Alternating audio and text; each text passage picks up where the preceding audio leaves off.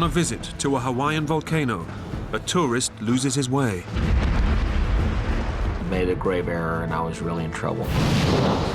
In this vast, unforgiving environment, there's no chance of finding help. Guys, come on! To make it out alive, he must figure out how to cope before his mind and body give up. I was exhausted and injured. Fear that I may not survive this started settling in. His only companion? A camcorder. I want you to know I'll always be with you, always be watching over you. This could be the last time my kids hear my voice. I really love you guys. Bye.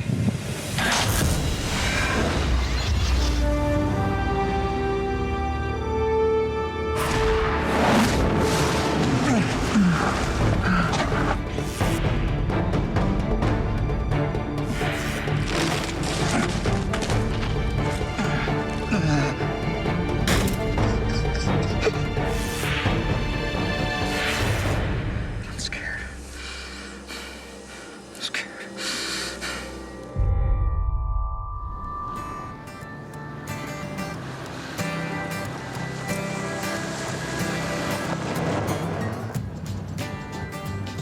41-year-old Dewey Gadke is adjusting to life after divorce. This holiday in Hawaii is one of the first he's taken without his family. When I went over there, I really feel like my life was in a transition. I went through a painful, difficult divorce, and I was in the midst of a bunch of change.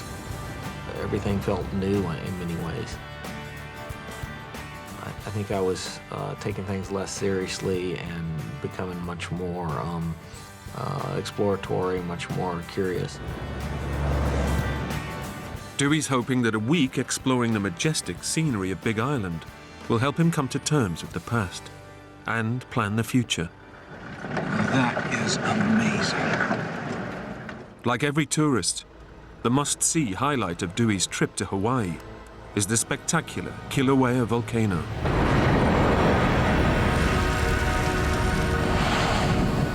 One of the most active volcanoes on the planet. It's set in 300,000 acres of barren lava fields. Devoted father Dewey badly misses his two young daughters, Trina, aged 5, and Tara, 7, who live with their mother. Hey, Trina, Tara, it's your dad. This is the Kilauea volcano I was telling you guys about. His kids couldn't come with him, so he's filming his holiday to share with them on his return. Ain't she amazing? And tonight, you will see her in her full fury. More later. But this trip to Kilauea is just a scout.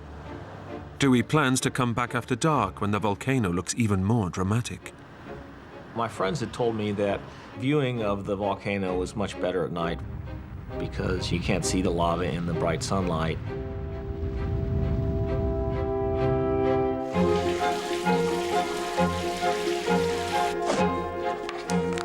I didn't expect to be out there very long, but the lady at the front desk said, well, it's very dark, you should at least buy a flashlight to take with you. So I put on jeans, good walking shoes, a t-shirt. I put my video camera in a waterproof case that I brought with me, and then I bought a flashlight, and that was my preparation for the trip. Dewey doesn't pack a compass or bottled water for his nighttime trip. He expects to reach the volcano in a couple of hours and be back in his room soon after midnight. I left the hotel and drove in this old road that goes into the national park, 10, 15-mile drive. It's fairly desolate. And then the road just dead ends. Way off in the distance, I could see the very, very faint glow of orange, of the actual molten lava. It was at that moment I started realizing that I had to be careful to get back to my car because there was no light on the car, there was no street lamps, nothing to identify the road. the moon was giving off a good bit of light, so I thought I'd be okay. I was prepared for a very short hike. The only two things I was carrying was a flashlight and my video camera, and there's no cell coverage down there. So I didn't even bother to take my cell phone. Dewey is confident he'll find his way back to the car, but he's failed to factor in the unfamiliar terrain and total lack of landmarks. I was just skipping from mound to mound, and there was a breeze. I felt great. It was a really, really pretty night.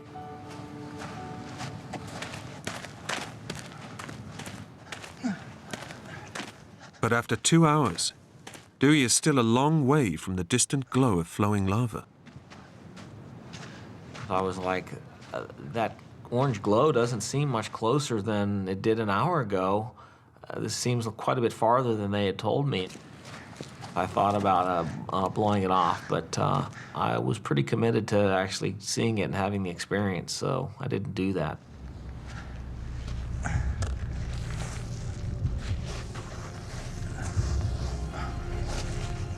After a 3-hour hike, Dewey reaches one of Kilauea's active vents.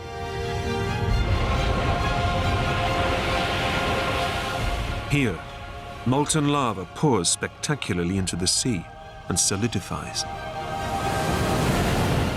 making Big Island a little bigger every day.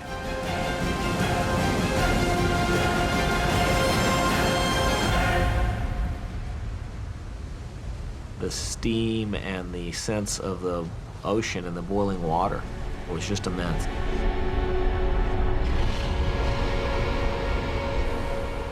To stand next to this and just realize what a small piece of this planet I am was humbling. It was phenomenal.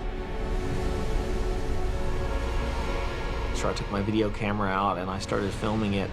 And I really wanted to get closer to it, but I kept, based on my friends telling me that it runs under the ground and there's a thin crust and all this, I kept feeling the ground as I got closer, and it got very, very hot. I was afraid it would melt my shoes, and I was afraid I could break through, and so I didn't get as close as I wanted, but it was really fascinating. Hey, girls. It's your dad. Those lights in the distance? That's the lava flows crashing.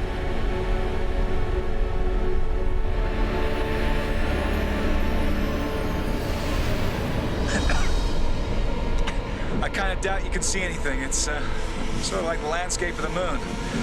It's the roughest, hardest terrains I've ever seen.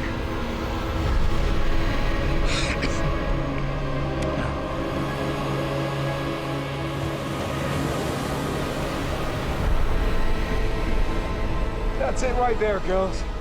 New Earth being created. It's a beautiful thing. I watched the volcano for probably 20, 25 minutes, and then I was like, it's got to be late, and it's going to be very late when I get back to my car, so it's time to get headed back. But when Dewey looks for the trail he came in on, he can't find it. Undaunted, he decides to follow the coastline and then cut inland to hit the road where he'd parked his car. That was the plan. But just after Dewey sets out, The moon went down, or clouds came over. Basically, it got quite a bit darker. I think I was walking in less of a straight line. Surprisingly quickly, I hit a different texture of rock. It was, and I didn't know what it was, but instead of being this smooth, crunchy black dough, it was these large, white, crumbling boulders, and incredibly hard to walk on that stuff.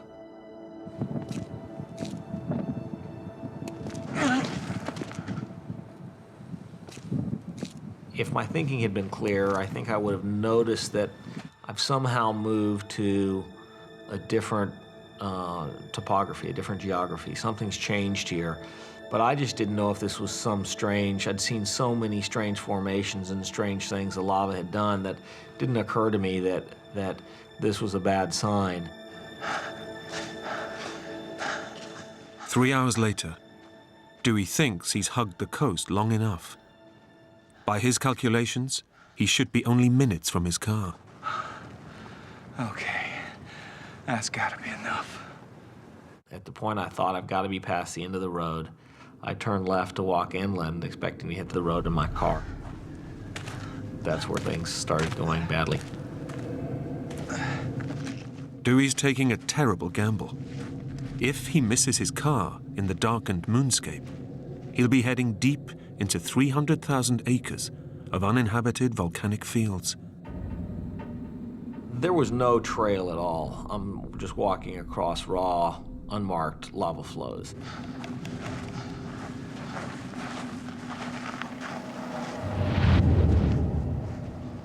After 3 hours hiking inland, there's still no sign of his car. Dewey realizes he's lost. I'm just scared. I'm really scared. Hungry, thirsty, and all alone, he feels a desperate urge to talk to someone, even if it's only his camcorder. Well, it's getting late, and I'm dehydrated and lost. I had a plan to head up the coast and cut across the road. Obviously, the road's a lot further than I thought. But he's confident that with the dawn, he'll be able to find his car. When the sun comes up, I can see just this vast area. The lava seems to go on forever. Dewey thought that daylight would help him regain his bearings. Instead, he's confronted with an alien, featureless landscape.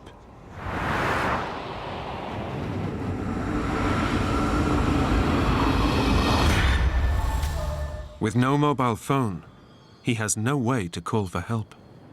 I didn't see any signs of humanity at all. Very alone out there, very alone. Although he doesn't know it, Dewey walked right past his car during the night. Now he's walking headlong into 300,000 acres of empty lava fields.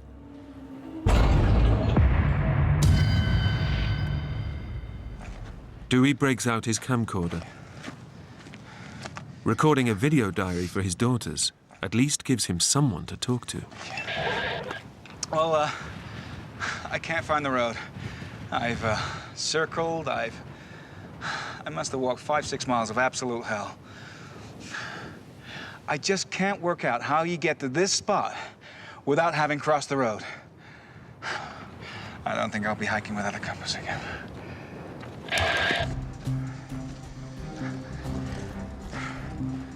Heading inland looking for the road, I ended up walking on some stuff that was really, really dangerous to walk on. These are crispy shells like overcooked cookies, and every time you step on them, they break. You fall into these holes of crumbly shards of glass-like rock.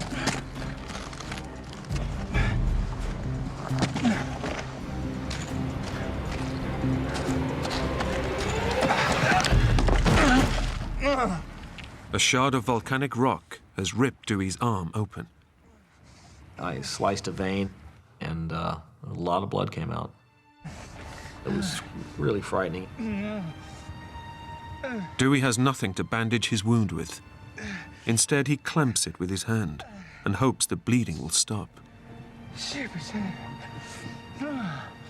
I was exhausted and injured and been walking all night, been falling, scraped and cut. Physically, was not in good shape at that point.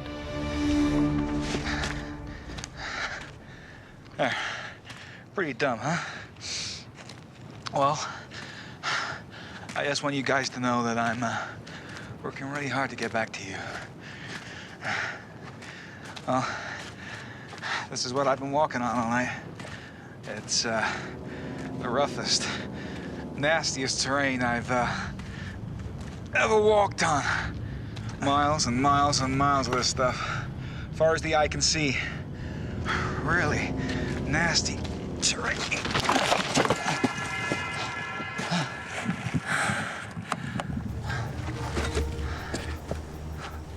Dewey now knows that one more accident and his situation could quickly change from bad to critical.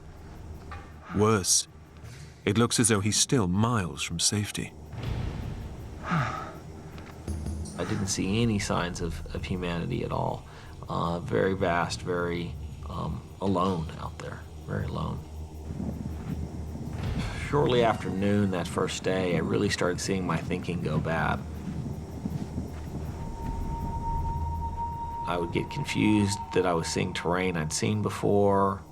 I started wondering if I was walking in circles. I don't think my mind was working that well. I can't explain it, but at least for the first several hours of the day, I remained very stubbornly, foolishly attached to this idea that the road was ahead of me.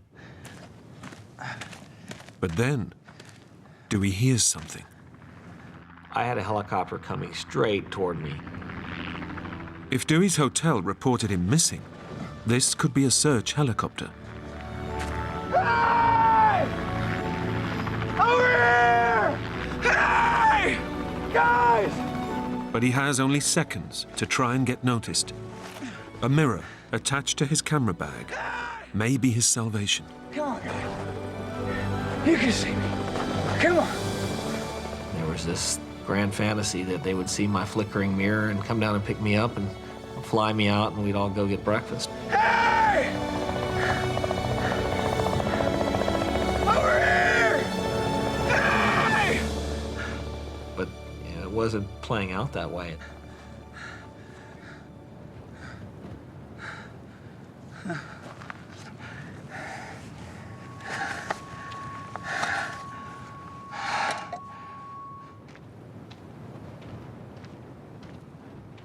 When I was out on the lava rock, I was struck by how barren of life it was. There wasn't anything anywhere. No animal life that I saw except for birds. And then something hit my leg, and I looked down and it was a wire. This was the first any sign of humanity I'd seen since I'd been out there. It was like a speaker wire. I traced it back and found a metal plate with reflector, like you'd see on the back of a bicycle. My mirror's not working, and I'm not getting seen. If I use this wire and these reflectors and make a belt and wear it, it might make me a little more visible.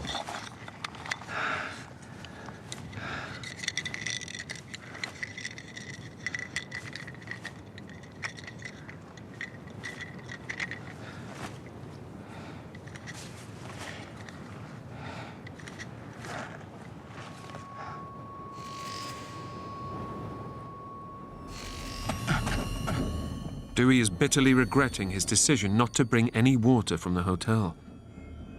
And as the temperature soars beyond 30 Celsius, the furnace-like heat of the lava fields is making him dangerously dehydrated.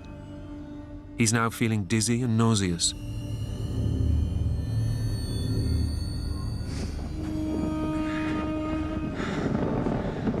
Car should be here. Road. I don't think my mind's working that well. My priorities switched. I stopped looking for the road. I started looking for water.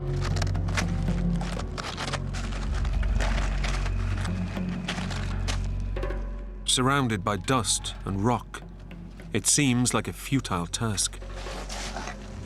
But astonishingly, over the next ridge, his luck finally changes. Dewey spots an oasis, which must mean water. The landscape's incredibly barren, incredibly open, and then there are these little oases of very dense jungle springing up. All of this walking I'd been doing, I'd never seen even a tiny puddle, and so I started crawling into these jungles, hoping to find some water.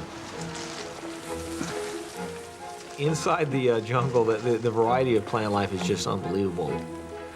There's trees, there's grasses, there's palms, there's everything you can imagine.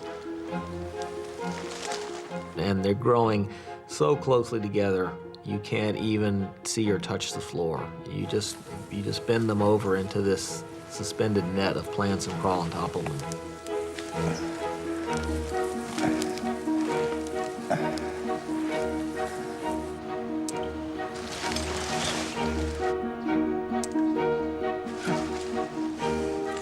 But just as Dewey gets his first taste of water in nearly 12 hours,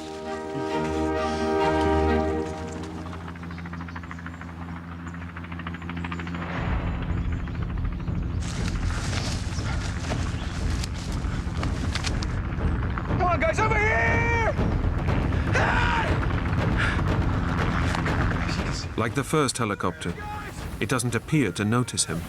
Come on! Throughout the day, several more helicopters pass overhead. Over here! But none of them sees him. Dewey starts to realize that they aren't search and rescue helicopters, but are carrying tourists on sightseeing trips to the volcano.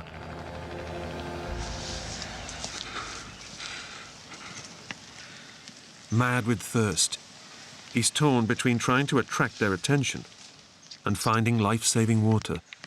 At that point, I started doing schizophrenic back and forth. And I would crawl as fast as I could to get out where I could reflect the mirror at them. And then as soon as that didn't work and they were gone, I'd crawl back in again to try to find moisture.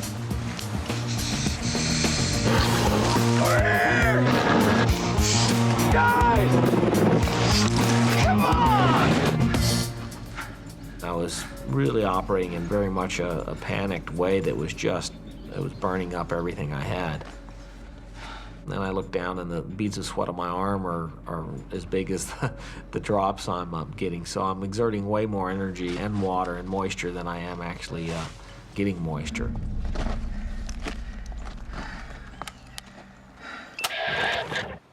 I flashed my mirror at probably 12 helicopters today, and not one acknowledged me. I don't think anyone's looking for me. At that point, I started to get really afraid.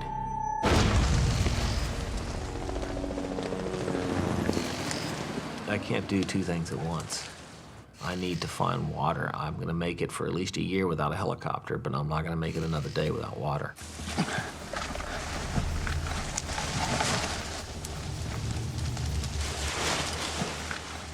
In the small oasis, plants are thriving. But Dewey can only find beads of moisture, not nearly enough to satisfy his raging thirst.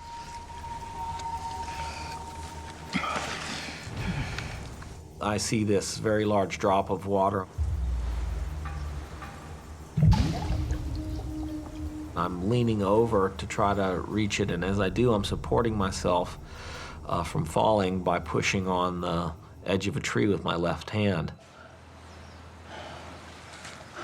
And I was like, something feels strange. And there's a green moss growing on the side of the tree. I tore some of it off and squeezed it. A trickle of water ran out. I did hold the water in my mouth as a test to see if there was anything acidy or burning that felt like it might be poisonous.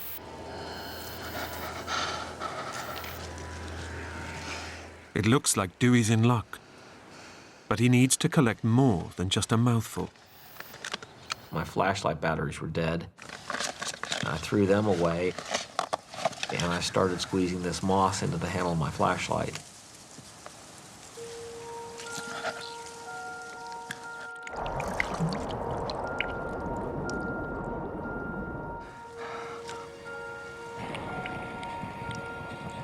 It wasn't exactly, clean, delicious water, but I was pretty happy that I'd actually found it.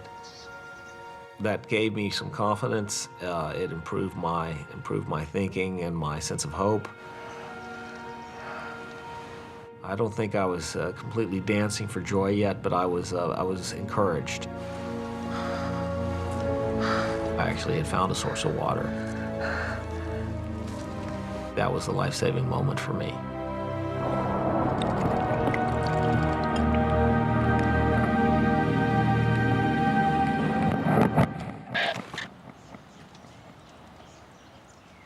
This amazing green moss has furnished me with a flashlight full of delicious muddy water.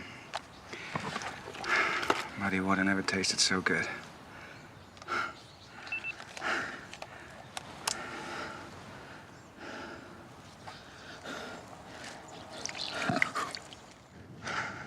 The small oasis has saved Dewey's life, for now. But he knows that if anyone is looking for him, his best chance of being rescued is out in the open. In fact, Dewey's hotel has raised the alarm, and an air search and rescue is now on. But spotting a tiny figure in nearly 300,000 acres of featureless terrain is like looking for a needle in a haystack. As a second night on the volcano approaches and temperatures begin to plummet, Dewey realizes he must find somewhere to shelter. I felt like I had to find a warmer place because I couldn't sit out in the wind and get any sleep. I found this crack that just went straight down into the earth. It wasn't even a cave, it was kind of a fissure. And I crawled down into there. But it was very frightening, incredibly crumbly. And I was really concerned that if I just bumped to the wall in the wrong way, this thing could cave in on me.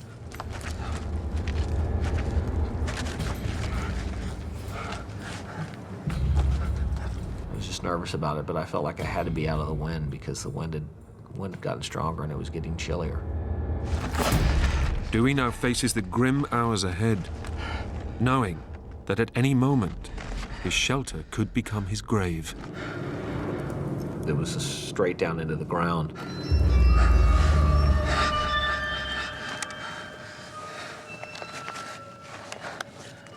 Exhausted and despairing, Dewey is now regretting leaving the safety and shelter of the oasis. All he can do is pray he can survive till morning.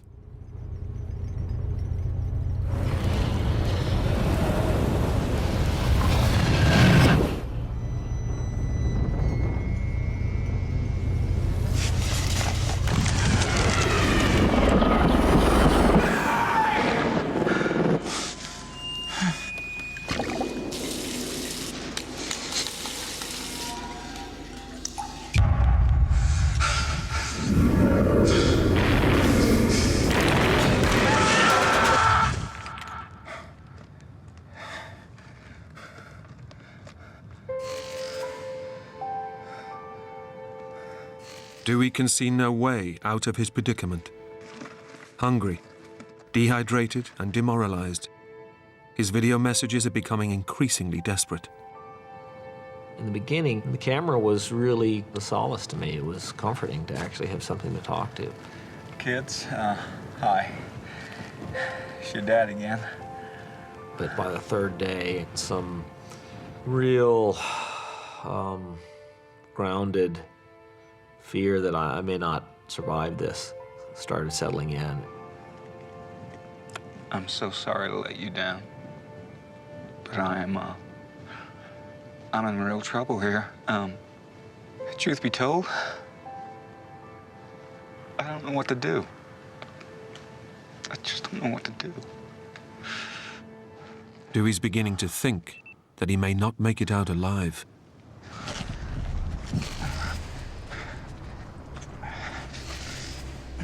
He's chronically dehydrated, and his body is close to collapse. At this point, I'm really not walking well. My balance is off, my leg's injured. I had this sprained ankle that I'd turned, 3 or 4 times. I was really sick of turning that. I had so many cuts and blisters and things going on my feet. I felt like If I keep walking on these rocks, collapsing and falling, I'm going to break a leg and die. You're gonna kill yourself like this, Dewey. Dewey needs to get water, and soon. That means finding another oasis. In temperatures approaching 40 Celsius, his body is losing over 3 liters of fluid a day. And Dewey's brain is starting to suffer the effects of serious dehydration. I don't know that I can articulate exactly how dehydration felt. A fuzzy, unclear way of thinking. Thinking I'm walking in circles. Dry mouth. Seeing things.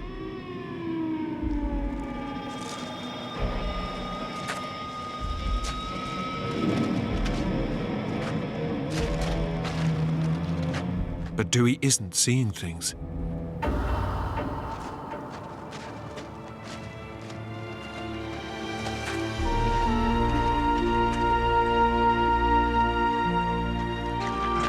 He's found water, just in time.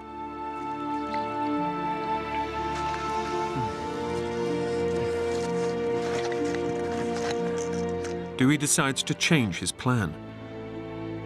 Instead of trying to escape the volcano, he'll stay at the water source and pray that someone rescues him. My idea was, yeah, if I can learn to survive, I can make it as long as I have to. Dewey hasn't eaten in 37 hours. He's starving, but has no idea what's edible and what might be poisonous. One thing I had been doing is testing some foods to see if they made me sick and see if they were edible. So if I had to stay there for a long time, I would have an idea of what I could eat to survive.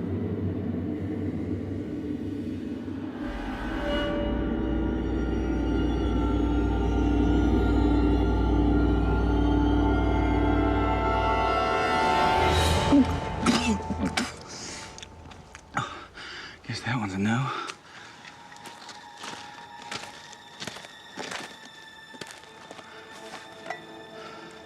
Starving and exhausted, Dewey desperately needs a good night's rest to regain his strength.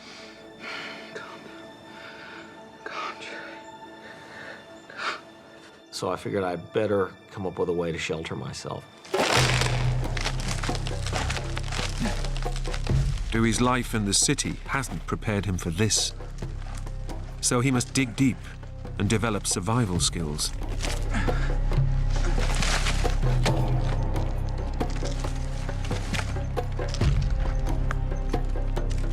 I found some reeds that I could bend into a dome shape and shove them into the mud.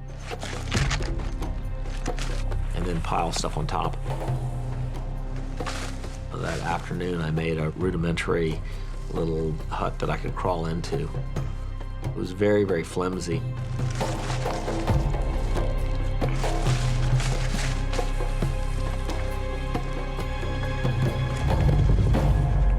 Proud of his achievements, Dewey decides to tell his daughters.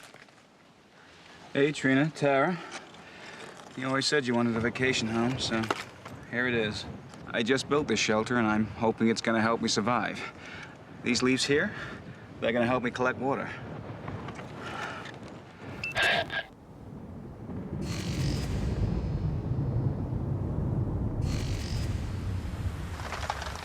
In the night, rain begins to fall.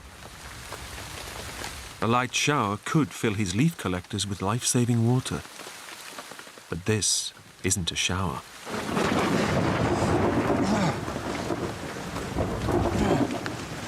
The worst thing about the whole time out there was the nights. The wind cut right through my shelter, and it was just absolutely freezing. It was not well insulated. I hadn't put a door on it. Being in the wind and the rain and bugs crawling on me and not being able to move because I'd knocked down my shelter. That was the hardest thing for me.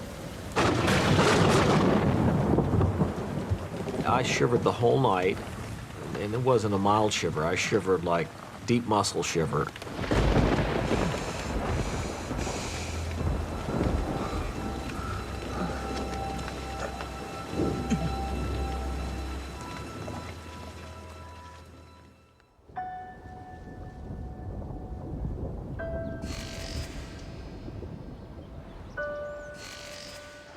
The storm has trashed his shelter and overturned his rain catchers.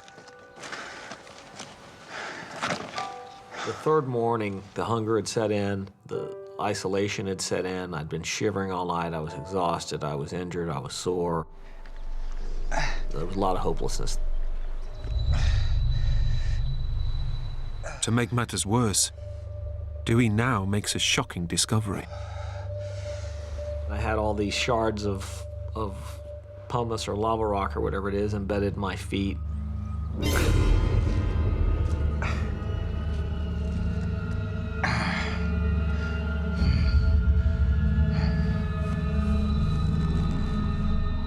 There was some pussiness to it, and there was kind of a reddish line, and it was really sore.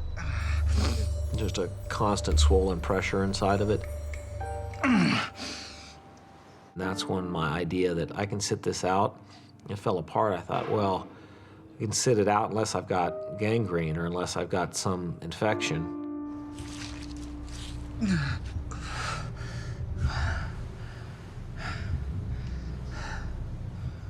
felt really real. You know, it felt really right up against the edge of existence at that point. After more than 51 hours alone, and with no one to share his ordeal, Dewey's turning to his camera more and more. I hope you guys are proud of me. I ain't no quitter. I ain't no quitter.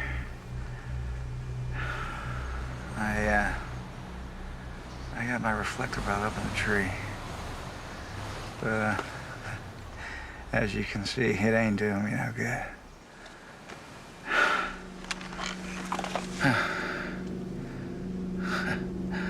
Looks like it's just you and me.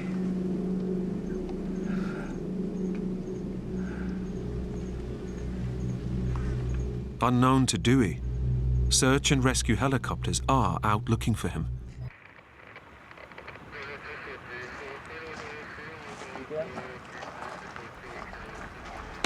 In the night, local police have found his jeep.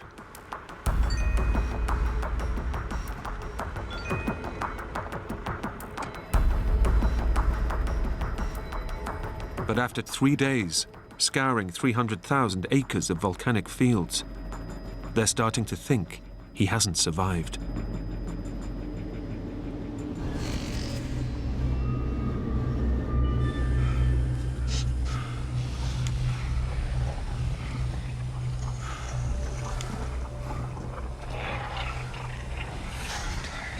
Tired. Real tired. I'm scared.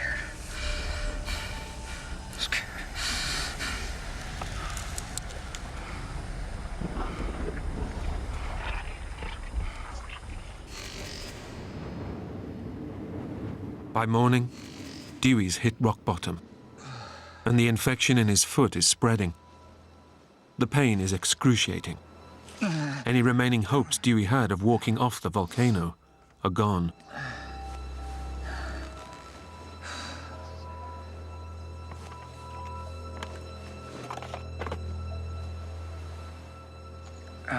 My foot is pretty badly blistered, and I'm pussing.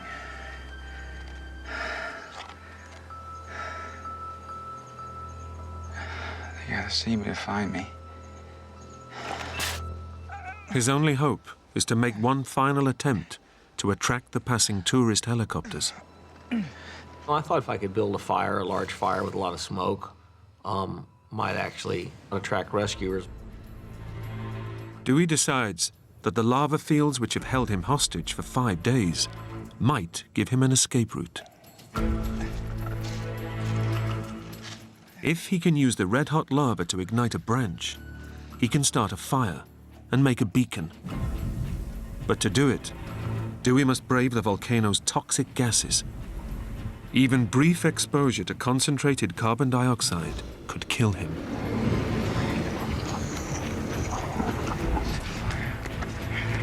Signal. Rescue me. I crawled down into one of these volcanic vents and tried to stick a long branch down into where it seemed like it was a hot area.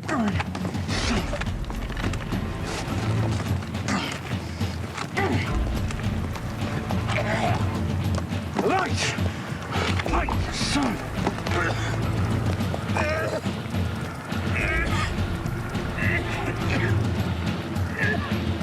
Burn, you son of a... After just a few minutes choking in the intense heat and smoke, Dewey realizes he's taking a suicidal risk. There was fumes coming out of there, and I was afraid I was going to pass out.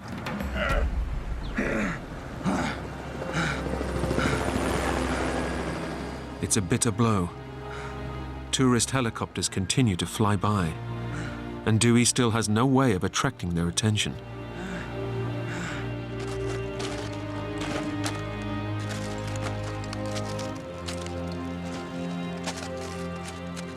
I came to the conclusion the only way I'm going to be able to get a fire is if I can get a magnifying glass to amplify the sun onto some leaves. The only place I could think to get a magnifying glass was the lens inside of my video camera. The camera was always my companion, someone to talk to, my connection to the outside in a way. Talking to it every day was a solace to me. It was comforting, so I didn't want to smash it.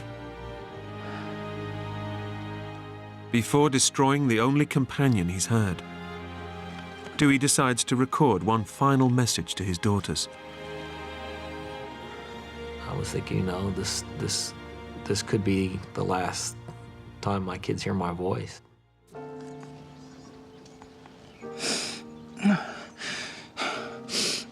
My name is Dewey Gerke, and this is my final will and testament. I'm realizing how much pain I'm putting my family through, and I just want to say, guys, I'm sorry I was stupid and reckless. I was feeling for my kids if they had to grow up, you know, without me. Trina and Tara, if I don't make it back, guys, I am so sorry. I want you to know I'll always be with you, always be watching over you. It was a pretty emotional process of saying goodbye. If this is my time and place, it's a really beautiful place. But I'm going to do my best to get back to you guys. I'm not quitting. I really love you guys. Bye.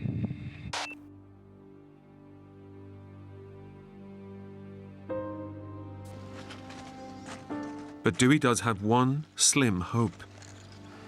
He thinks that if he can extract the glass lens from inside his beloved video camera, he may just be able to start a fire with it. I understood that I was taking that film out, putting it in a waterproof case and hanging it on the tree for someone else to find. For somebody to find after I was dead. Dewey feels that his camera is the one thing that's kept him sane. Destroying it is almost more than he can bear.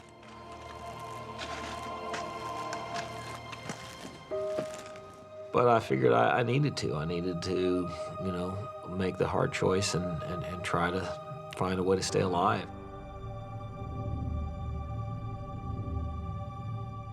To get to the lens, he has to smash the camera. The problem is, he risks smashing the lens too. I got some big rocks and started trying to break my camera open.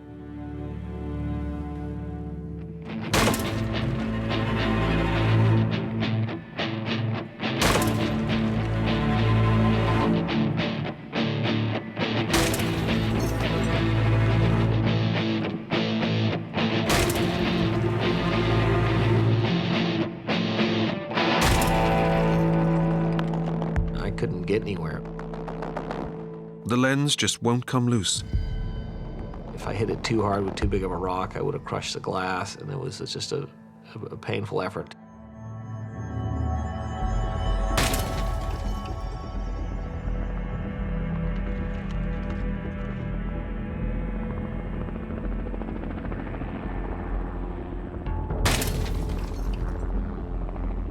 heard a helicopter. But it's yet another tourist group, checking out the volcano, not looking for him. I decided, well, they're ignoring me. There's no point in getting up and flashing my mirror.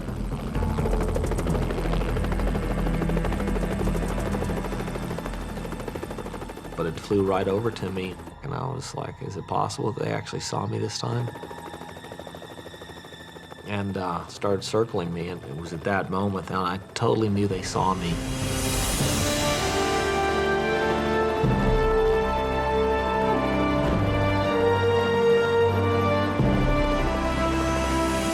Incredibly, one of the tourists was able to capture on camera the moment of Dewey's discovery.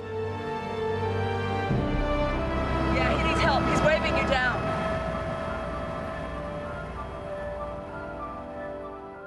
And it was at that moment I really started crying. I was alive after 5 days.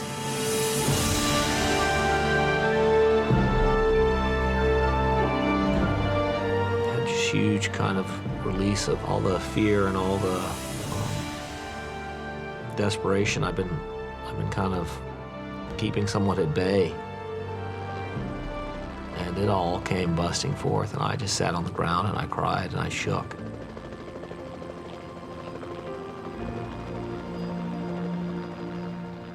Nearly 90 hours after his ordeal began, Dewey was airlifted to hospital, where he was treated for his injuries and severe dehydration. 4 days later, he returned home to Austin, Texas, to be reunited with his daughters. Absolutely the biggest thing behind my will to live was my kids, wanting to get back to them and not wanting them to have to grow up without a father. Dewey owed his life to the young, inquisitive tourist who spotted him, Peter Frank. He said, thanks a lot, you saved my life. And then he asked me for my home phone number and stuff. And what did you say? I said, it's cool. Peter has remained in touch with Dewey, Trina, and Tara ever since.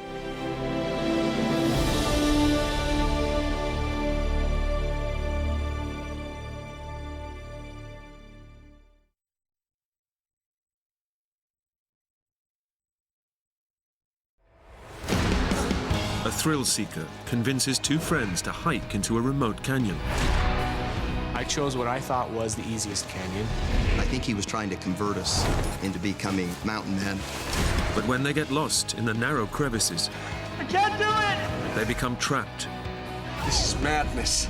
I got them into this. I need to get us out of it. Now, the only way out is up.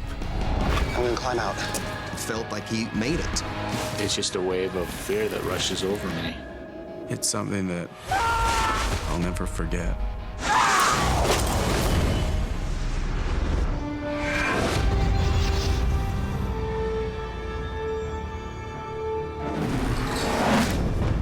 Ben's dead! Scared.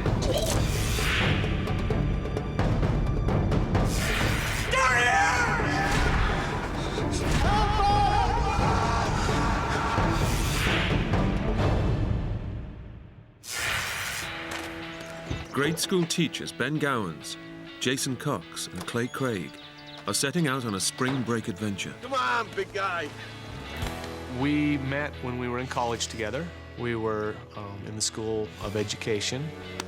We were some of the only men in the program, so we kind of made an immediate bond. We had kind of done an annual trip we called the Man Trip. Ben plans to take his friends on a day trip through the narrow canyons of Utah. The first time I went canyoneering was so exciting. Clay and Jason, they were my buddies already. If I could get them hooked on this, I thought we would be set. Ben had been researching some different hikes, and I think he was trying to convert us into becoming mountain men. No. Can we just go to Vegas? But not everyone shares Ben's enthusiasm. He wants to go to Vegas. Jason has been feeling sick all morning. Even though I wasn't sure, I was sure that I wanted it to be the three of us to go do something together. So I agreed on going canyoneering. The drive down was really fun. We just joked around and had great conversation. That's one of the things I really enjoy about our friendship, is that we talk together and get along so well. On the way to Hanksville, we were pretty lighthearted. I mean, we were laughing and having a good time, and we all three felt good about the trip. The three friends have said goodbye to their wives and children and are driving 50 kilometers into the wilderness. Ben has planned an easy 3-hour hike through Leprechaun Canyon, a spectacular and remote 5-kilometer gorge with canyoneering routes for all levels of ability. I chose what I thought was the easiest canyon, given the description. This one's yours? We got one of these each, okay? Okay, we ready, guys? See where we're going.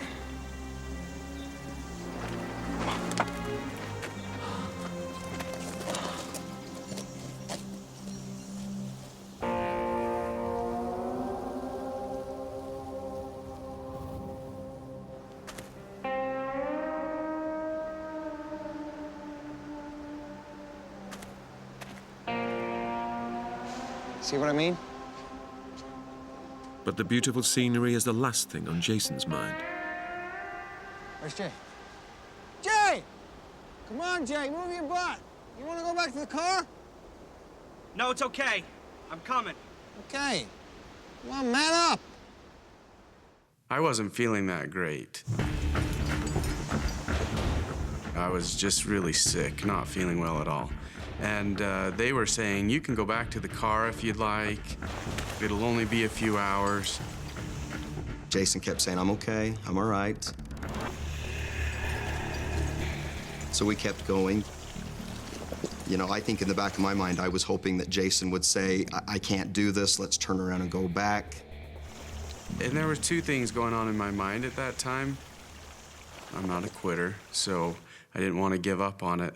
And then the other thing was, what am I going to do for 2 to 4 hours? You know, I didn't really want to sit in a vehicle for that long. The adventure kicks off with an adrenaline-charged challenge. They'll have to abseil down an 8-meter cliff face to the start of the canyon system.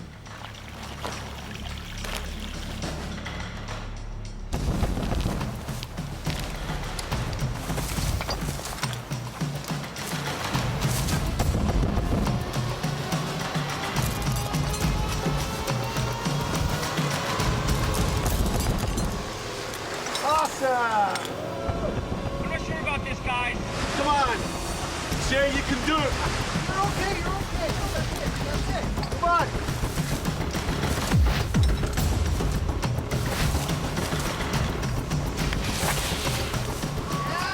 Well done, big man! You did it! That was cool.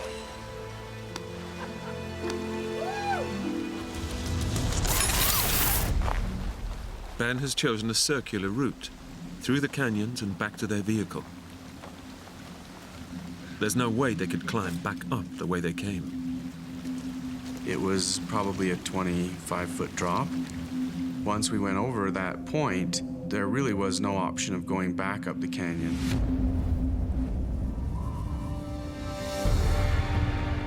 But up ahead, the winding canyon lies open, and the adrenaline of the abseil is coursing through Ben. I was extremely excited.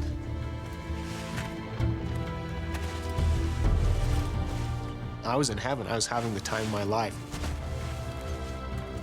Ben and his friends find themselves in an awe-inspiring and surreal landscape. Ben was having a great time, laughing, joking, and I still wasn't feeling that great.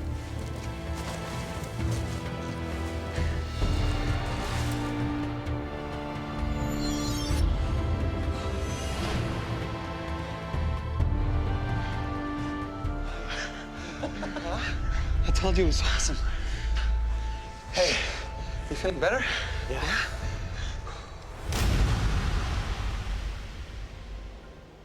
Beautiful, beautiful red rock. It's smooth. And once you get down into the slots of the canyon is when it becomes even more beautiful. I just remember how quiet it was. And it was kind of exhilarating to pass by all of these high walls of the Red Rock Canyon and walk through areas that you don't know how long it's been since a human's been through there. So it was kind of amazing. I mean, the canyon's kind of like it's a maze. There are places that it just winds around. There are places that are so tight that you have to turn sideways to get through. Yeah. We took a picture of the three of us when we got to this point where we got down to the bottom of the canyon. We felt that we were at the bottom at least, finally. The main thing I love about canyoneering is getting out to where there aren't as many people.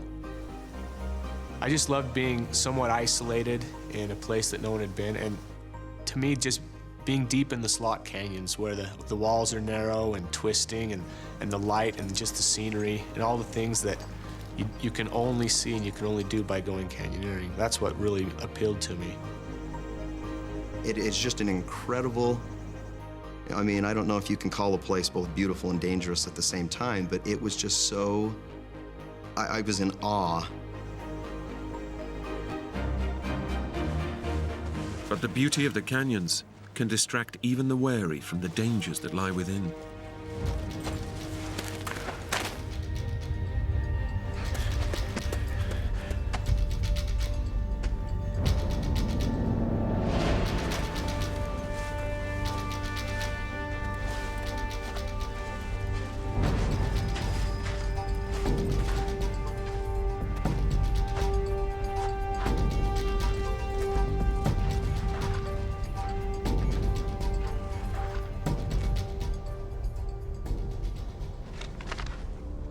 The canyon offers a variety of routes, from the very easy to the virtually impossible. And soon Ben faces a choice. You okay? Yeah, I think so, yeah. No, but look. The GPS is saying a little further on. I was using the GPS, but I was also using a description that we had printed off the internet. It talked about a shallow down climb that led into the bottom of the sandy canyon. The GPS said we needed to go 90 feet farther, but what I was seeing right in front of me was exactly like the description. Yeah. So having never used the GPS before, I thought that I knew better. So I thought, this matches the description. I'm going to go down here. Okay. Come on. The friends have made a critical error. By ignoring the GPS, they've missed their trail. They're now entering the canyon's most technically difficult route. Once we started down the canyon, the walls started to climb and get higher and closer and closer. And for me, it was exactly what I'd hoped for. It was exciting. I was in heaven. I was having the time of my life. Come on, guy! Guy! Come on! Guys, wait for me!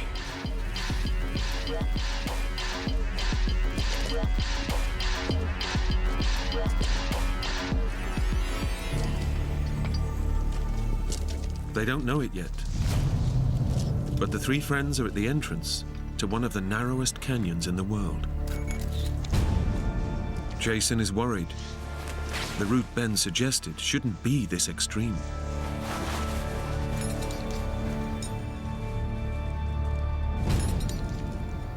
I continued to enjoy it as we got deeper down into the slot, and it got darker, and in some places we couldn't even see the sky.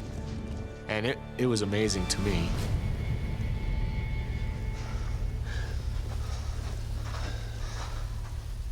The canyon got narrower and narrower. Hey, Ben. Yeah? I started to get nervous about whether or not we'd chosen the right spot. Look, we'll get through here, and then we're back on the wider path, okay? Come on.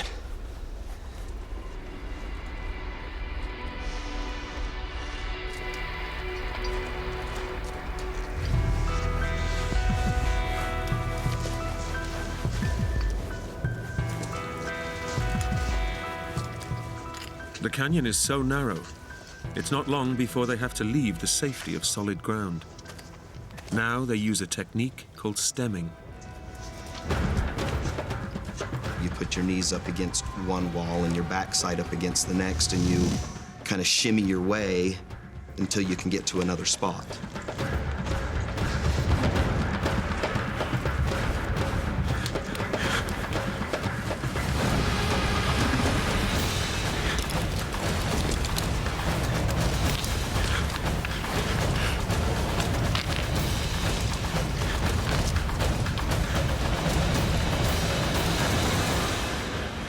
I was rather in my own world. You okay, guys? This is killing me, Ben! This is what we came for! You never said it would be this narrow. That's when I remember them starting to voice concern. It was after that that it started to occur to me that this isn't quite exactly what the description explained. I could tell that Clay and Jason they weren't ready for it. It was too much. The higher above the canyon floor they get, the more nervous Jason becomes. I was worn out. I was getting banged up. My knees were hurting. My hands were sore. And the farther we went, the more and more exhausted I was getting. The canyon now bears no resemblance to the description. Ben accepts, for the first time, that he's made a massive navigational mistake. I would just have this wave of guilt come over me, like, oh, what have I done? Instead of the planned beginner's route, Ben has led them into the toughest grade canyon, with no experience and little equipment. Ben, this is madness. I'd planned the trip. This was my doing. And I was feeling an urgency to get out now. The pleasure of the canyon was gone. What now, Ben? Ben doesn't want to scare his friends. He decides they should press on. Once we got to the point where I knew we had to get out, down canyon, to me, was the only option. Because looking at the walls of the canyon, they were straight up. Okay, let's just keep going a little longer, okay? Come on.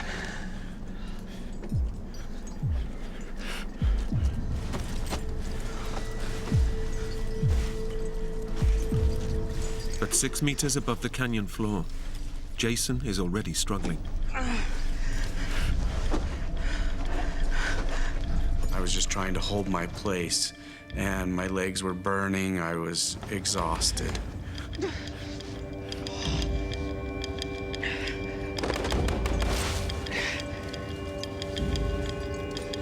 I can't do it! I can't move! I think I'm slipping!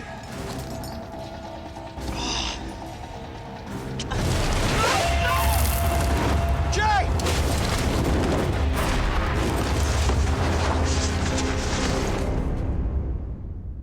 Jay, you okay? Jason's backpack has left him wedged in a 60-centimeter gap, I'm stuck!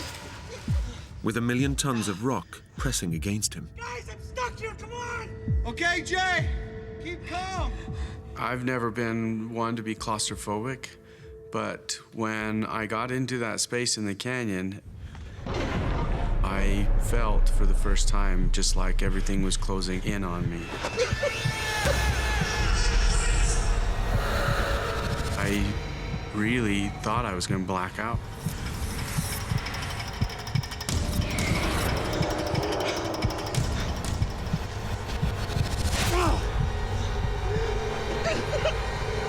Help me! Clay. God, I'm sorry. I just had this overwhelming feeling of responsibility. And they had completely trusted me. And I let them down. It was through my mistakes, my navigational errors, we were in the situation we were in. You gotta get me out of here, Ben! Do something, guys! I got them into this, I need to get us out of it. Jason is trapped far below his two friends. Through Ben's mistakes, they're on the toughest route in the canyon, with no idea what lies ahead. And with no climbing equipment, the overhang that provided a fun abseil on the way in now poses an impossible obstacle to a way out. Jay! Hold on! I'm gonna think of something. The deadly web of canyons has lured them in, and now holds them trapped, with no way back and no way out.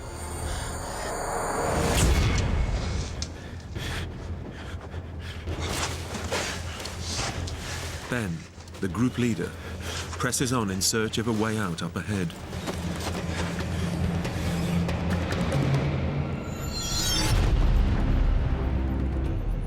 It just went forever in this V shape. Clear out. I just thought, this is not the way. It was way past the abilities of all of us.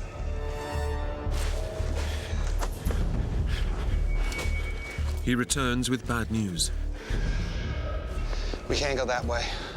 It's even narrower. Come on, Ben, it's freaking me out! Jay, hold on, hold on! Breathe deep, come on, keep calm, Jay. How are we gonna get out of here? Jason was just kind of screaming, saying, I'm wedged down in this canyon. And I kept asking Ben, what are we going to do? We can't go the other way. I think I got us stuck. I don't know how to get out.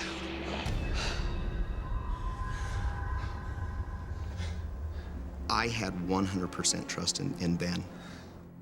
And I remember the time that Ben said to me, I don't know what to do. And that scared me to death. Ben has led his friends into a trap. A simple hike that should have taken just 3 hours has taken 8, and it will soon be getting dark.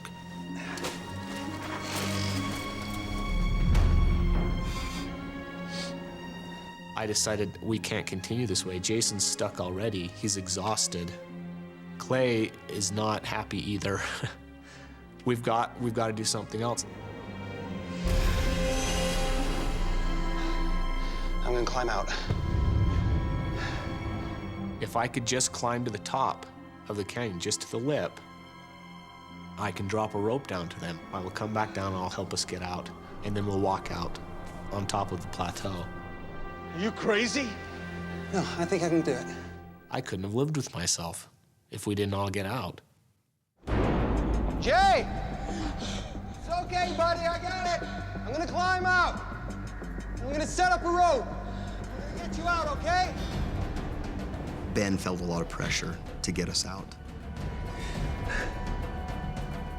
A part of me thought, should I talk him out of it? But a part of me thought, no, I trust Ben. I can do it.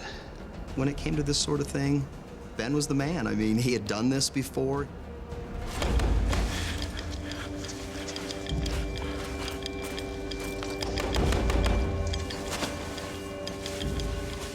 I was just going to go to the top. I was going to secure a rope, and I was going to give us a way out. At the time, I didn't know what else I was going to do. It's my responsibility. I spearheaded this trip. I brought them to this place. That was the whole reason I decided to free climb a 70-foot cliff.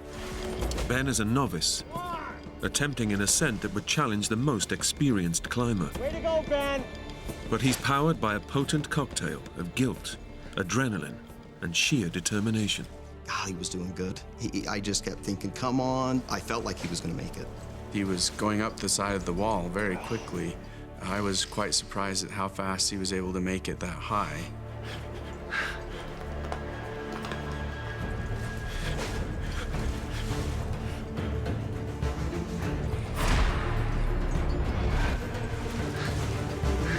With no safety rope to break a fall, he risks his life with every move he makes. You're doing great, Ben. Keep going. I was just praying that he would make it to the top, and he got pretty far up. I mean, he was high. He was really high. I love you, Clay! I remember looking back down at Clay and telling him he was my best friend. Clay, you're my best friend.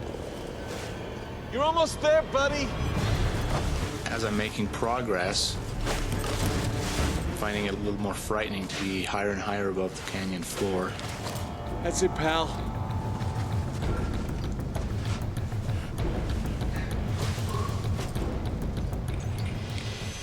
He almost got to the top, and I was just really hoping that he'd make it. I'm fine! I'm almost there, boys! Ben has made it 22 meters up a vertical wall of rock. His next handhold will take him over the edge. I grabbed the rocks. The edge was kind of rotten, the rock crumbly.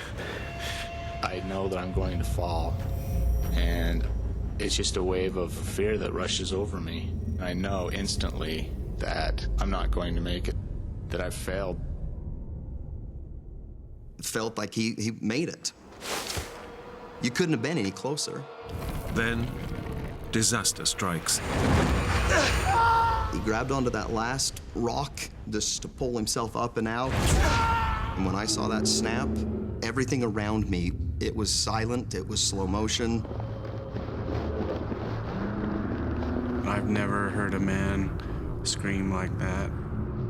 He knew he was in trouble and he couldn't do anything about it. Something that I'll never forget. This is a narrow canyon. This is extremely narrow. And it's just like ping pong going back and forth, just all the way down the canyon and just jarring his head back and forth. I heard him hit both sides of the canyon.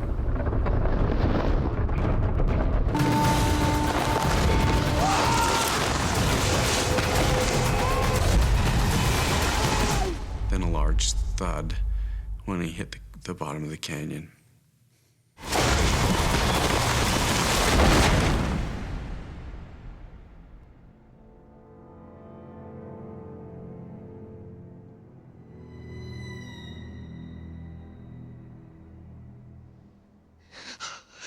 Ben! Oh, God, he's dead. He's dead. Oh, God. I just didn't think he was going to be alive. I went crazy. And it finally came to my senses. I came to my senses and I said to myself, I gotta go see Ben. It's a lot easier to stem your way down a canyon than to stem your way up a canyon. So I get out of the situation that I was in. Jay! I don't think I wanted to face reality of what I was going to see. Faced with the sight of his stricken friend, Clay slips into shock. He started screaming out that he was dead, and he just kept screaming it over and over again. And I couldn't accept that. Jason has to escape the narrow crevice that's trapping him and help his friend. And I think just the adrenaline rush and the fear of my friend being dead gave me enough strength to start to climb again. I switched into something else, a survival mode. It was like I had to get out of there no matter what. I fought and fought. I remember I was screaming, clawing, just doing everything I could, and I was just inching forward, an inch at a time, but I was moving, and so I didn't care, and I just kept fighting.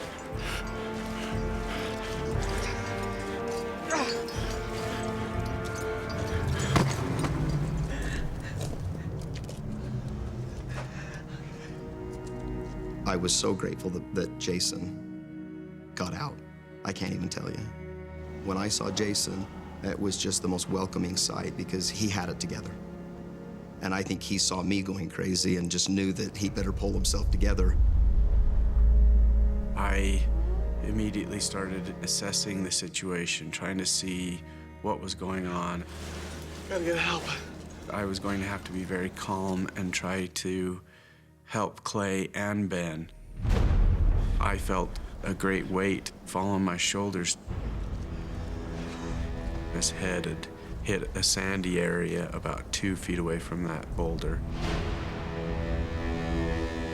He was bleeding from his mouth, his nose, his eyes, and his ears. All the signs indicate that Ben has suffered a major cranial injury. Jason might be too late to save his friend. He's my best friend. I really thought he was dead. I did.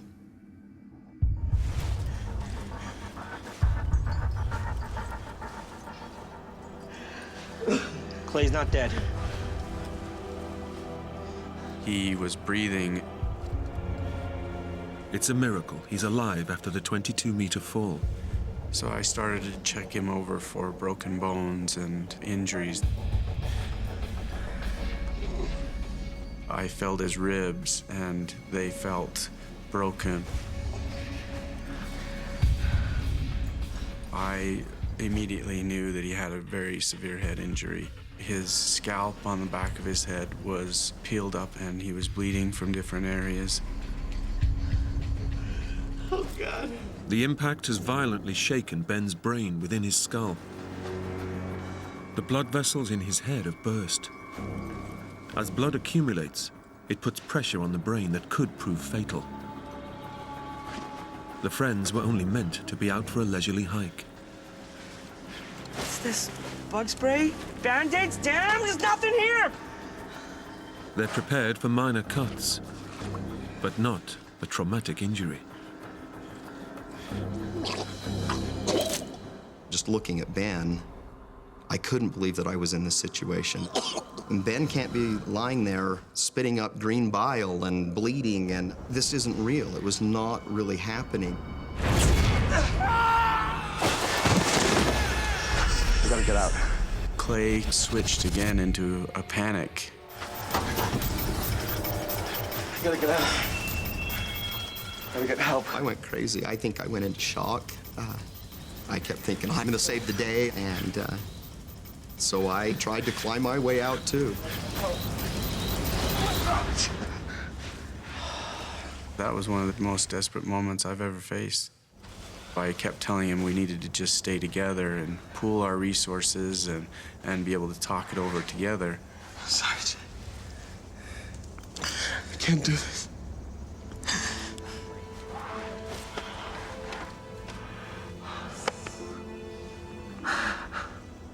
Ben was actually lying in water, just a little bit of water where he had landed.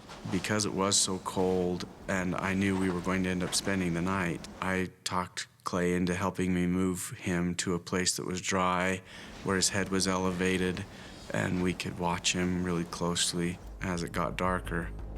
It's possible that moving him could worsen Ben's head injury. Nice and easy, okay?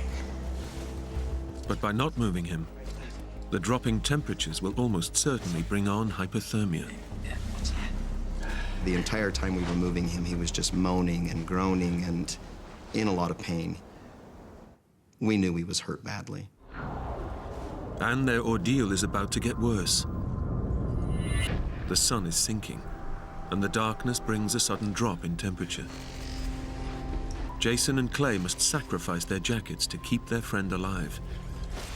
We just started to take the clothing that we had to try to keep him as warm as possible. Help me raise his head. Unless Ben gets to a hospital soon, he will die. Way to go, buddy, way to go. Okay, buddy.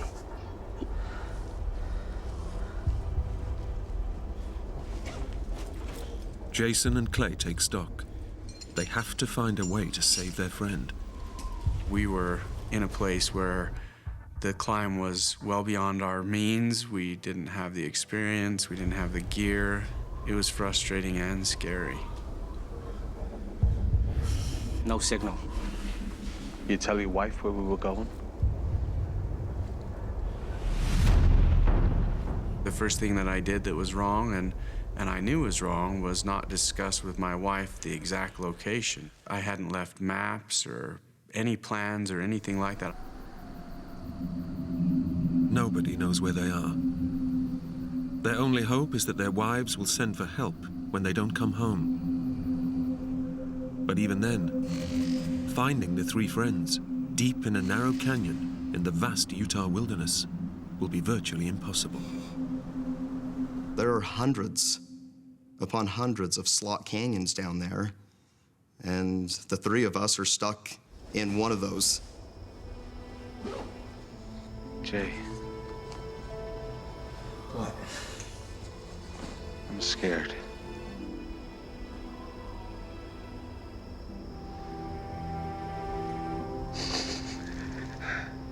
I was scared for Jason.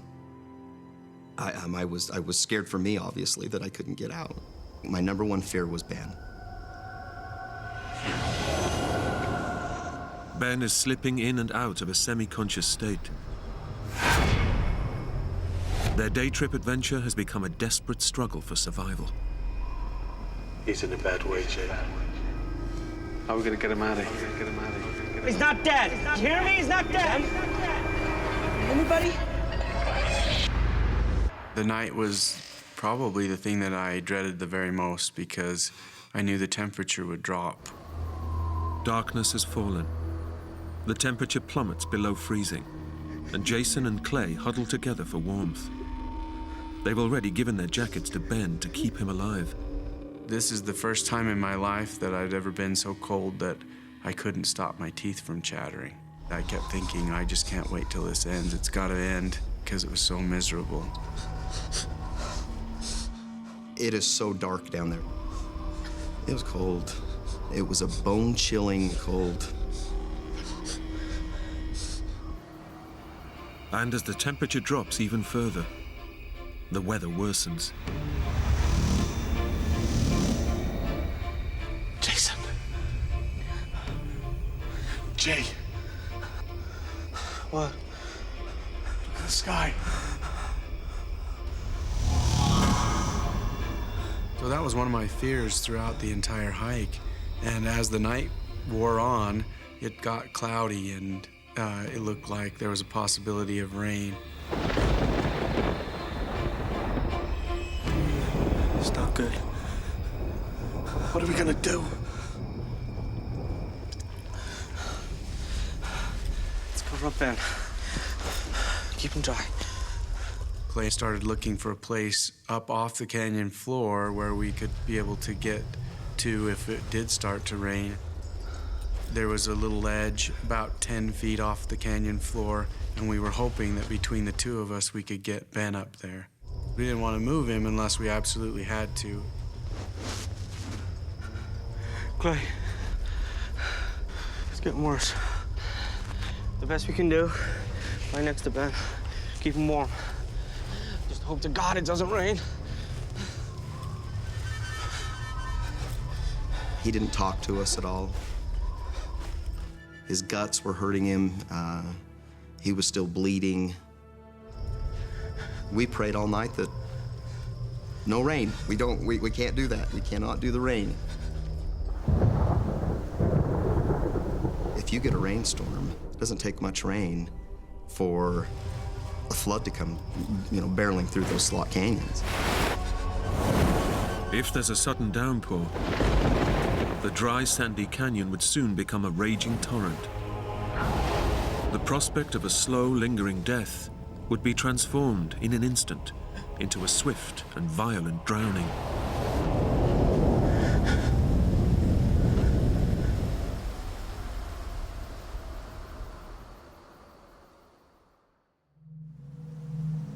The sun rises. The hours of freezing darkness have taken their toll on both body and mind.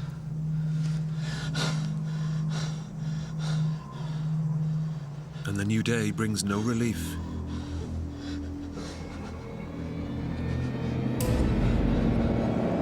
As Jason stirs from his half-sleep, he makes a shocking discovery. With the pressure of his head, the water bladder actually popped open in the night and started leaking.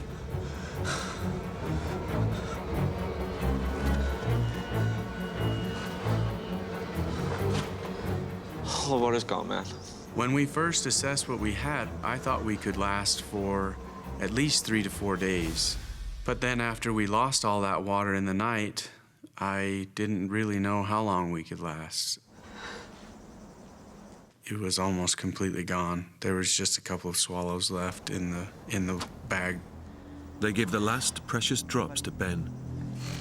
It might keep him alive a little longer, but they need to find a replacement supply, and fast. Without water for even a day, the blood thickens, putting strain on the heart. On day 2, the body's systems begin to fail. Surviving a 3rd day is unlikely. They urgently need help, but trapped 22 meters below the surface, any rescue will have to come from above.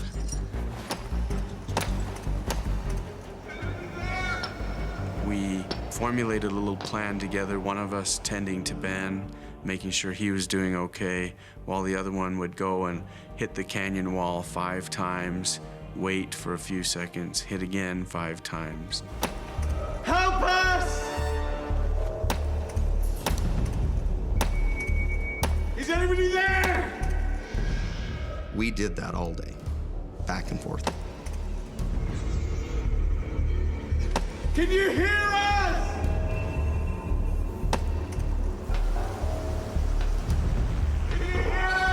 Sound travels a long ways, and if we were pounding on the wall with the hammer, that was a good way for people to hear us.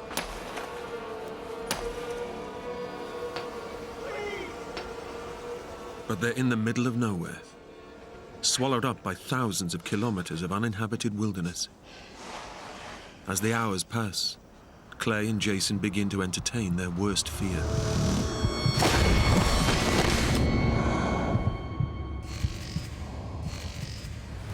Unless help comes soon, their friend might never recover. He may be alive, but I didn't know what state of mind he would be coming out. I didn't know if he would be the same Ben that would be able to teach school and, you know, go on hikes again. I thought my buddy was gone. I thought if he did pass away, it'd probably put us over the edge. We would probably lose it. It looked pretty bleak if no one found us. A whole day spent hammering on the wall of the canyon has brought no help at all. And as darkness falls, the temperature plunges once again. I looked over at Jason and I just told him, I don't know if I can do another night. I had a wife at home. She was 2 months pregnant. I had 3 little boys at home. I just started teaching school. I felt like life was so good, you know, and I thought I'm giving it all up. I thought about having my kids being raised without a dad. Those were the moments that were tough for me. Did a lot of praying. It was me just really trying to send some type of a signal to my wife that we were in trouble. I knew she would know that there was something wrong. He started crying, and I could hear that he was really emotional, and I kind of broke down myself.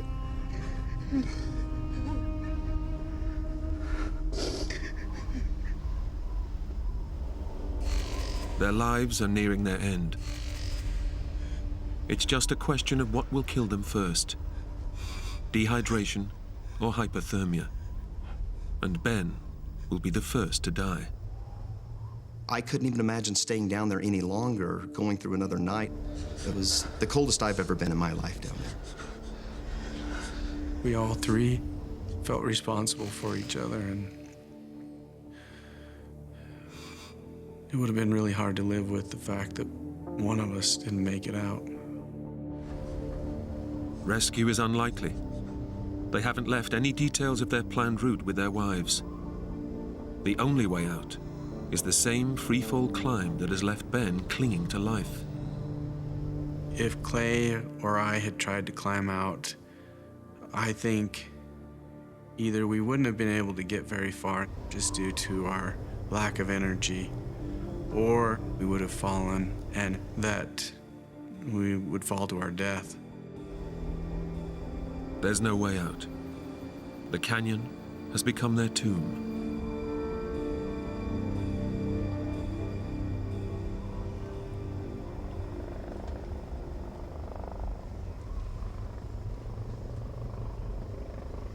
And at first, I didn't believe it. We heard helicopters initially flying overhead, and we couldn't see them because the gap above us was so narrow, but we could hear them.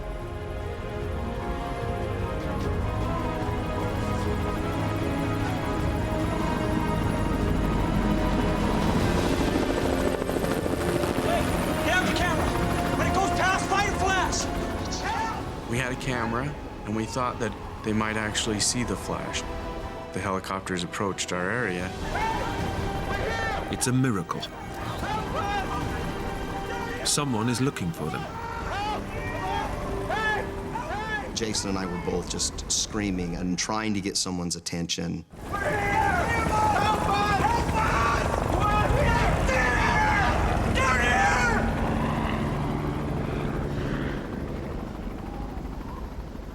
It's the cruelest twist yet. A search and rescue helicopter has passed within meters of the top of their canyon.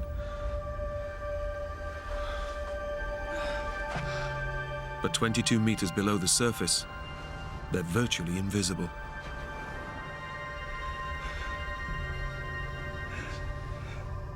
I'm back. We were so desperate because we thought they can't see us down here. When those helicopters went away, I just dropped to my knees.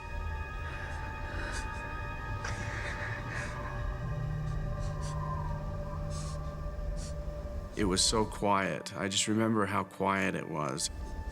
It's something that I'll never forget.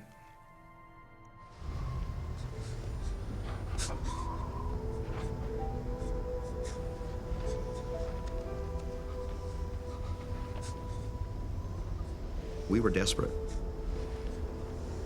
All throughout the night, Jason and I were thinking they're gone. They're not coming back. And just wondering if Ben really would make it another night. I remember sitting next to Ben on the canyon floor and going to tears quite a few times.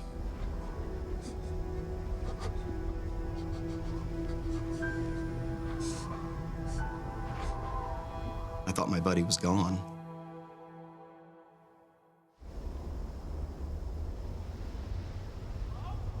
Jay. Do you hear that? It was all just so unreal when we heard voices. There's someone up there. A ground search and rescue team had heard their cries as the helicopter flew past. Moments later, the chopper returned to winch them to safety.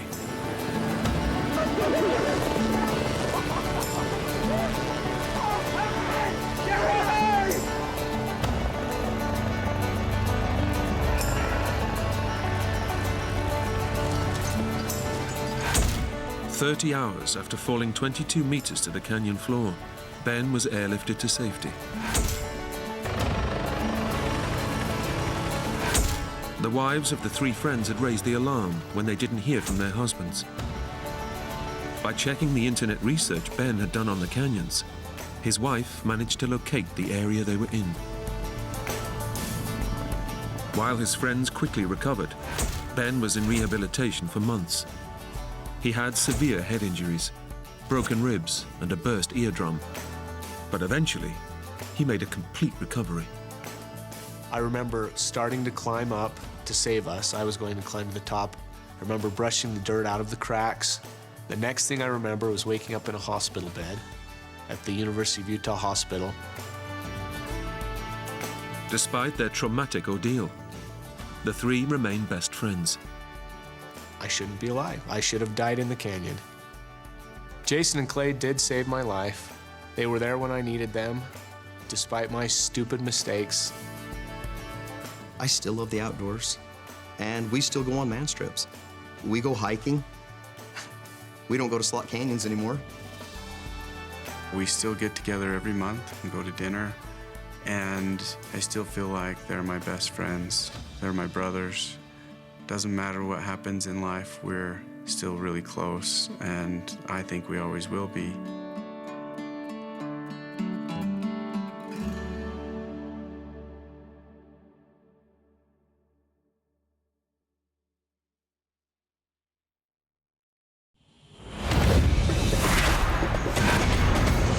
A sightseeing trip to a remote Mayan temple turns into disaster when professional diver Ken Wilson leaves his friends and gets lost in the jungle. I have no sense of direction, what's east, west, north, south.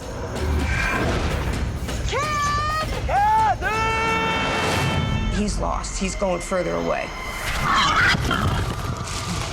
And now I'm really concerned. Now he has to learn to survive in this predator-infested hell.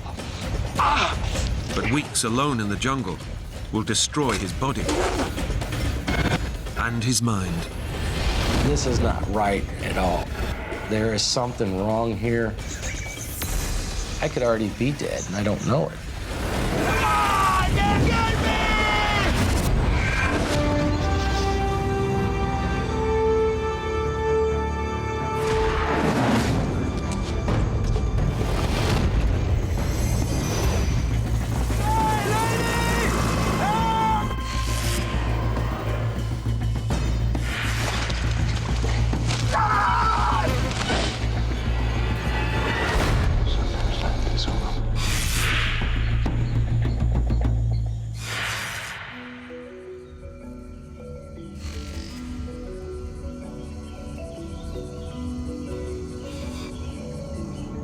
Hey guys, how you doing in the back? I'm hungover, it's your fault. How many beers did you drink last night?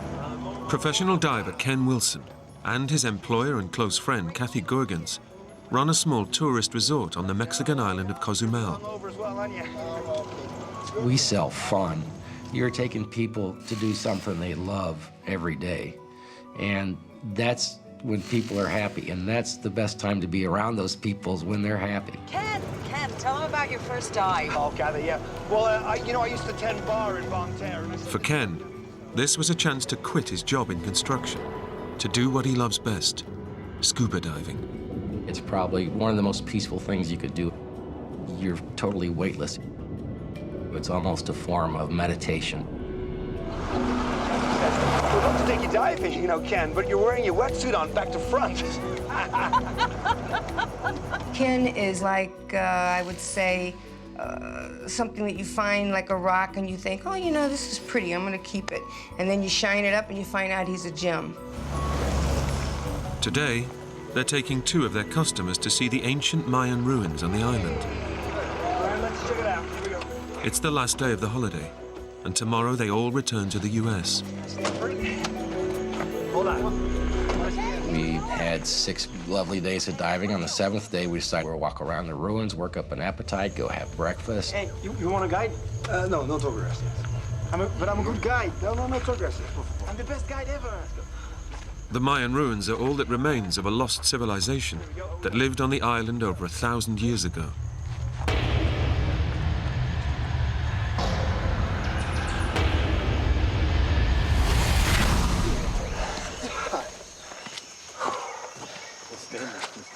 You just felt like you were in a sauna. It was so hot and so humid, and it was just hard to breathe.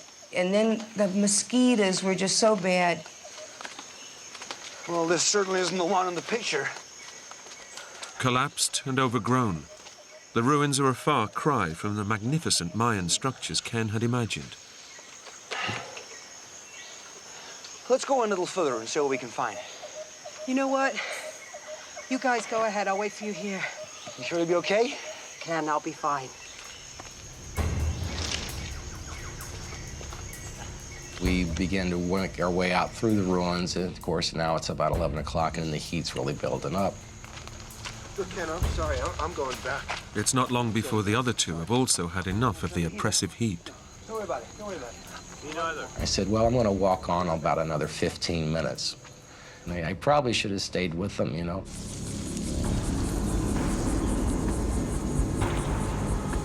Located in the center of the island, the ruins are surrounded by hundreds of kilometers of thick, impenetrable jungle.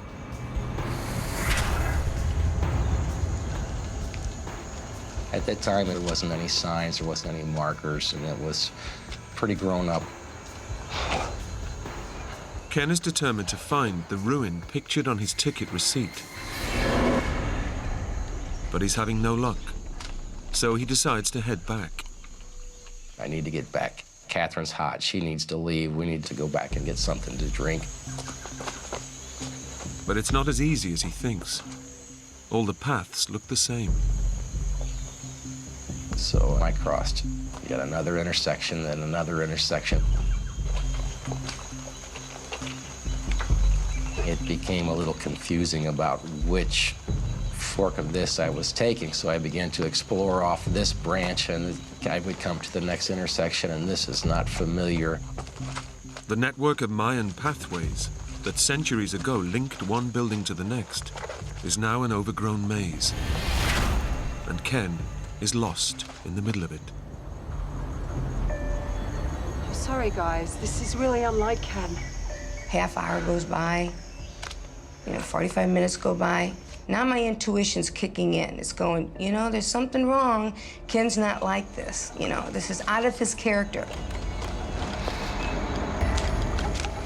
The sun's directly overhead. I have no sense of direction, what's east, west, north, south. And now I'm really starting to get charged up. I need to rely on a little bit of adrenaline to get me where I need to go. And at that point, that was a state of panic.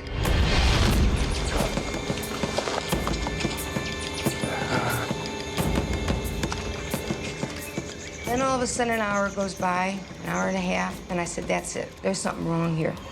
Kathy!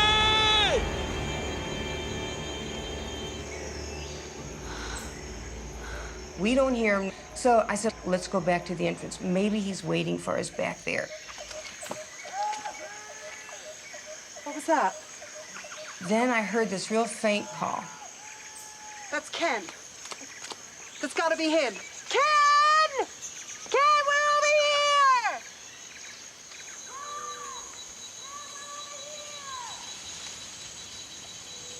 Kathy! And I said, you guys hear that? And they said, no, what? And I said, just listen. Let's just sit here for a minute. Just listen. So we all listened. And then all of a sudden, we heard that call. I said, see, did you hear that? Yeah, I did. Call back. I know that's Ken. He's lost. I heard him call back.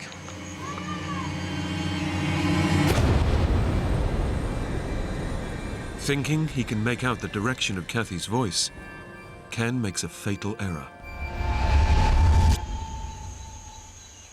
And made the decision to leave the paths and go straight through the jungle to where I heard the noise.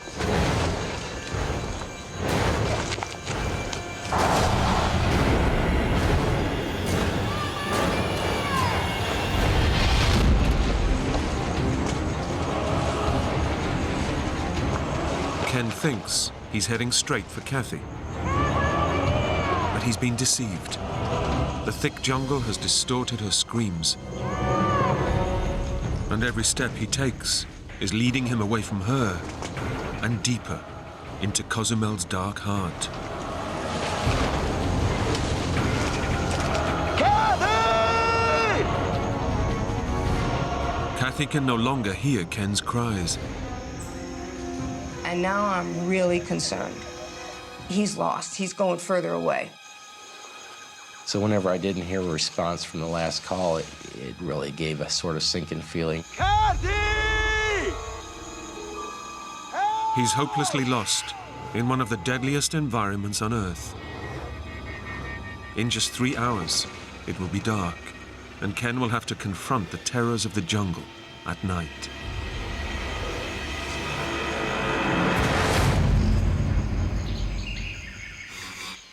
He's been missing for over 6 hours, and his friend Kathy is increasingly concerned. I asked some of the tour guys there, I said, can you help us? The guy is lost in there, and he didn't come out with us, and I'm really concerned he can't find his way out. Panic drives Ken forward, but he has no idea where he's going. I can still get out of here. Every minute I'm thinking I can still get out of here. But pushing through the dense forest growth is draining his strength. it really began to take a toll on me physically. The brush is so thick, you can never walk in a straight line for more than 10 or 15 feet, so I really have no sense of direction right now. I need to hurry up and get back, push harder, push harder. Would run into vines, which would tear up my ankles, and I would end up falling down again. It's 4 p.m. In just 2 hours, the jungle will be plunged into darkness. I might have covered 2 miles in that first burst of energy, but now I'm going really slow.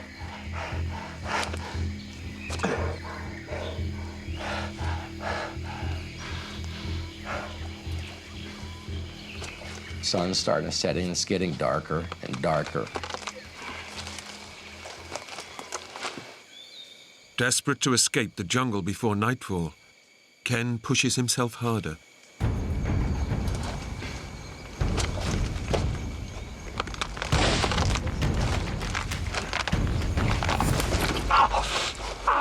I had caught my leg in a hole, and I thought, well, I've almost broken my leg just now. If I break my leg, I can't walk out of here. And I decided to make my camp here for the night.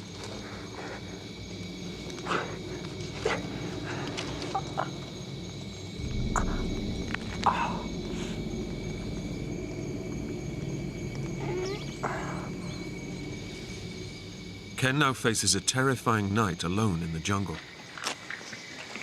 A fire is all that stands between him and unseen predators.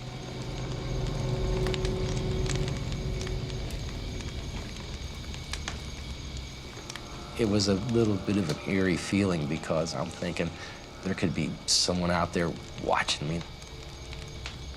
All around him, the jungle is coming alive. I could hear some kind of animal and occasional leaf rustling.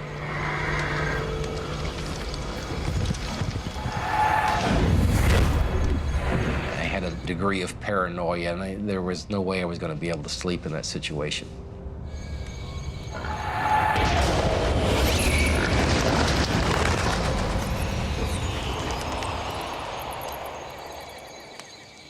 Scared and alone, Ken's thoughts turn to his friend, Kathy. Of course, in the back of my mind, I knew the whole time that I'm there that Catherine is going to be at the forefront of somebody looking for me.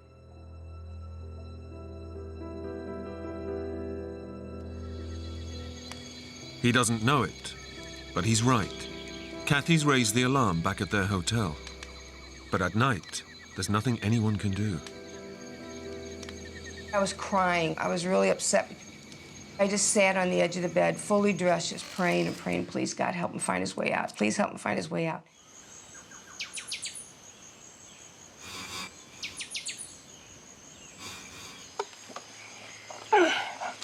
Ken makes it through the night. He's had barely any sleep, and his body is still recovering from the exertions of the previous day. You know, the first day, our plan was to go to the ruins and go eat breakfast. So the moment I was lost, I was already hungry. I had not eaten from the night before, and I desperately needed something to drink. But his first priority is to find a way out of the jungle.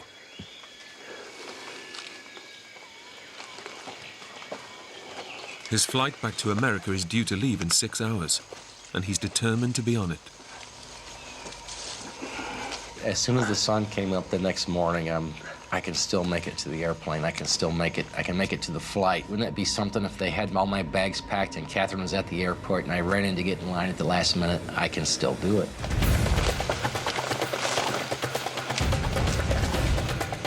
Ken doesn't know which direction to run, but he's sure he must come out of the jungle soon.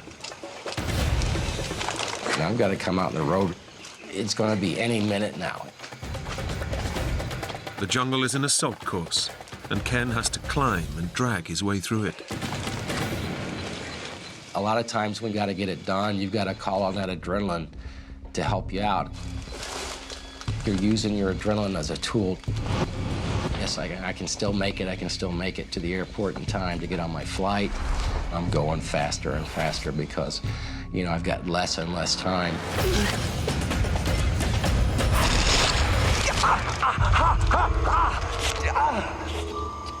But racing through the jungle is badly dehydrating Ken. And the lack of fluid is causing crippling muscle cramps.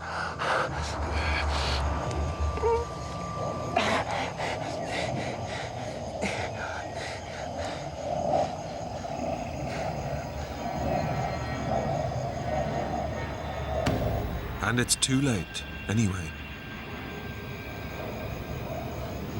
And I knew that that was my flight, and there was no way I was going to make it back to the airport. I've really messed things up. As far as he knows, Kathy is on her way back home, and he is on his own.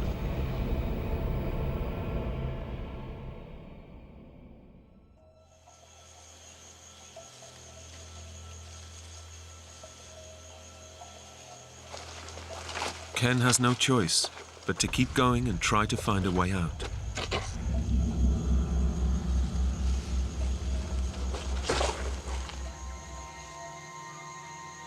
As the day goes on, it's just sweltering. It's like being in a sauna. In this tropical jungle, where temperatures can hit 40 degrees, he's losing as much as 10 liters of fluid a day. Unless he finds water soon, his kidneys, liver, and brain will begin to shut down. I am really dehydrated. I am so thirsty as my mouth is like a cotton ball.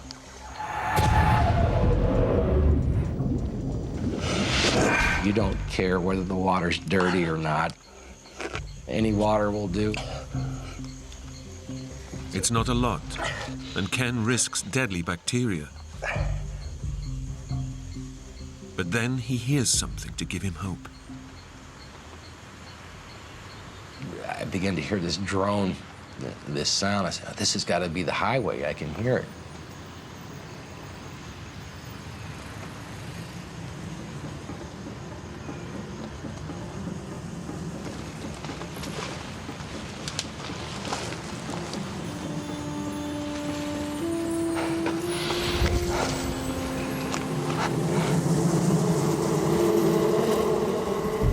But the sound of the road turns out to be the buzz of a huge beehive. Once again, the jungle has deceived him. Ken now faces a second night alone. Using his last match, he decides to build a giant fire, hoping the flames will be spotted from the air. And this fire is just roaring, and these sparks are going like 50, 80 feet up in the air in this huge fire, and I'm thinking, somebody's looking for me. They're gonna see this. They're gonna see the smoke. They're gonna know where I'm at. Come on, yeah! Come on! Come on, this is big enough for you! Come on, guys! See this! Come on! Come on! And the night began to wear on, and it was like, well, nobody's here yet. Somebody should have been able to see it. Come on, please! Come on!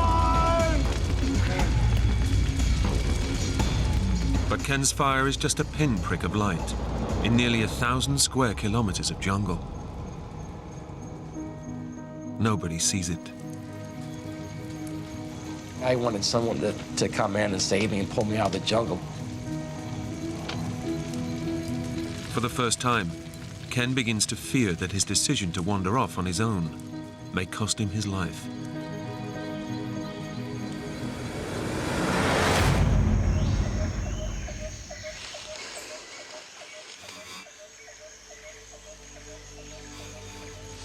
I'm from Missouri, the middle of the United States. I couldn't be further away from where I was grown and was raised, and everything is unfamiliar to me here.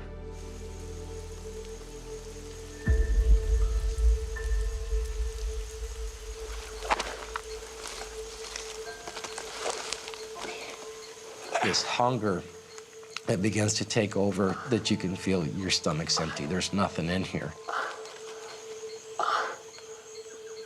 He's past the point of caring where the food comes from, or what it might do to him. I found this gourd that was about the size of a cantaloupe that grew in a tree.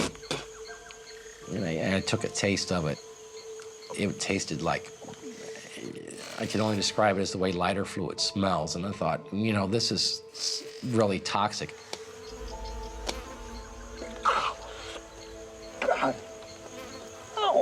The biggest aggravation of that was these blood-drawing flies that would just take a big hunk of skin out of your leg. It was like a deer fly, we would call them back home, something small the size of a house fly that would bite into your flesh and draw blood, and obviously had some kind of bacteria, and it would cause some swelling. Unknown to Ken, his friend Kathy is spending thousands of dollars of her own money to launch a rescue mission.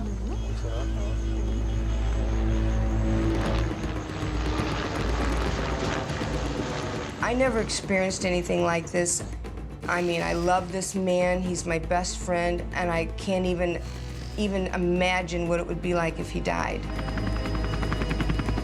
Finding anyone hidden under a canopy of leaves spanning hundreds of kilometers would be almost impossible.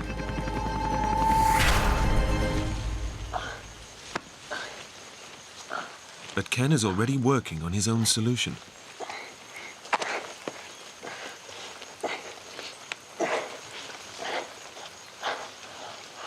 And I climb up this tree and start looking around, and I see nothing but jungle.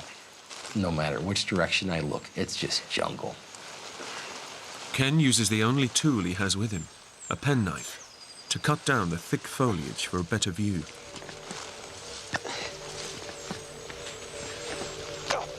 Damn it!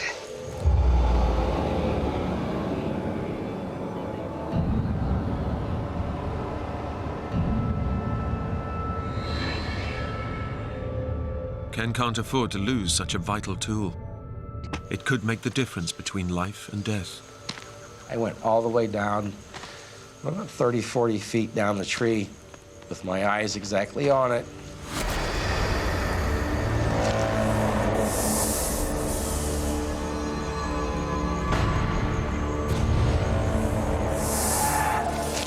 His route is blocked by a deadly python, and his only weapon is out of reach. And I'm thinking, well, this is not something that I want to have wrap itself around me.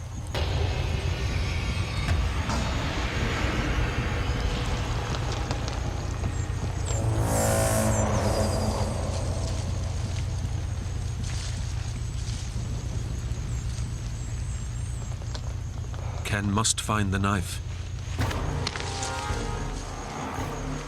But he knows the python could be within striking distance.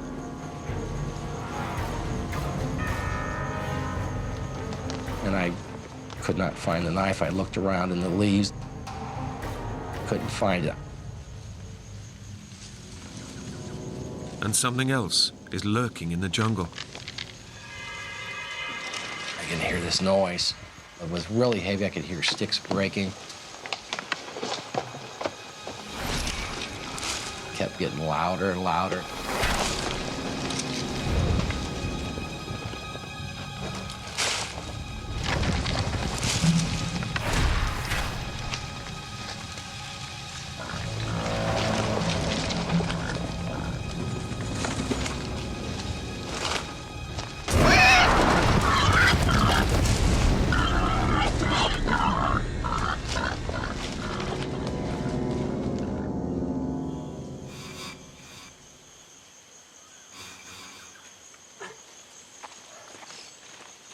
Exhausted, after 80 hours of blindly running through the jungle, Ken remembers the #1 rule, should you get lost. You know, they always say the best thing to do is stay put. Just stay put, somebody will find you.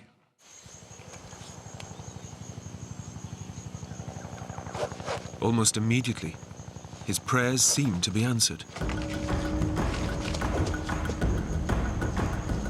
There has to be some kind of search going on.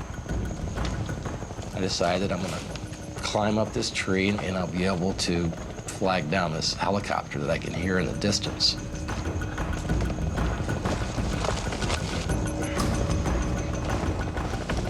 I'm gonna wave them down with this flag. They'll for sure be able to see me.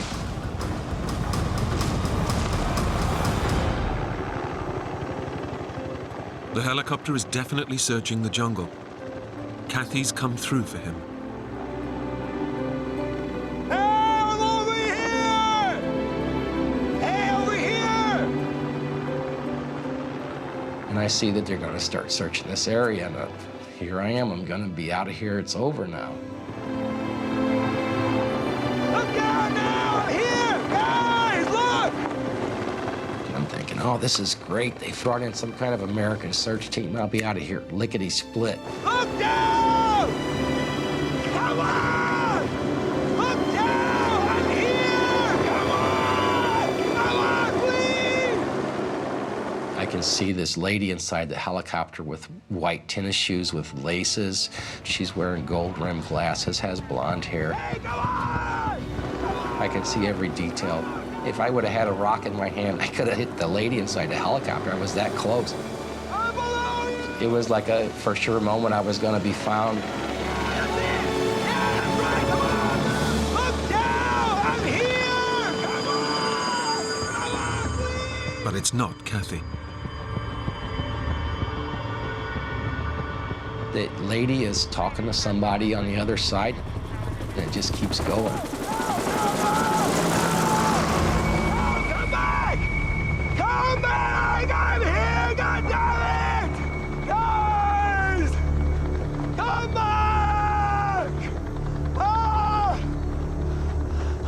Oh, come on! The rescue team haven't seen him.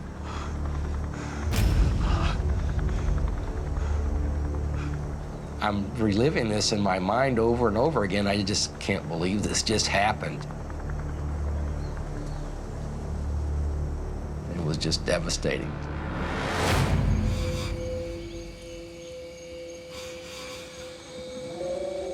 Ken has decided to stop trying to walk out of the jungle, sit tight and wait for another chopper.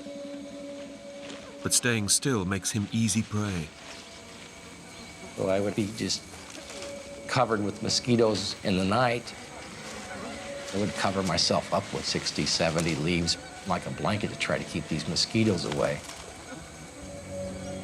And that would work great for about 5, 7 minutes till the mosquitoes would find their way through these leaves. Come!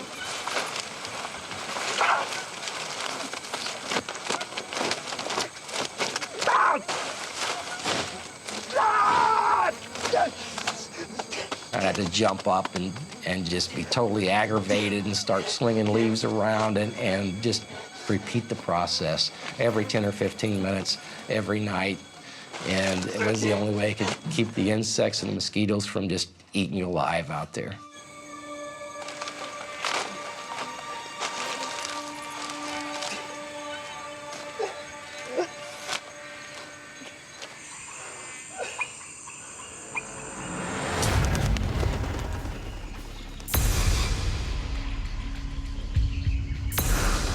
Over the following days, Ken stays in the clearing, desperately searching for food and water.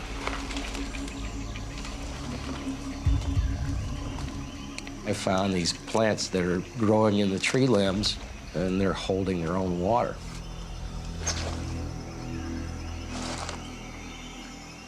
I looked inside, there's a small snail, there's a little frog in there. It was like, okay, this water is really bad. So now I scavenged the whole side of the clearing looking for these plants because there's just not enough water, and I'm really parched.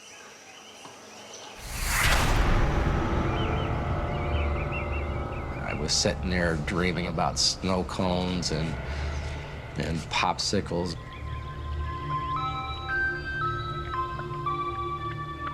If someone were to walk out here and try to sell me a snow cone, how much would I pay for it right now? I think I got up to about $800.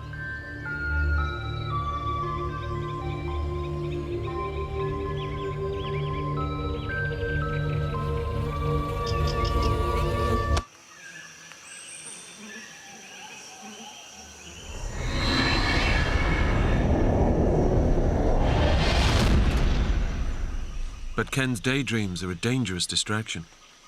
He needs to stay focused on survival. Each day, the distant sound of search aircraft torments him. He has no way of catching their attention. They would come in over the jungle and then kind of shut their engines off to an idle and go to stall speed as they would try to peer into the trees to find me.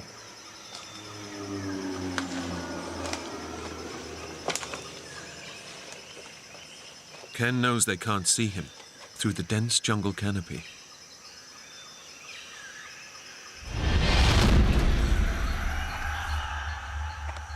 To make matters worse, he can't find the 2 liters of water a day his body needs, and he's starving.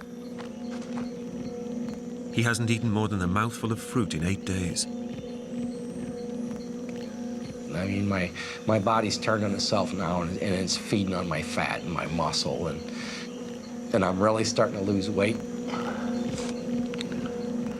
The jungle is winning. Ken is losing his grip. I'm in a situation where I'm not talking to another human being, which, if you really stop to think about it, is not normal. How many days does the average person go through and never talk to anybody, never hear a voice on the radio, never talk to anybody on the phone? I mean, it's not a normal situation.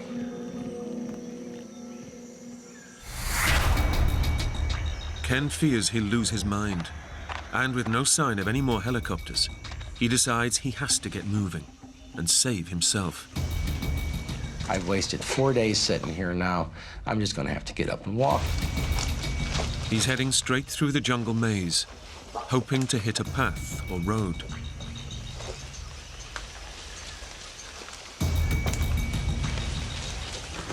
I began to develop a routine. As soon as the sun came up, I would need to begin to walk. And the heat of the day would come on. I would have to spend 3 or 4 hours sitting in the shade just to conserve the moisture in my body.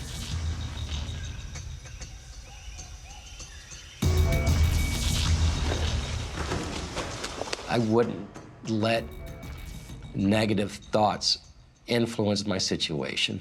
If I thought, oh my God, that's disastrous, I'm gonna die here now. If I let that thought come into my mind, you know, maybe I wouldn't survive.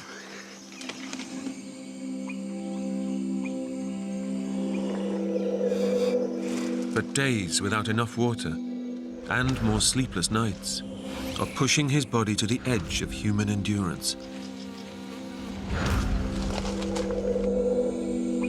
I would never sleep more than 15 minutes at a time because I knew there was a threat from wild animals.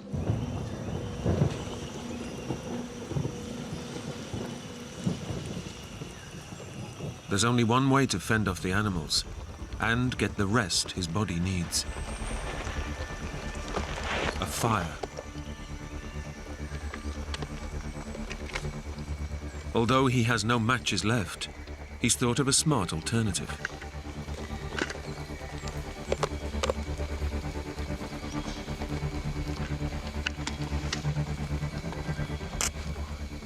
I shorted the positive and the negative battery terminals in an attempt to start a fire.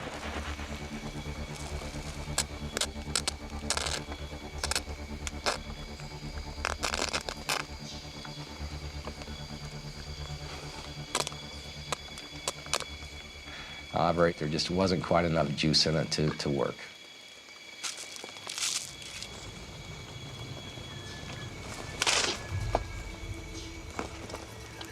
There's one last hope. I decided I'm going to try to build a fire using my shoelaces. Friction is the most ancient way of lighting a fire. With patience, it should generate enough heat to start a small flame. That went on for 3 hours, 4 hours.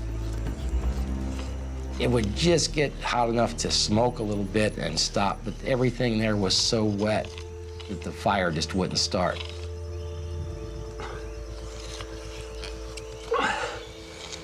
Come on. I was sitting on the floor there just rubbing away in this tree trunk, and I'm thinking, you know, this is not going to work, and my back is in excruciating pain now.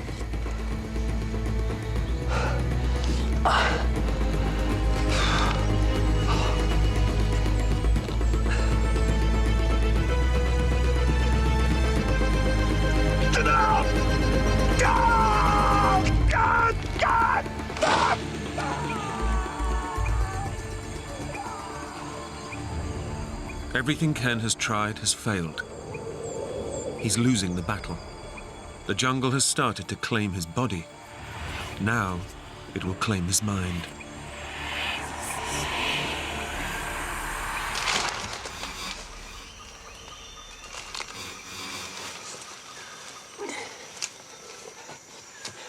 In the last 13 days, all he's had to keep him alive are a few rancid fruits and dribbles of water sucked from plants.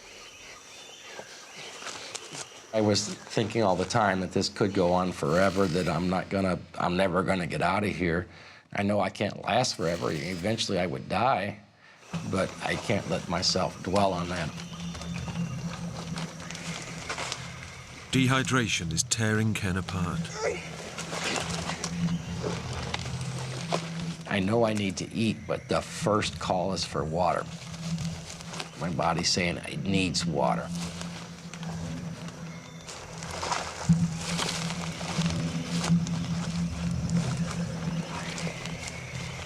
He's so desperate, he's forced to drink stagnant, dirty water.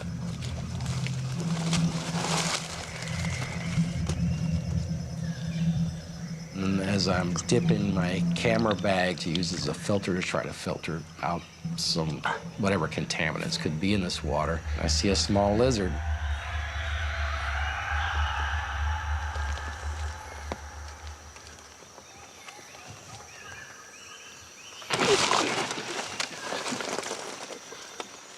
This little lizard's about 4 inches long. I could just swallow it whole.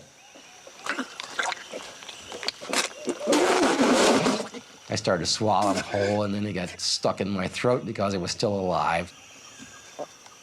So then I killed him. He ended up being, I guess you could call that a meal.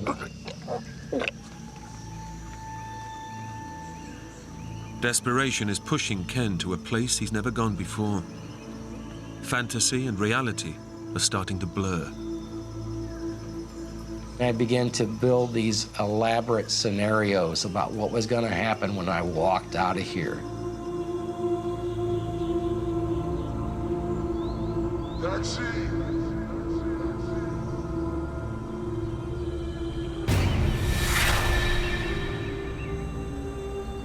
I had this credit card, and I was going to get a taxi. I was going to buy some clothes and get to a hotel. Hey, take me into town, please. I'll get that, Ken.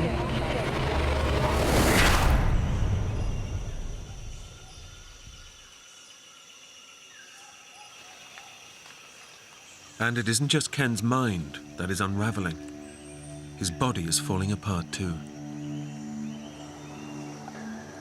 It was mostly my legs that were cut up from going through the brush. Those sores on my ankles weren't healing. I was beginning to be very concerned about if they were going to get infected or not. I found out that I've got these scabs on the upper part of my leg that are beginning to heal because they're dry. So I began to take some of the dry scabs and use them as Band-Aids to patch some of the wounds around my ankle. It was kind of like a Band-Aid.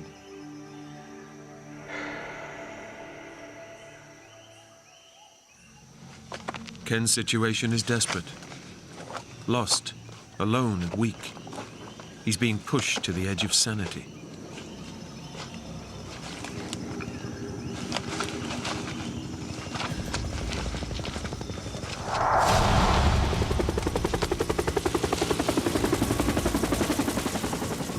This helicopter all of a sudden pulls up.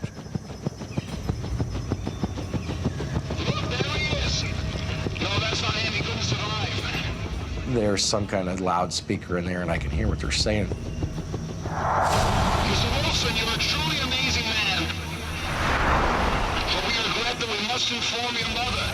She may not see you again. this is not right at all. There is something wrong here. And I started to hear the national anthem from the United States.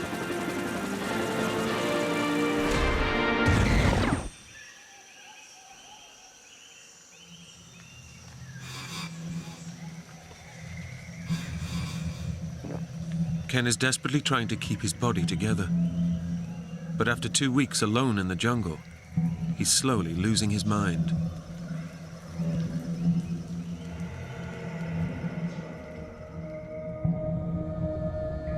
I'm calling room service, I'm filling up the bathtub, and from there on, I don't care what happens, but that's gonna be my fantasy. Just leave it on the table.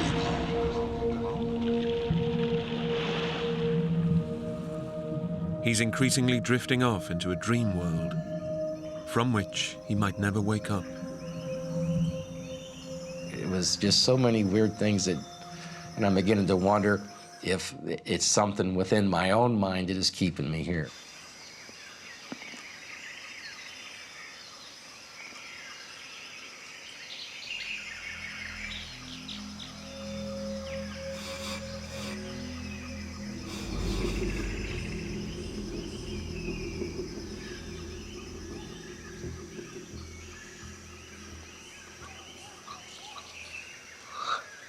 After 15 days of mental torture, it's all Ken can do just to stay alive.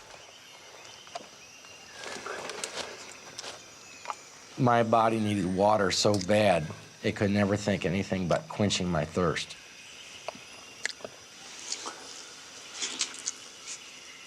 It's a very strange feeling, this stress from not being able to drink, not being able to eat, not being able to find your way out. Ken no longer worries about being rescued. Instead, he spends his time catching flies that bite him and feeding them to ants. And from the stress, there was some sort of relief by watching ants eat these flies. It was a revenge. But, like the flies, Ken is now part of the jungle's food chain, and his own dying body will soon be its next meal. The vultures, I began to see 2 or 3, then there was 4 or 5, the next day there might have been 5 or 6. I began to use the vultures as a way to try to signal somebody. And I would kind of lay down and twitch a little bit to act like I was something that was dying to try to get the vulture's attention, to get them attracted to, and that was a way to signal somebody by air, because I had no other means to do so. But it just didn't work out like that. It was another disappointment. I realized I was gonna die there. Entire days pass by.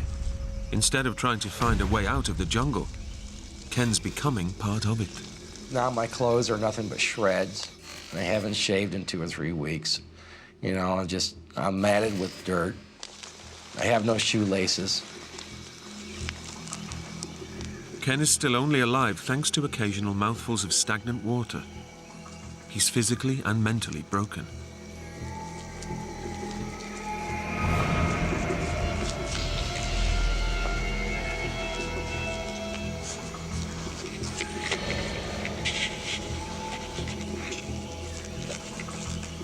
I could already be dead, and I don't know it. What if I died 3 days ago and my spirit is here wandering around, and this is my destiny of eternity, is to wander around in this jungle? You begin to think, I'll never get out of here. After 18 days missing, even Ken's friend Kathy is starting to doubt he can still be alive. I'm really to the point, like, this is getting hopeless. I mean, it hurt so bad to think that this guy could possibly die.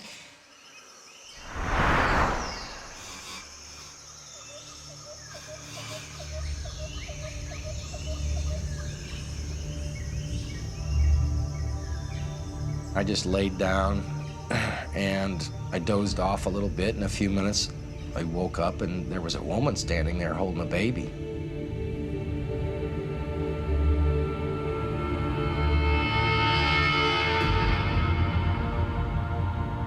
Some people say that whenever people are lost, sometimes they'll see the Virgin Mary. It gave me such an adrenaline rush when that happened. It gave me more confidence. I'm gonna walk out of here. I'm gonna walk out of here. I kept visualizing that in my mind over and over and over again. I wasn't gonna sit down and die. I was gonna keep walking until I died. And whenever I couldn't walk anymore, I was gonna crawl until I got out of the jungle.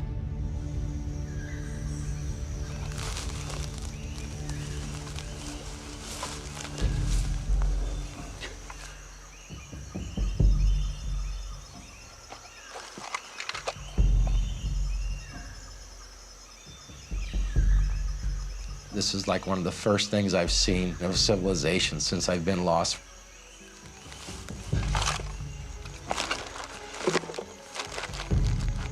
Say I was hallucinating, maybe I could have been, but it seemed all way too realistic.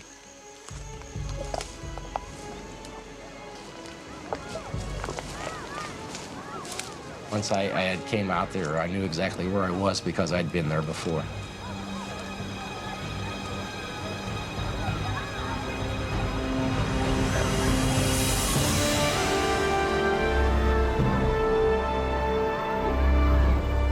Right at the beach in Cozumel, at the north end of the island. I was ecstatic. I'm not lost anymore. I made it out alive.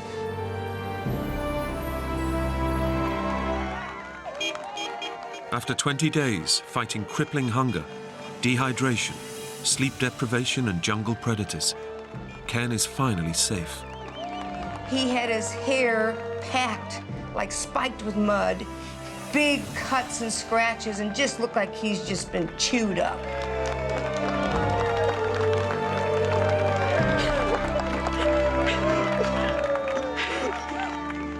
I felt really bad because she started bawling, and that made me start bawling. The tears were just rolling. We just couldn't let go for 10 minutes. I mean, we were just so thankful he was alive.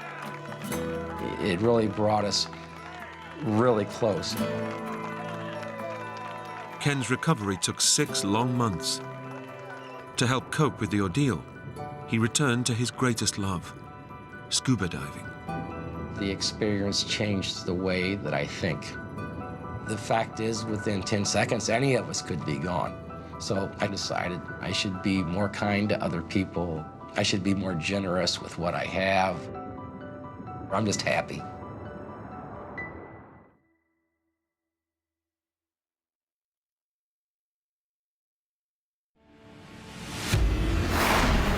In the Montana wilderness, 5 friends reunite for an epic adventure. But this trip of a lifetime turns into their worst nightmare. It felt like being hit by a car. It was black and violent. I thought, I'm not going to survive. In the carnage, Let's move! one lies critically injured, while another is buried deep in the snow. I remember just thinking our friend's gonna die. Matt, get us a sled. He's dead. Cut off from rescue by a powerful storm, they must battle to keep their friend alive. We were on our hands and knees clawing through the snow. You have to get there tonight. We gotta take your boot up. The pain came crashing in. I was left wondering if I was the next person to die.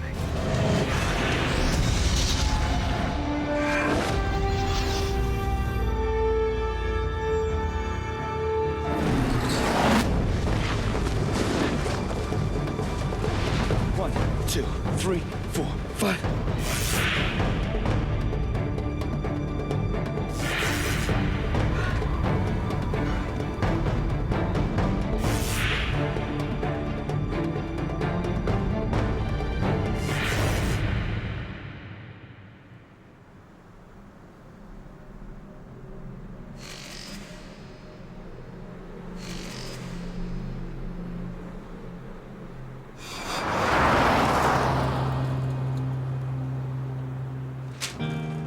On their way to ski the remote backcountry of Montana are friends Matt Schuyler and Sam Kavanagh. Skiing is 25-year-old Sam's greatest obsession. It's a pretty young age that I fell in love with skiing. I did it every opportunity I had, sometimes 4 or 5 days a week. When you stand on top of a mountain, it's literally like you can hear the clouds moving by, and you're the only person there. Matt shared that love and passion. That's insane. The forecast was for snow, so not only are we going into a place we love to be, but we're gonna have A+ conditions. It was going to be just perfect. This trip is a rare chance for Sam and Matt to hang out with their 3 greatest friends. Waiting for them at the trailhead is Sam's closest buddy, Blake Morstad. Haven't you finished yet? Blake is a special guy. He is amazingly intelligent, and he is a physical powerhouse. He would give you the shirt off his back. To Matt, Blake is more than a friend. He's also his brother-in-law. The final 2 members of the group are professional mountain guide Jason Thompson and emergency medical technician Chris Mackey. We were all very excited about the skiing, but I think the overwhelming thing was just being excited to just be hanging out with the guys again. I don't want to get stuck up there with you. It's New Year's Eve, and to celebrate, the friends are heading out to ski virgin powder in one of Montana's most isolated areas. It was extremely remote. We couldn't get emails. We couldn't get cell phone contact. But the whole idea of the trip was to go out and get some great powder skiing and have a blast doing it. Their destination? The untouched slopes of the legendary Mount Nemesis.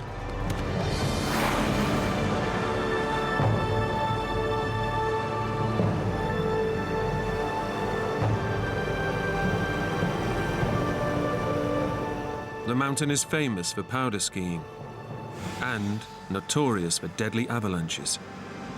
But the men have come prepared. A high avalanche danger to us is not a stop. It just means you need to be on your A game. Each and every one of us carried a personal beacon and all the tools necessary to extract somebody from an avalanche. We were not a group of punk kids that watched some ski video and said, we're gonna go do that. We regularly ski similar conditions, and we were making good, solid judgments. Come on, guys, we're losing light. At the base of the mountain, the group ditch their snowmobiles and prepare to ski to their retreat. But to Blake, this is just another great adventure. Blake was kind of like a young kid in a candy store. First beer's on me. And it was like, this is already off to a perfect start.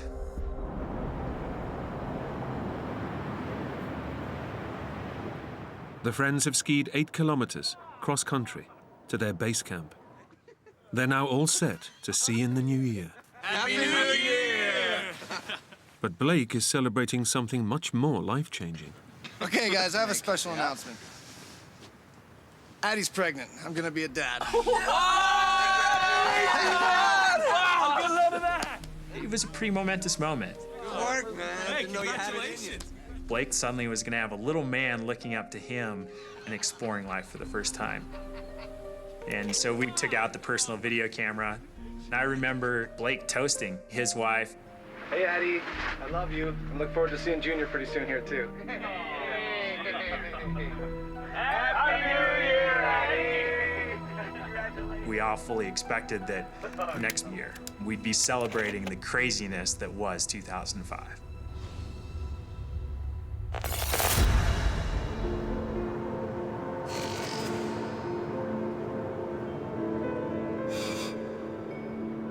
On New Year's Day, there was well over 2 to 3 feet of new snow. See you later, guys.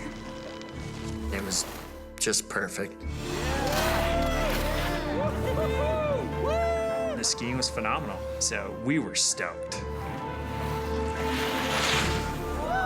That first morning, we strictly skied in the trees because conditions for an avalanche were perfect. A heavy snowfall has piled a huge load of powder snow high on the mountain slopes. Skiing too close to this fresh snowpack could trigger a lethal avalanche. That morning, we were extremely sensitive to our surroundings. But towards the tail end of the day, we started to push the envelope. Up there? Yeah. We started moving slightly higher, but in doing that, we were unconsciously taking more risk. In their search for the perfect run, the young friends inch ever higher up the slopes, closer to the heavily loaded snowpack. Let's do it. Yeah. See you down there.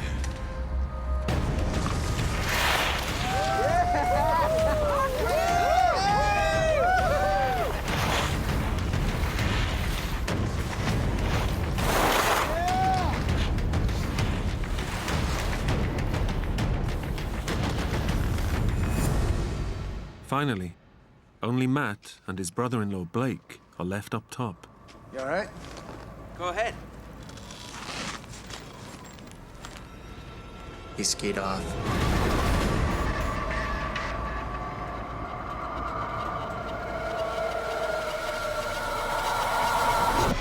And that was the last time that I saw him. 300 meters down the mountain, Sam and Chris have finished the run. There was just genuine excitement.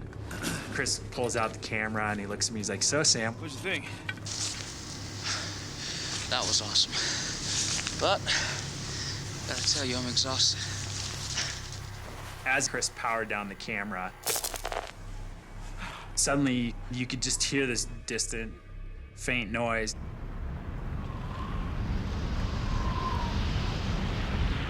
And I heard Jason yelling out, "Avalanche!" When you hear the word avalanche, there is just a sudden cold shiver that runs up your spine. A terrifying wall of snow, weighing thousands of tons, is heading their way. Upslope, Jason is its first victim. Brace. Right next to me was a tree. I grabbed it. I started to feel the snow vibrate. What I experienced, I can only imagine, is like being hit by a car.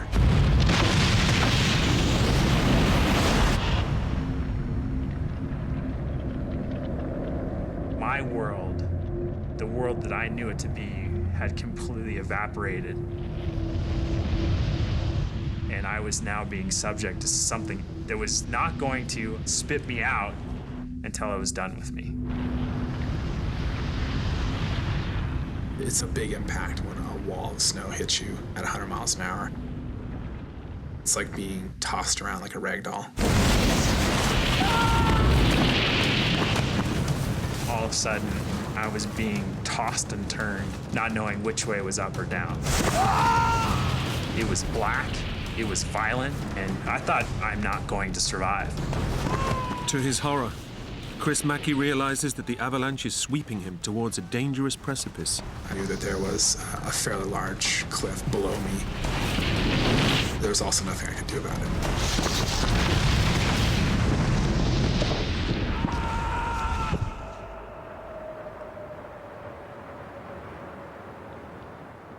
The nature of the terrain means that the sound of the avalanche hasn't reached 24-year-old Matt Schuyler up above.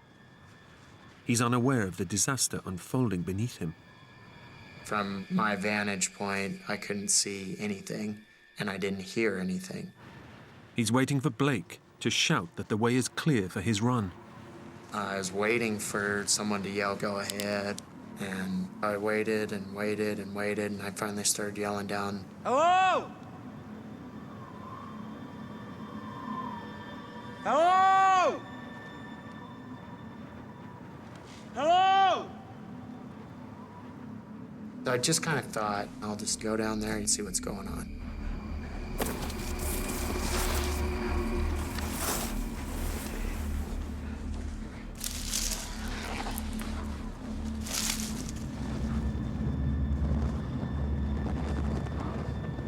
And I just thought, The avalanche has decimated the mountainside. Matt knows that down below his friends could be dead or dying. Hello! Hello! Hello! I thought everybody could be buried at this point.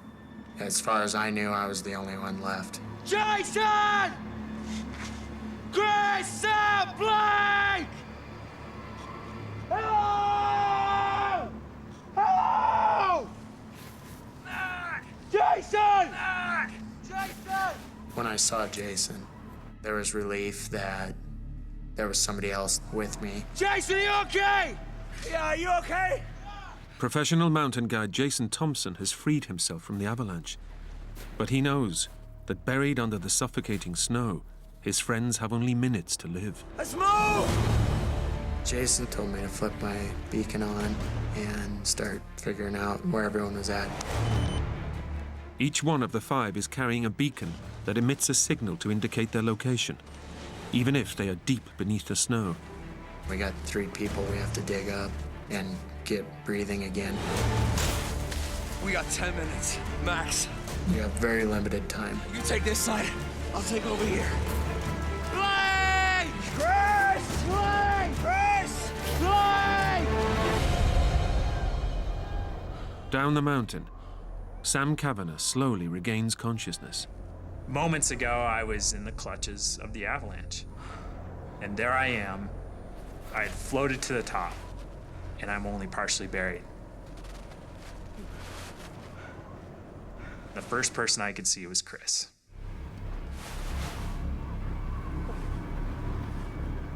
Are you okay? He's shooken, scared, but alive. Yeah. Yeah, I think so. Somehow, despite being thrown over the cliff edge, Chris Mackey has also survived. There's so much snow, and it's so powerful, I didn't even feel it.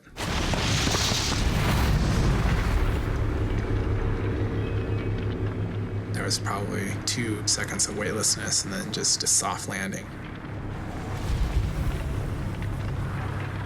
There's a lot of adrenaline, realizing, wow, I'm okay. And then freed myself, turned on my transceiver to look for anyone else that could have been buried. I could hear Jason and Matt upslope yelling out our names. I'm elated, you know? Here. Yeah, here. Here. Chris and Jason are okay. And I knew that Matt was okay because he's yelling out our names. Miraculously, 4 of the friends are alive and accounted for. Blake! But Sam's best friend Blake is missing. Blake? Suddenly, it's not over. It's not okay. Blake? Blake! Blake! Blake! We have to find someone who's unconscious, buried, and we don't know where he is. Blake! It started to kick in. Blake! He's my brother-in-law, and he's buried somewhere. Blake! Blake has now been buried for several long minutes. Not only is his body being crushed by the compacted snow, he's rapidly running out of oxygen. I was thinking, we're gonna kill this guy if we don't find him, you know, because this is taking us too long. Blake! Blake! Blake! Blake! Blake! At the exact same moment, Jason and I both picked up the faintest signal on our beepers. We didn't even say anything, just pointed. The signal started getting stronger and stronger. It's going 40, 30, 20, and I started saying out loud, 15. 10. 9. 8. All of a sudden, I could see the top of the backpack. Over there. Now that Blake has been located, it's critical they get to him and clear an airway, fast, Start from below. before he dies from lack of oxygen. We're trying to get to his head to get him breathing. Using their avalanche shovels, they start to dig. But the snow has become heavily compacted in the slide. It was very frustrating. It was like digging up concrete. I threw my shovel aside and was just digging with my hands. I remember just thinking, we're losing him. He's right here, but we can't get him out. Come on, Blake! Come on, Blake! Come on, Blake! It was very frustrating how difficult the digging was. Come on! I just felt helpless. 30 meters away, Sam Kavanagh struggles to free himself from the imprisoning snow. Blake! And helps save his best friend. I started trying to move around, and I felt this pretty intense pain.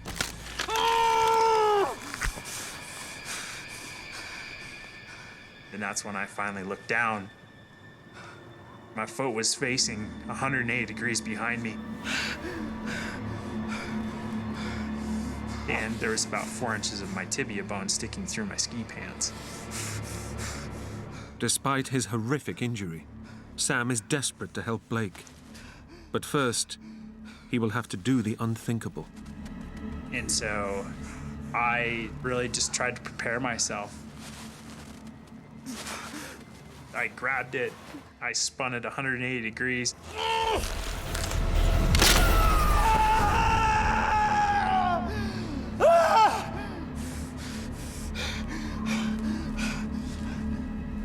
And I tried to stand and walk and shuffle my way down the slope to find Blake. Hearing the screams, EMT Chris realizes Sam is also in trouble. I looked up and saw that he was in a very tenuous situation. Sam, how you doing there, buddy? You okay? My leg's busted. It's really bad. Come on!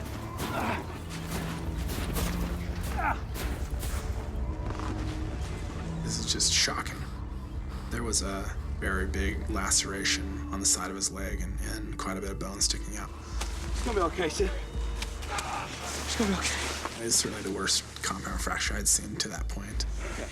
Chris is suddenly pushed to the limits of his training. He knows that an injury this severe, so far from civilization, could prove fatal. We just need to get Sam stabilized, try to control the bleeding, and get him off of the slope. But we were still right in the middle of dealing with Blake. We got him out! Finally, after being buried for almost 10 minutes, Blake Morstad is pulled from his icy tomb. At first, I thought, he's just passed out. We'll revive him. A couple pumps, and he'll cough up some snow, and we'll get out of here.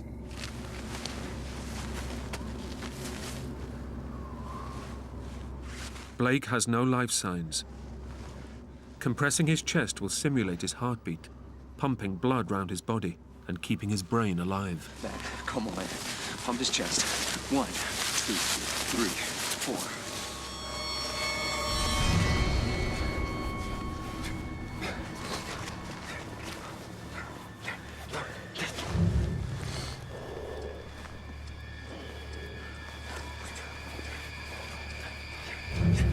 Jason had me pushing on his chest, and he's saying, Harder.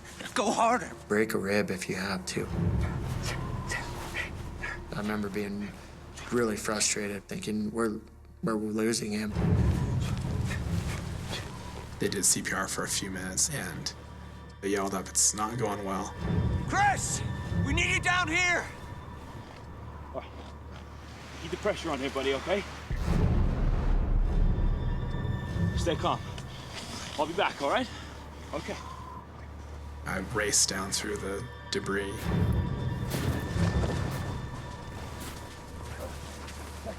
Have you seen any signs of life? Blake was white, maybe even a little blue, and not responsive at all. 1, 2, 3, 4, 5, 6, 7, 8, 9, 10, 11, 12, 13, 14, 15. You're relying on your training, but it's a struggle. 5, 6, 7, 8, 9, 10, 11, This is not a rubber mannequin. This is your friend, and he's not doing well. 15. In the back of my head, I knew he was dead.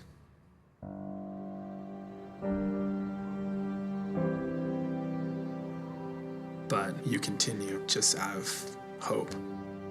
Because this is Blake, you know?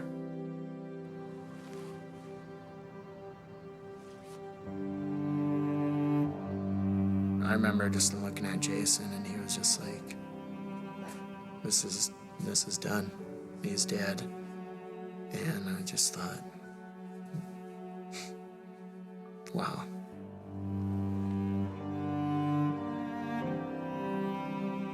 "30 meters away, the terrible truth about his best friend is slowly dawning on Sam.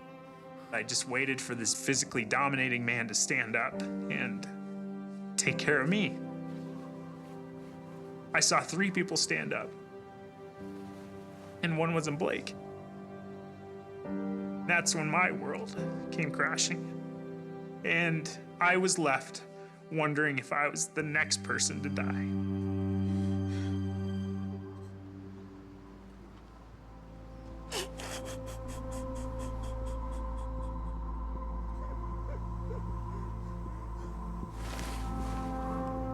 Expectant father Blake Morstad lies dead in the snow.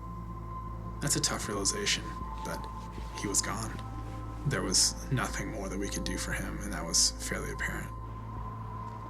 As a group, we just knew that our focus needed to shift to Sam. Guys, I'm getting really cold up here. The 5th friend, 25-year-old Sam Kavanagh, has suffered a horrific leg injury and is losing blood. Young EMT Chris Mackey knows he must work fast or watch a second friend die. I was very concerned for Sam. He was in and out of shock, which was kind of hard to assess. He had lost an incredible amount of blood. He's in shock. His body temperature is plummeting, and he risks hypothermia. I was becoming extremely cold. I couldn't formulate thoughts very well. And there was literally a voice in my head that said, if you want to escape the vicious, vicious pain, my body said, all you gotta do is close your eyes. After losing his brother-in-law, Matt Schuyler is determined not to let Sam die too. I remember him shaking me out of this trance. He's like, Sam? You're going back to Sarah. You're going home to your wife. For him to put me in that position of fighting for something that was so important to me, at that moment, I had a reason to survive. It's essential to get Sam warmth and shelter fast. But base camp is a kilometer away across rough terrain. Matt, get us a sled, okay? Matt ran back and grabbed a toboggan to get Sam back to the hut. Before I could move him, I had to splint his leg. Splinting Sam's leg will close his wound and should slow the blood loss. But it also means grinding his broken bones back together. This is gonna hurt, right? Sam's a tough kid, but doing that with no pain control. 3. Yeah. 1, 2. It's about as painful as it gets. 3.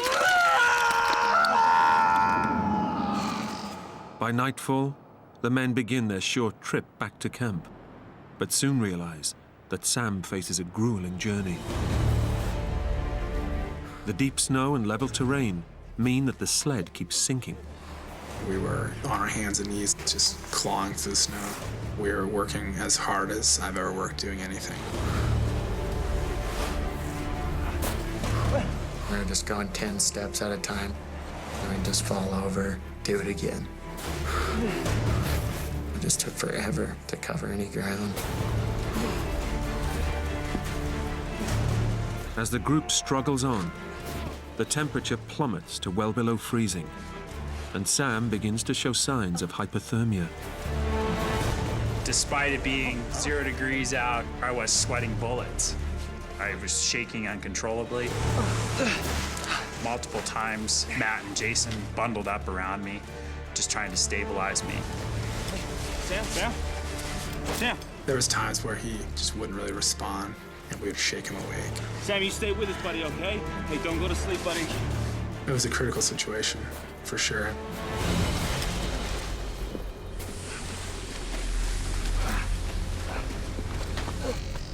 Finally, after 2.5 hours out in the bitter cold, the group gets Sam into the shelter of base camp. Once we got back, there was a sense of relief. Easy, easy. On 3. 1, 2, 3. Okay, easy. Go, Sam. Okay. Yeah, Matt, give me that water. All right. But EMT Chris Mackey knows that the journey may have done untold damage to Sam's shattered leg.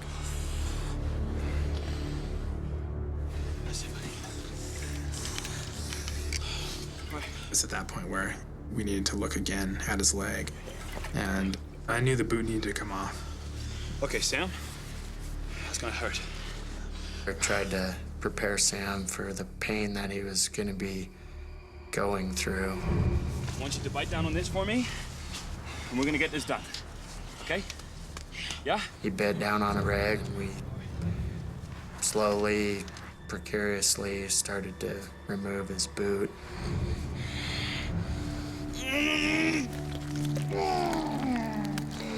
Okay, go. Come on. You have to imagine my leg is only currently being held on by the very back muscle. And I remember yelling out, "Just rip it off now!"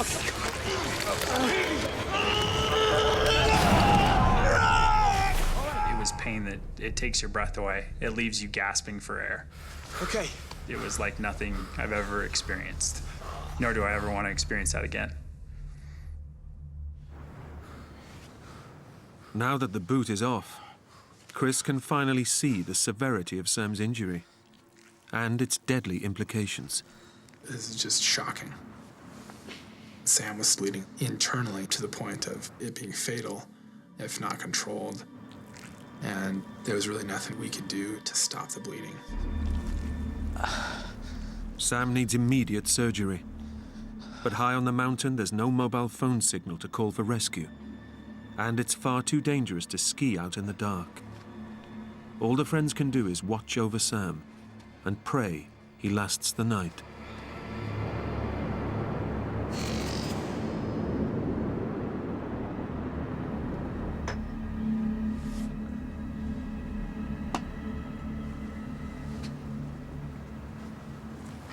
The decision that we made as a group was to wait till first light. And we took rotations staying up with Sam.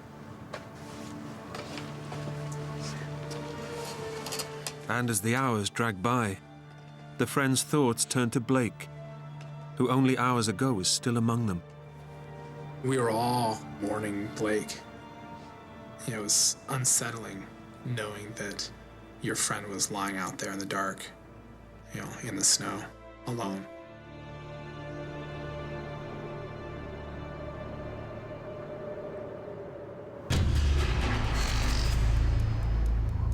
Sam Kavanagh has survived the night, but is fading fast. By now, he's lost over 1/3 of his blood and is in dire need of a transfusion. His friends must summon help immediately. Camp started getting a little busy. Matt and Chris are up, getting ready for the trip out. And that's when we started going through packs.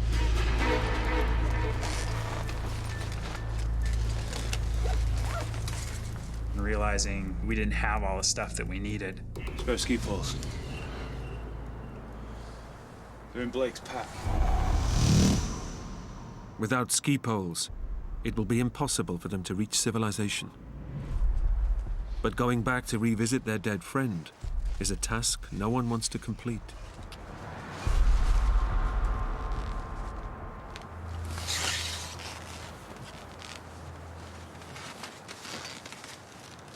I'll go. You wait here.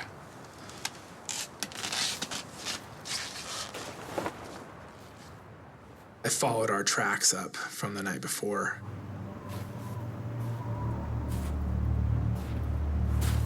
was a bit hesitant because it was like a bad dream at that point.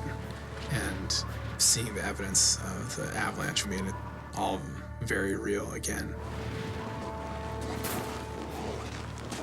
Found Blake.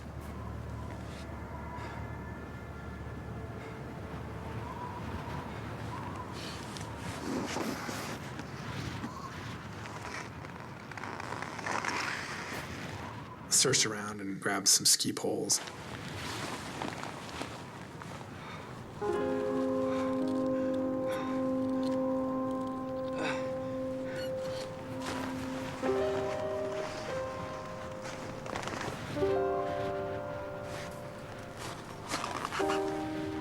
It's a very odd thing to say, I realize.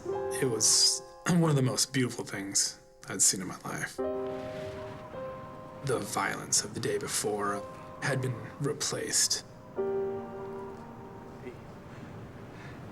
was very quiet, you know, it was just me. You know, just me and Blake at that point. So it was a very special moment.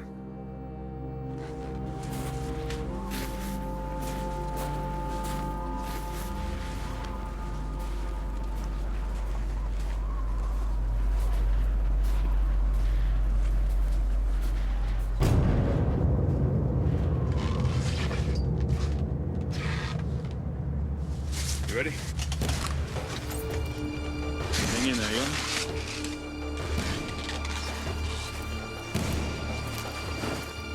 We skied as fast as we could.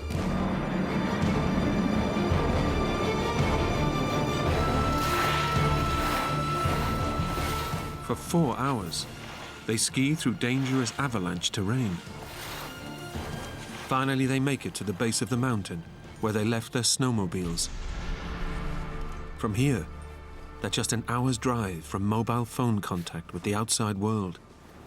And the one thing you need to happen is that snow machine starting.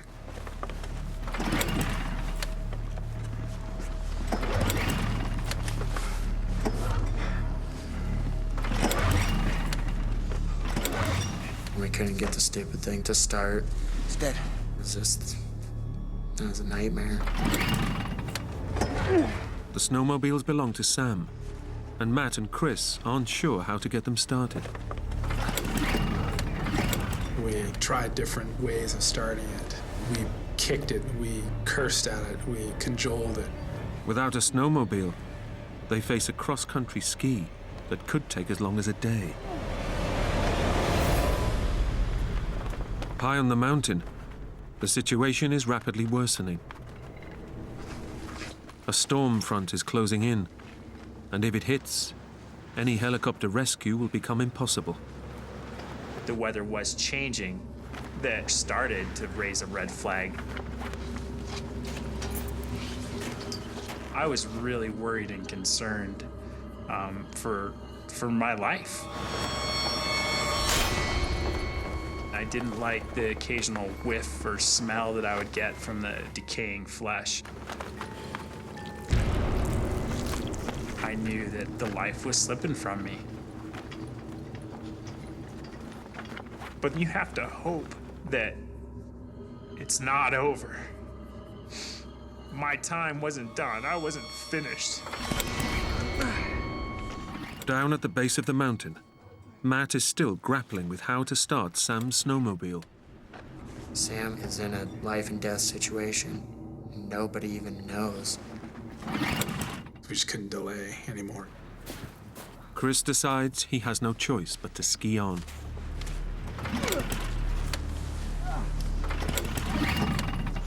As I'm out in the middle of this big field, I hear the snow machine, belch to life. And that frustration and anxiety quickly melted away.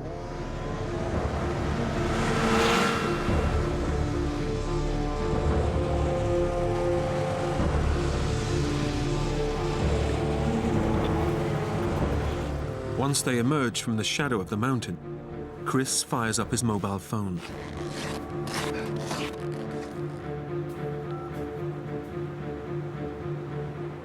The first time we got half a bar, we called search and rescue. Hello? Look, my friend needs urgent medical attention. Yeah, okay, but hurry. I distinctly remember talking with the head of search and rescue. Yeah. He was very professional. He asked the right questions, and I said, If ever you needed a helicopter, yeah, this is now.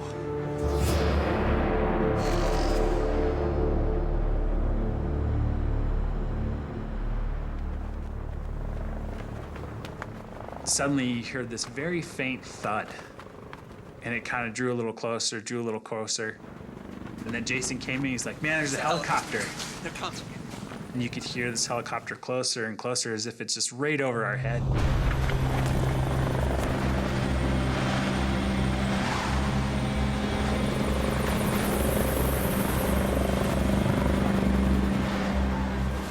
I'm elated.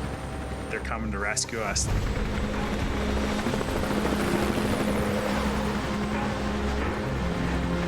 This is it.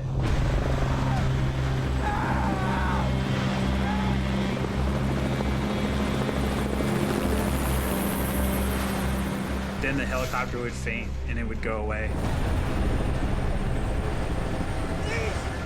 Please! Come back! We didn't know what was going on. Could they not see us? Because we could clearly see them. And Jason said, they're coming straight back. I'm sure of it.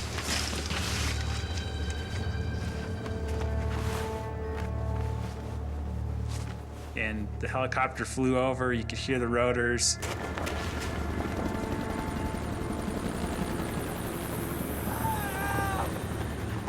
And then they got a little quieter, and they disappeared.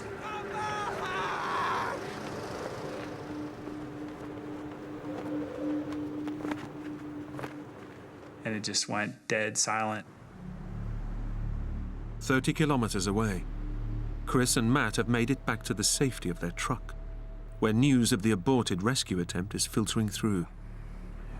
Search and rescue kept saying, we can't do this, it's not gonna happen. They were in the middle of a snowstorm. There was 60 inches of new snow. They just couldn't land, just couldn't happen. I remember Chris just telling them, our friend is gonna die. You have to get there tonight. I thought it was very likely that we were gonna come out of this with 2 people dead.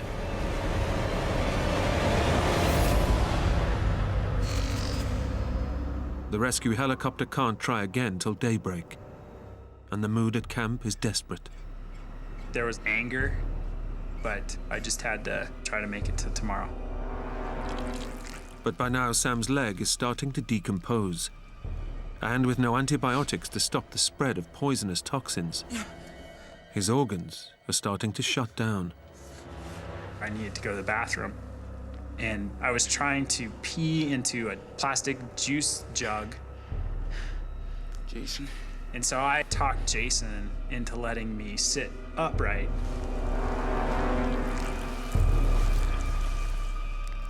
And as soon as I swung my leg down, it was literally like somebody had opened a faucet. And the stench of decaying blood and bacteria-infested flesh was just compounding the fact that this was unsurvivable. I was scared and I was fearful. I had reached my limit.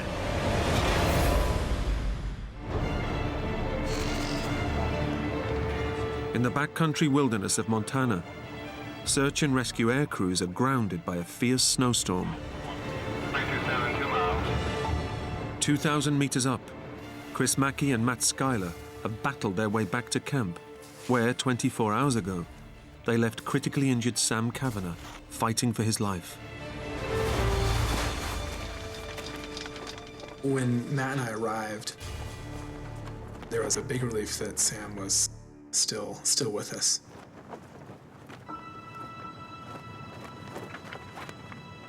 But he was in a very tenuous situation. How are you, buddy? Hanging in there?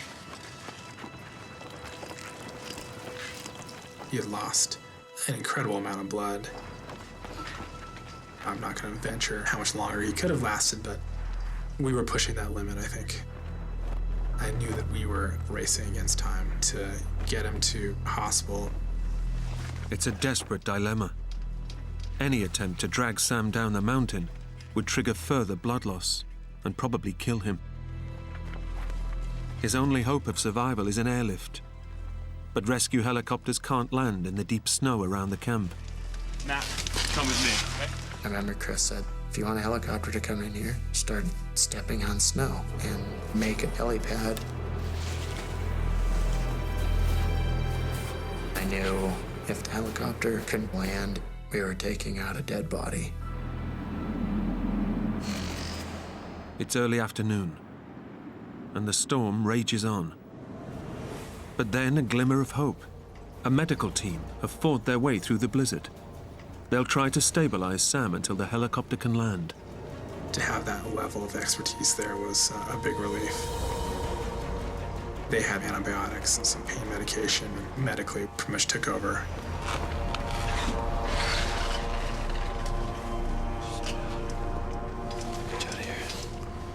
I was happy to at least be seen by a doctor for the first time.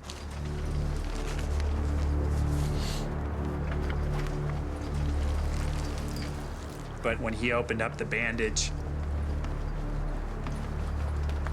he was shocked by the smell, by the infection, by the decomposition of the tissue.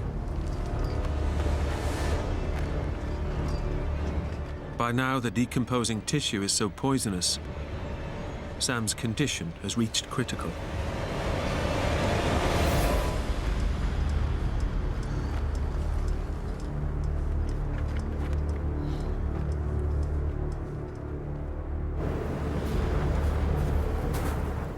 A decision is made. Despite the risk, the friends will have to drag Sam down the mountain. It's a desperate strategy. Okay, Sam, we're gonna drag you out, okay? The whole group collectively began wrapping me in the sleeping bag. At that point, my injury was so bad, the probability of me dying halfway out was pretty high. 1, 2, 3. I think there was a real concern that I may not be able to survive. I don't know, but then it was just like, this is a nightmare. We just couldn't lie there and watch him die. Okay, ready? Let's go. Wait. Suddenly, we got word that the helicopter pilots were going to give it one more try. Chopper's coming back. We immediately started going to this makeshift landing zone that Chris and Matt had stomped out with their skis. Suddenly you hear the helicopter flying in, and it's getting louder, and it's getting louder, and it's getting louder. And now you can feel the wind and the rotor wash and crystals of snow hitting your face.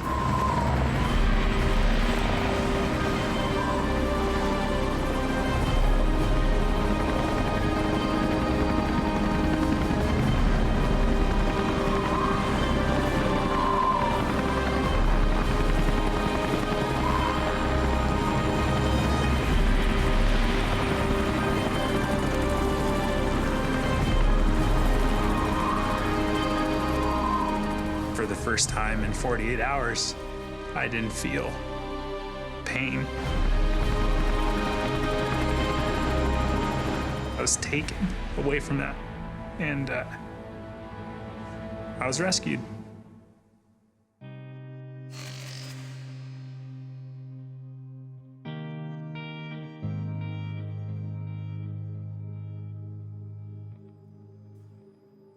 Chris Mackey went on to study medicine, graduating from medical school in 2010. Today he works as a hospital doctor in North Dakota. Matt Schuyler still lives and works in Montana, where he has 3 young children. Jason Thompson continues mountain guiding around the world. Sam Kavanagh was flown to hospital, where following an emergency operation on his shattered leg, doctors forecast a further 3 years of reconstructive surgery. 2 weeks later, Sam opted to have the limb amputated. Today, he works in Montana as a civil engineer and cycles for the US Paralympic team. I've become an exceptional biker. I walk in the mountains. I run around with my daughter and my wife. The whole experience has taught me to live life and to love life. But it's emotional to think of losing Blake. Not just because he was a great guy, it was because he left a part of him in my heart. It's great to know that I've had people in my life have that impact on me, because I know ultimately that makes me a better person.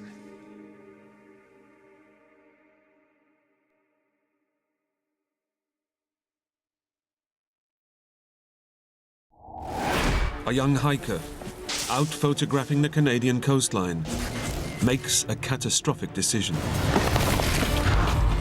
I instantly got the feeling you get when you're going over the top of a roller coaster. I knew that I was going to be quite a mess at the bottom.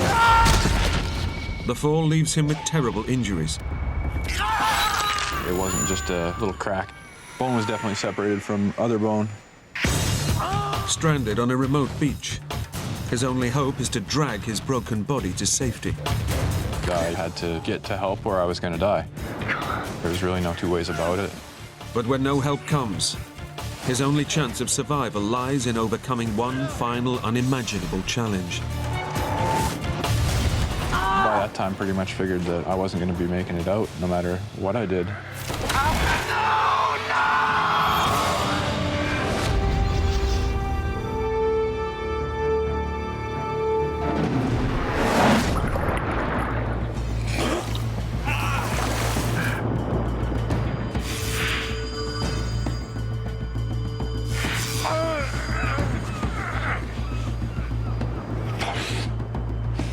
Give me a break.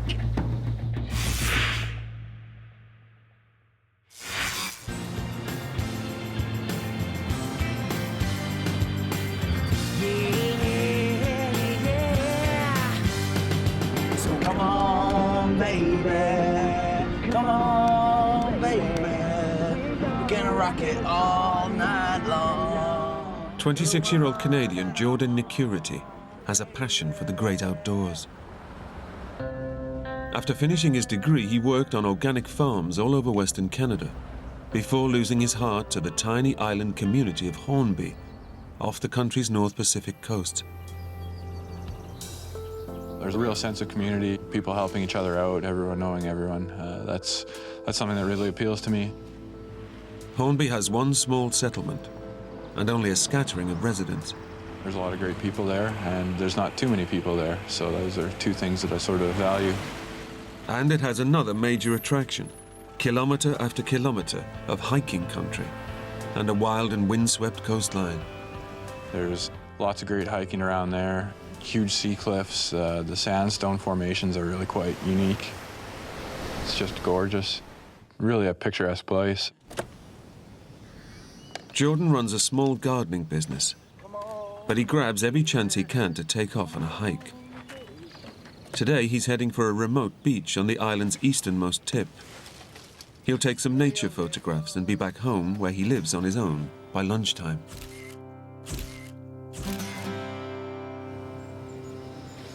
It was sunny, but it was still, the end of October, so I threw in an extra big wool sweater, made myself some tea, I threw it in my backpack.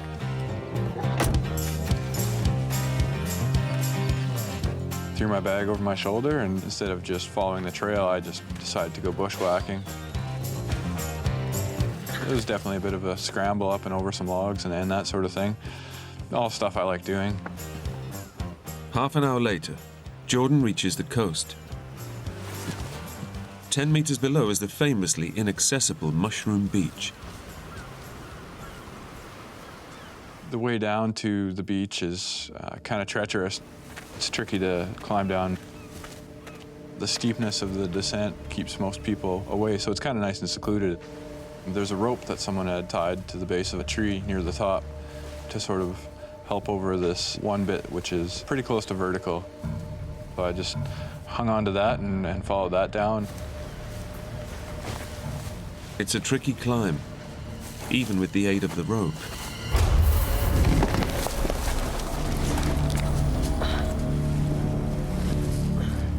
Careful now.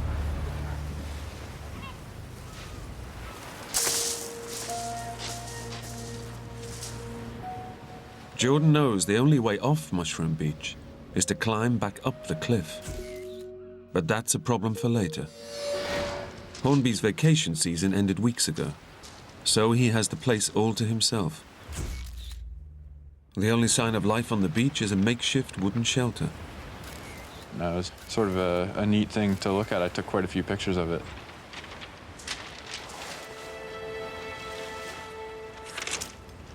I plopped myself down on the beach and leaned back and sort of relaxed for a few minutes. And pulled out an old 1970s National Geographic that I'd gotten at the free store on the island and proceeded to while away the next hour or so just reading. The breeze was nice and warm, the tide was out, hear the waves crashing a little bit. It's about as peaceful as you're gonna find.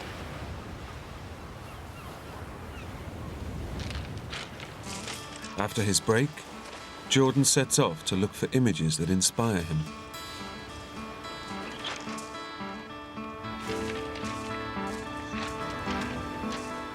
I started as a newspaper writer, and the photographer there taught me a few things, and I fell in love with it. There's lots of unique stuff on Hornby to keep the rolls going through the camera pretty easily.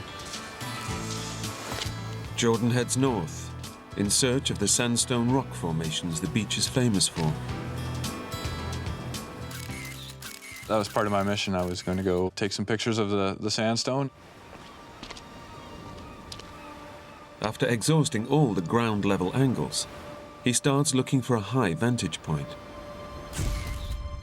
The cliff wall is continuous all the way around, and I spotted a ledge about halfway up that looked like it would be quite a nice perch to get some good shots of Vancouver Island on the horizon. I decided to leave my camera up and see if I could make my way up it, and then if it looked like it was a decent spot, then I'd lug my bag up. It was quite a big camera bag. I had all my gear in it.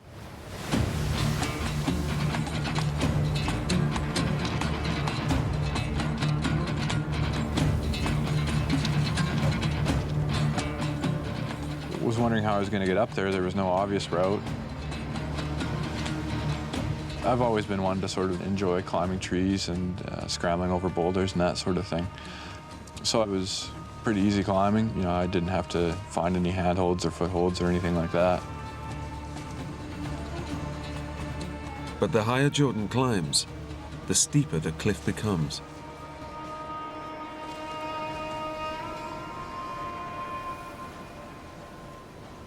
I made my way up quite a treacherous little section. The cliff right there, it's pretty much vertical. He then hits another problem. To get to the ledge, Jordan has to clamber around a bulge in the rock face. Jordan thinks about giving up the climb. He knows a slip from this height could prove fatal.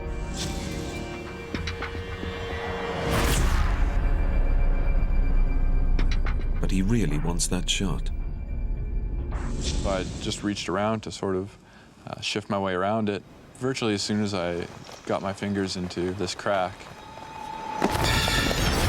this rock came off.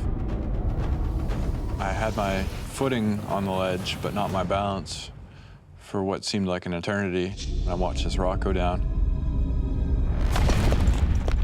There was a good 1 Mississippi, 2 Mississippi before it hit.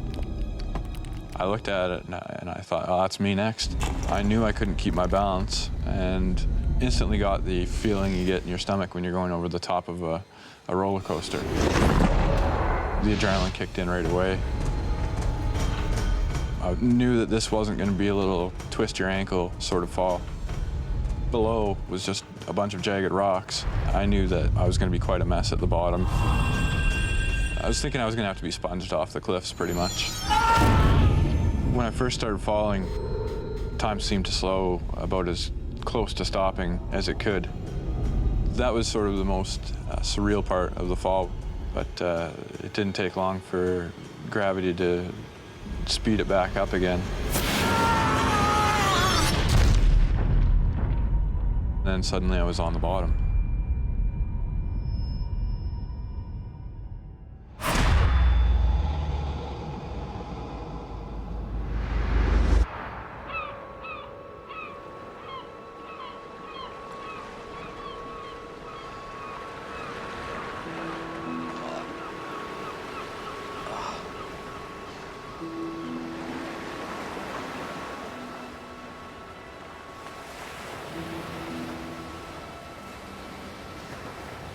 There I was at the bottom, staring up at the blue sky and where I had just been, up on the ledge there.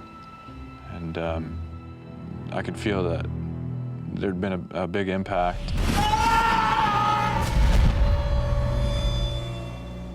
My head was definitely swimming. It just hurt. But I was surprised I wasn't dead. That was my first thought. I was more happy than scared at that point, just because I realized the fall was over and I still had my brains in my head. It's a miracle he's alive. But Jordan can't believe he's escaped serious injury. I knew I couldn't have gotten away from a fall of that height scot-free. The first thing I did was check my head. I figured I must have given it a pretty good whack. Nothing felt broken, and everything else was looking pretty good. So I was sort of enjoying these small victories. He remains cautious. My next fear was that I'd broken my back somewhere and wouldn't be able to move my legs. Paralysis is his worst nightmare.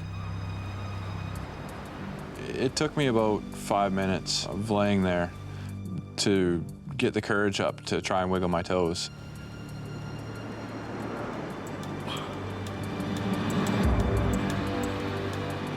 When I did finally get the courage and they moved, I was ecstatic. Felt that if I was still alive, if I wasn't paralyzed, then anything else would be inconsequential.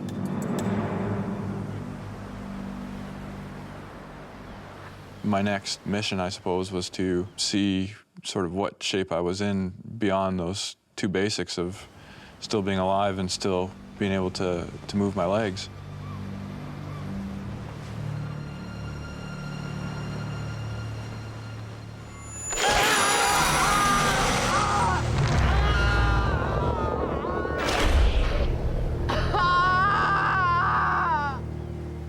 As soon as I tried to roll over, I could sort of feel the bone, them grating against each other.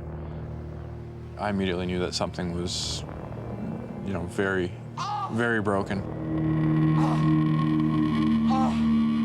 I heard, I don't know if heard is the right word, you sort of feel it more, a crunch.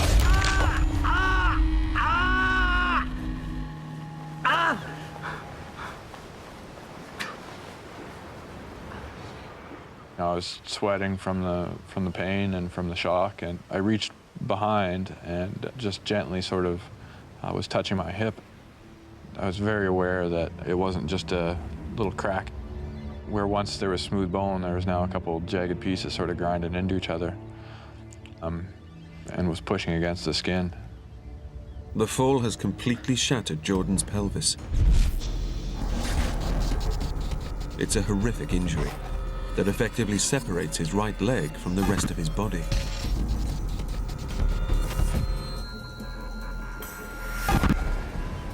Standing is out of the question. He tries to turn onto his stomach so he can at least crawl.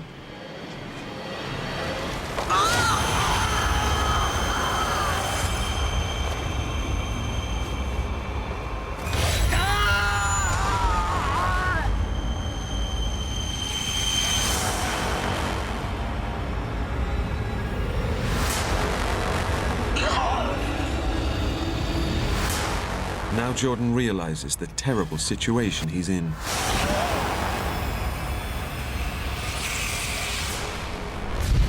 He's left his mobile phone in his van. He lives on his own, so no one will be looking for him.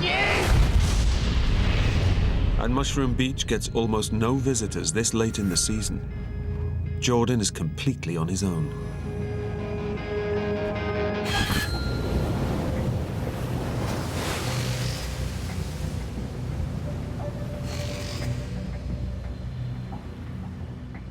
I knew that the seclusion of the area was definitely not in my favor.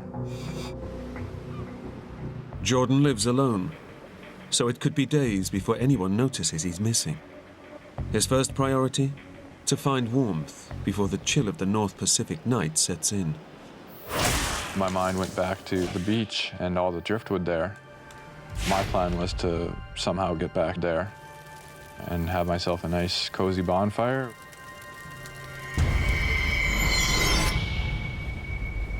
Jordan breaks down his survival plan into single, manageable tasks.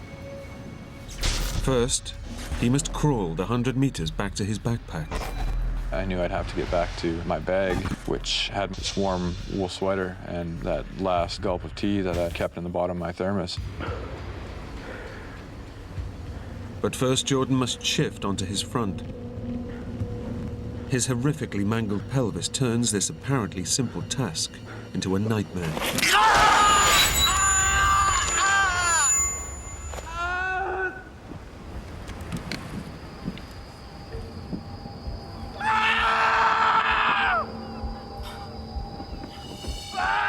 It's a pitifully small victory, with a terrible cost in agony. And it's only a start. I started to pull myself forward with my arms.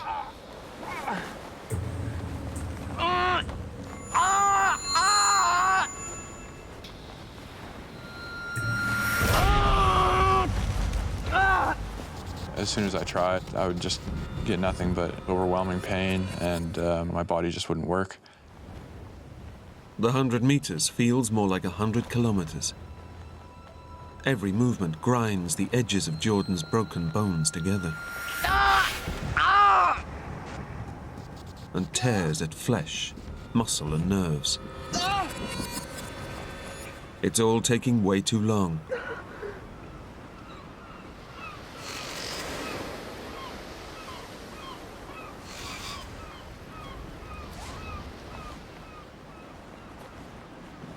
I remember watching old movies where people would be in some sort of discomfort and either biting on a bullet or biting on a strap, you know. So I thought I'd try it. Biting on the belt takes his mind off the pain, tearing at his torso. I put a lot of pretty deep indentations into the strap with my teeth.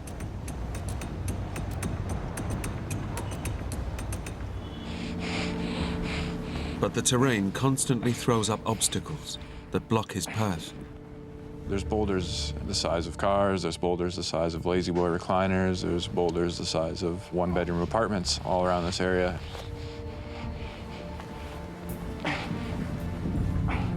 And as I was only about 1.5 feet off the ground, I couldn't really see sort of what was beyond the next boulder. Give me a break. It was very, very frustrating because every inch was being bought with a lot of pain. It just became a landscape conspiring to keep me from possibly living. Sort of a prison that I had to get out of.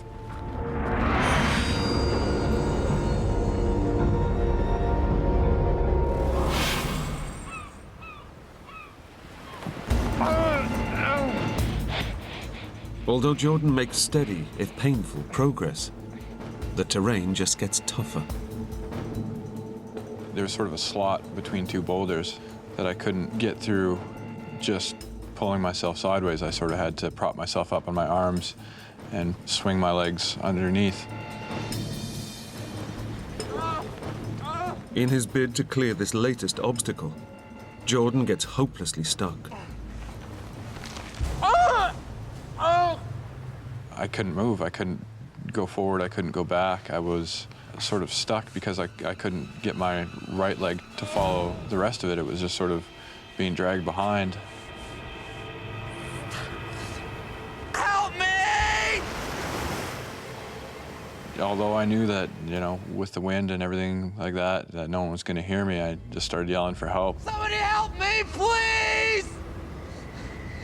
I probably was there 15 minutes or so, and, you know, my arm strength started to give from holding myself up for that long. He has to act, even if it means risking further damage to his shattered pelvis.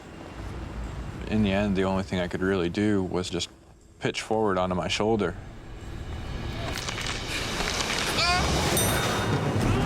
And try and shelter my right side as much as possible with my left, but the leg bone's connected to the hip bone. So when I did that, that was excruciating.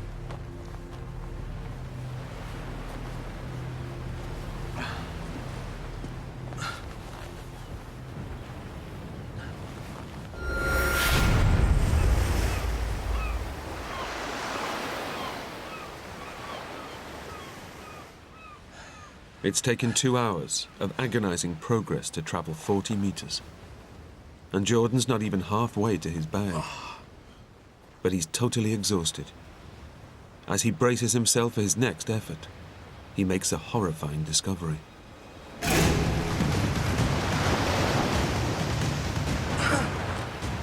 He didn't notice the tide coming in. Now it's just a few meters away. I knew I was below the high tide mark, and if I couldn't make it above the high tide mark, I wouldn't have lasted 5 minutes.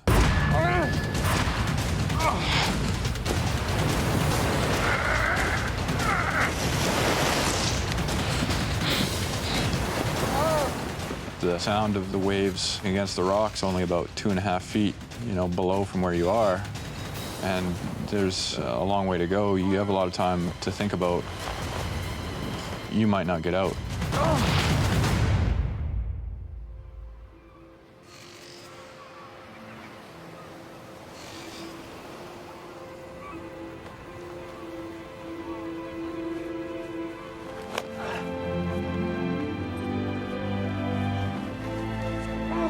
Jordan makes it to higher ground and his bag. By the time I made it back to my bag, it was dark. It took me 4 hours to get the roughly 100 yards, 75 yards back to my bag. It's taken 4 hours to travel a distance that took less than a minute before his fall. His reward is a mouthful of hot tea and a thick wool sweater to help him get through the coming night.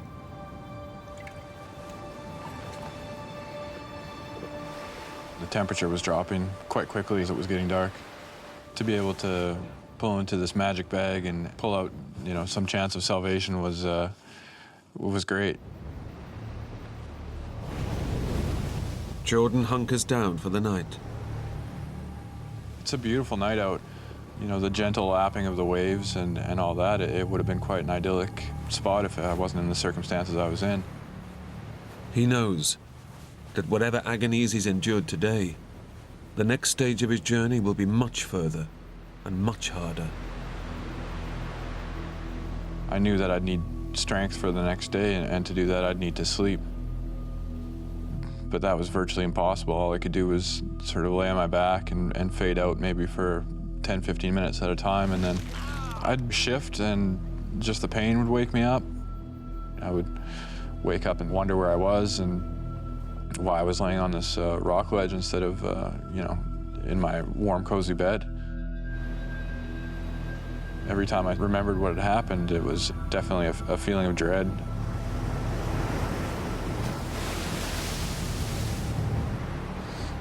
Bitterly cold and in pain, his sleep is broken by terrifying flashbacks of his fall. Every time that I would just about fall asleep, it was me falling off the cliff again.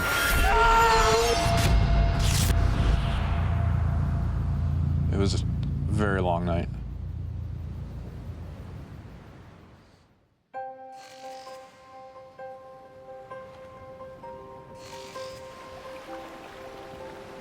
I was quite happy when the sky started to lighten, because that meant I could stop killing time there and start moving again. Jordan's not expecting anyone to find him. Nobody comes down to the beach this late in the season. All he can do is keep going, back to the pebble section of beach. He'll use the wood there to start a signal fire. But it's nearly 400 meters away, 4 times as far as he traveled the day before. I had figured out that if I took the strap and wrapped it around my right leg, I had a pretty good handhold that I could sort of use to pull my leg along with.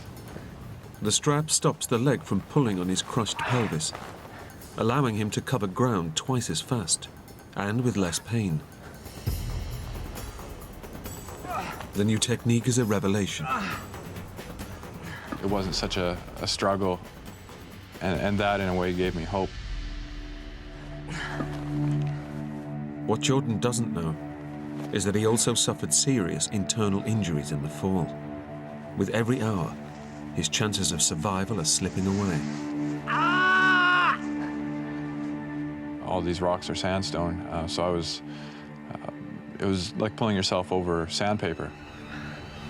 It didn't take long before my fingertips, I'd scraped them off, past the nerves, past where I could feel that they were hurting at all. Just keep going. The rocks are now destroying his legs as well. The sandstone had worn right through the pants and right through most of my leg. I was pretty sure that I'd worn through the skin and the top muscle and the bit of nerves as well. Every centimeter of progress he makes is tearing him apart. Just keep going.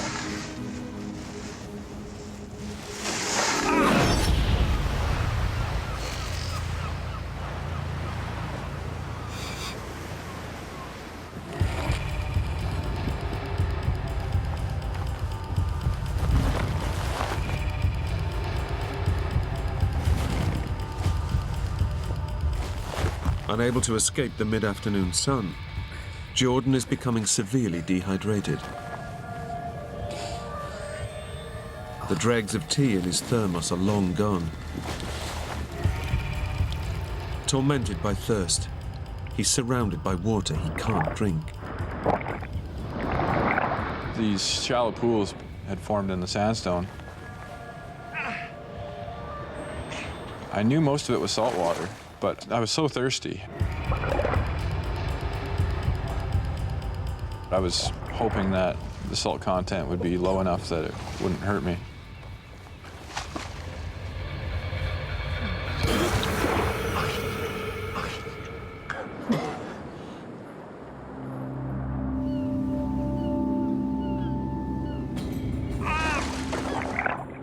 Dragging himself through the salty rock pools is torture to his open wounds, but it's the quickest route. Throughout the day, I could feel bone sort of grinding against other bone. I knew I was getting weak in a hurry, that my situation was definitely on the downward spiral. Jordan's worsening internal injuries are taking their toll. His head throbs and his vision blurs. But then, among the waves, he spots something. I could see in the distance a kayaker. 26 hours after his horrific fall, rescue is at hand. I yelled as loud as I could, tried to wave my arm. Help me! Help me, please! I kept watching it, and it didn't seem to be getting closer, further away. Help me, please! Somebody! Over here! After a little while, I realized that what it was just a rock that was just kind of jutting out of the water.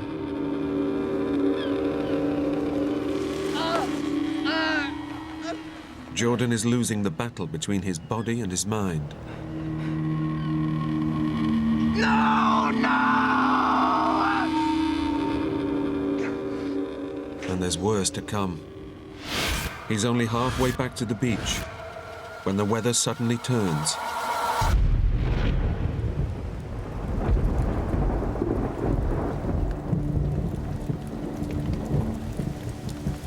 I was very cold, soaked right through, and I realized that the wood on the beach would be pretty soaked as well. Desperate to reach shelter, Jordan presses on.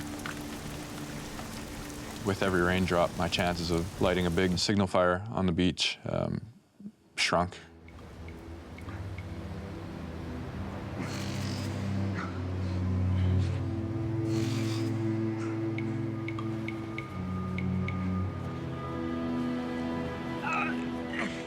Hour by hour, fingertip by fingertip. Finally, an incredible 30 hours after he started his grueling marathon, he reaches his destination.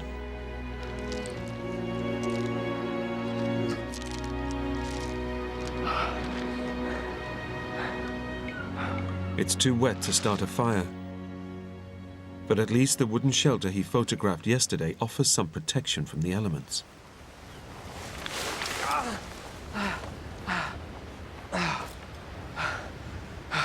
Thank you.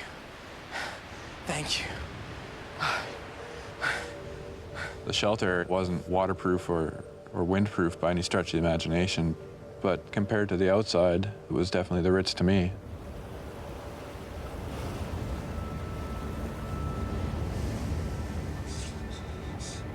There was no way for me to get dry. I just kept on my wet clothes and tried to keep to as small a ball as I could to sort of try and conserve my body heat. I knew that the possibility of meeting my end from exposure was becoming very real.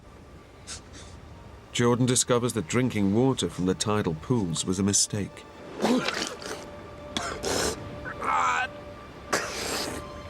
I just lay there and retched up seawater for half the night. I was just feeling so awful. That was probably the longest night of my life.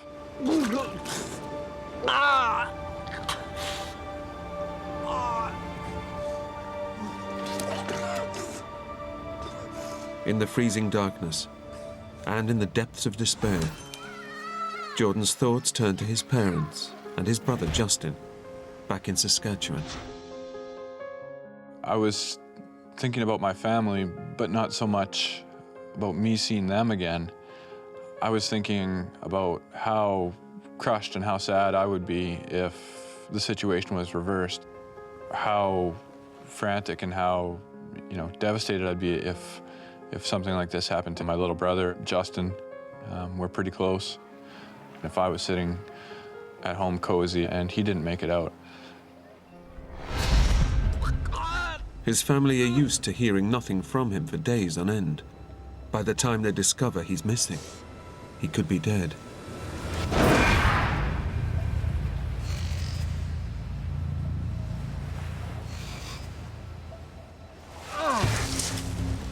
Now I'd sort of stopped hoping that someone was going to come down and find me and realized I would have to find people as opposed to them finding me. If I was going to make it, I had to get up to the cliff. The sheer cliff he climbed down 2 days ago to reach the beach is the only way out. It was a struggle on the way down, even when he was fully fit.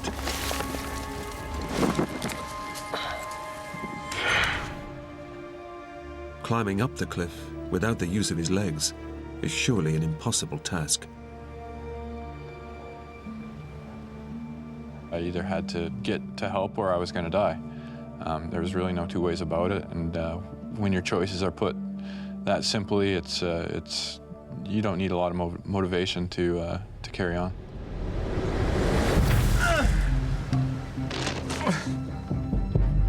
You can do it.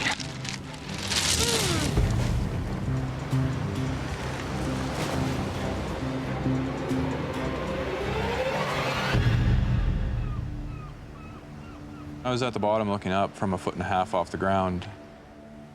It was very daunting to look up and see the size of it.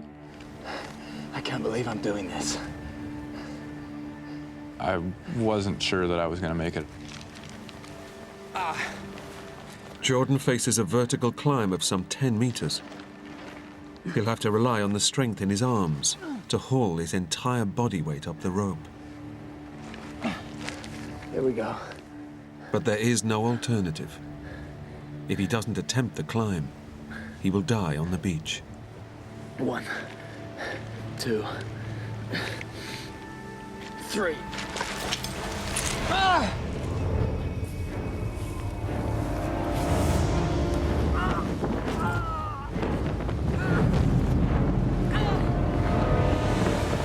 My hands were more hamburger than hands, and just with my strength, my injuries, the odds were definitely stacked.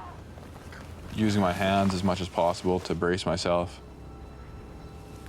I was being so painstaking in choosing which rocks I would use for a handhold, knowing that if I made the wrong choice, that would be the end of me. Jordan knows he can't survive another fall. His crushed pelvis means his legs are useless. All he can do is trust the strength in his arms and pray that the rope holds.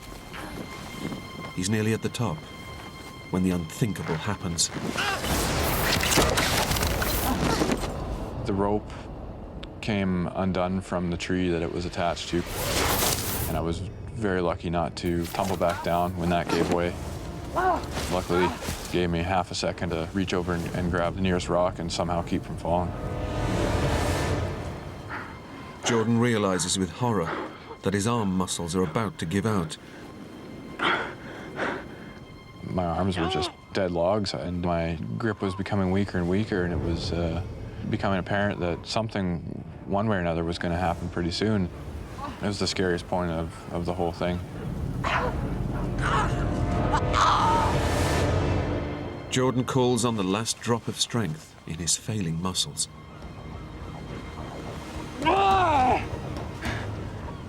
I was very aware that it was do or die. I was just completely out of strength. In my arms, I couldn't feel my hands, I couldn't get my fingers to flex, and they just weren't able to keep a solid grip on any rocks.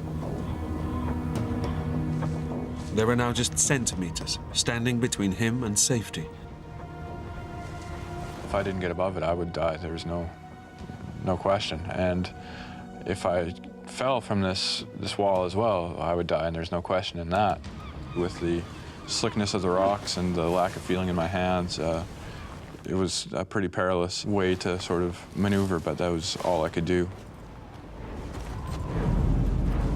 If he slips now, then his grueling two-day ordeal will all have been in vain. If I made a wrong move here, I was either going to die or be paralyzed.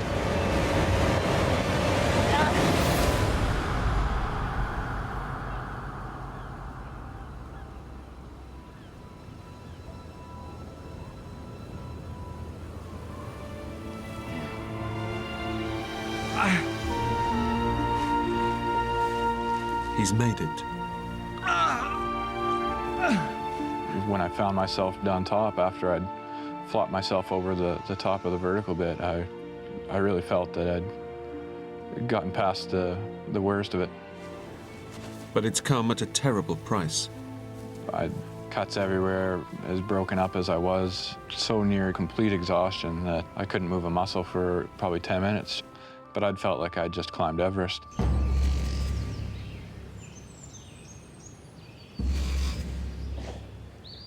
Jordan's achievement is superhuman, but it's only one small step towards survival.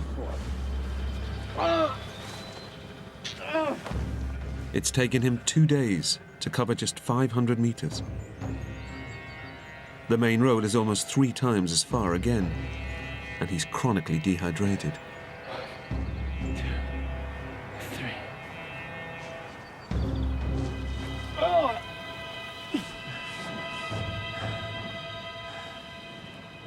I was still in the same predicament I was in when I was at the bottom of the cliff. Very badly injured, and although physically closer to getting help, there's no sign of it anywhere.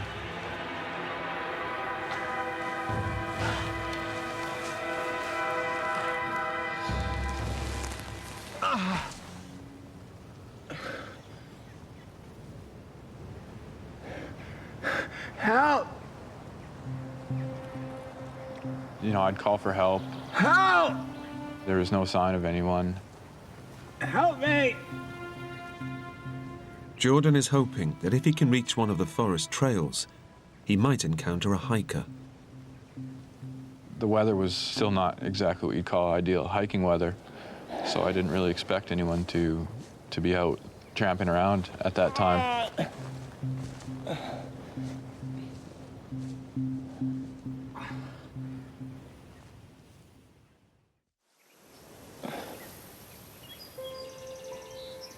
I was so thirsty, every cell in my body was, just dying for water. You can go without food for, a week or two, but 4 days without any substantial amount of water, and you're not going to be around much longer. The rain-soaked ground chills Jordan to the core. But after nearly 100 hours without fluid, he grabs the chance to ease his parched thirst. I was just so thirsty. I'd see a particularly tasty-looking droplet on the edge of a blade of the grass. So I was basically just crawling around, licking the grass for the water. And, if you found a cobweb that would have 20 or 30 good-looking drops on it, I would pretty much just eat the cobweb.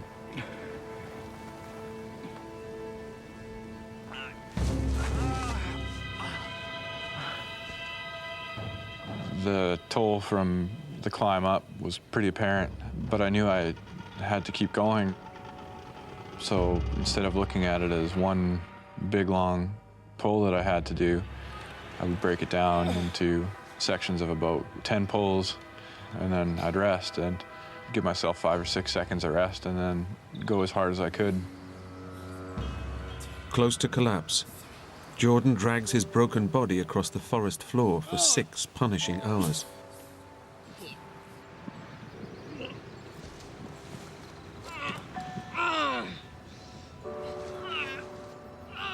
As the light starts to fade once again, Jordan claws his way to a picnic table.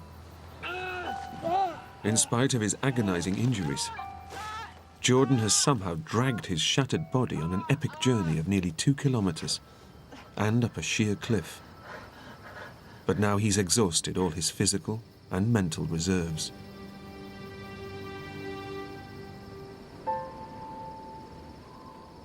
I could feel that my health was getting worse. I couldn't go any further forward.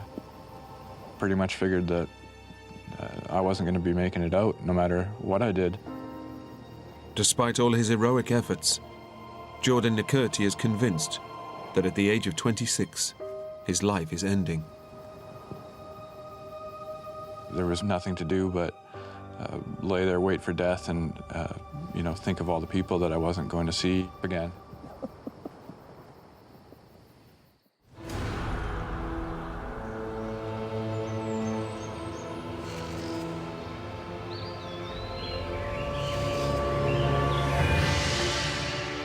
By some miracle, Jordan survives the night.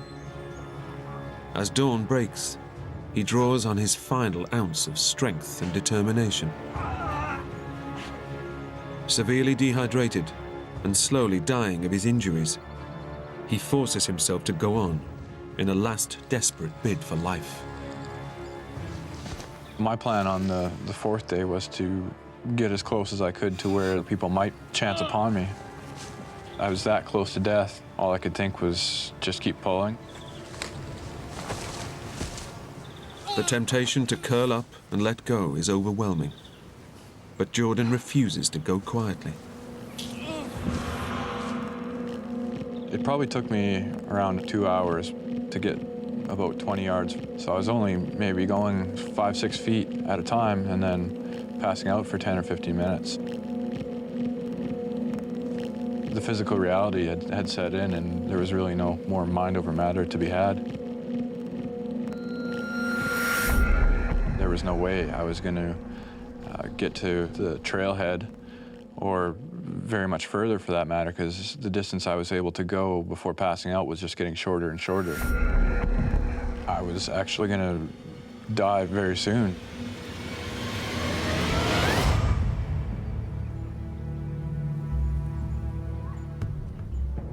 Then he hears voices. He thinks the sound is hikers on a nearby trail. Help me, please. It was my first real chance of rescue. Please help me. I yelled as loud as I could to attract their attention. Help. Help. But Jordan's yells emerge as barely a whisper. Help me, please. The voices melt away into the trees. It just seemed like it was just the cruelest joke. I was thinking that was my chance. That was it. The despair I felt at getting so close to being rescued, I've never felt that much bleakness in my life.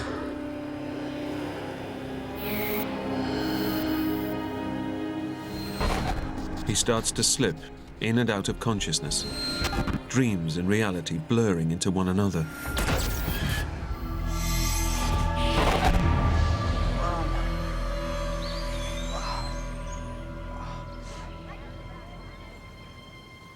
The sounds of voices return, just meters away. I started yelling again. I just yelled and yelled at them. This time, Jordan can actually see hikers through the trees. But they're getting further away. Every step they were taking my survival with them. Please help me! The last two people in the group were probably about 2 steps away from being out of sight behind these trees. And there was a lady in an orange rain jacket, and I could see her stop and sort of cock her head, and she obviously had heard something.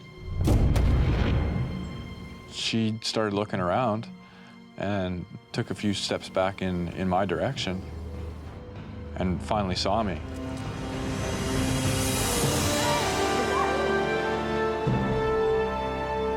As soon as she saw me, I can't even describe how relieved I was. I just watched them run towards me and just thought to myself, well, I've done my part, I'm your problem now. It was beyond joy, it was beyond anything. This was a chance at life again here. You hear me? You hear me? Jordan's 4-day ordeal would have finished most people, but his stubborn refusal to give up saved his life. I came as close as you can get, I think, to dying, and it looked like I was gonna make it. Jordan was treated for a ruptured pancreas and internal hemorrhaging, injuries that could have killed him within hours. In a series of operations, surgeons fixed Jordan's shattered pelvis using 12-centimeter long titanium screws. He also needed major skin grafts to his legs and hands.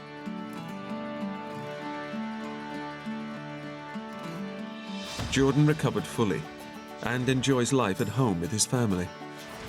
He lives every day as though it's his last. The only guarantee that we're given is that we will die. We can't pick when or how. The only thing we can affect is what we do with the time that we're given. I see my life now as something that is not to be squandered, even in the smallest amount.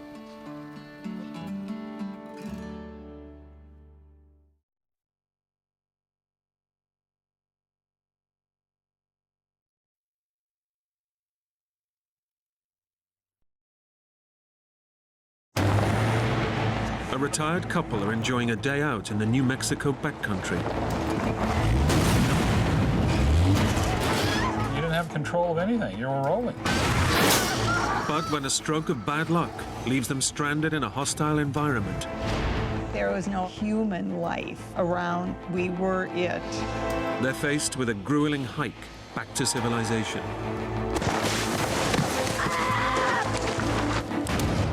They dropped. But in this unforgiving environment, a simple hike becomes a desperate fight for survival. It was excruciating. She didn't have a lot left in her.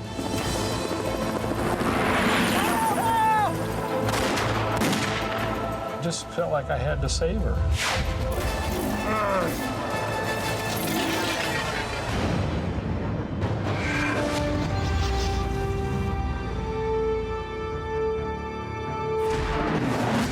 Go in.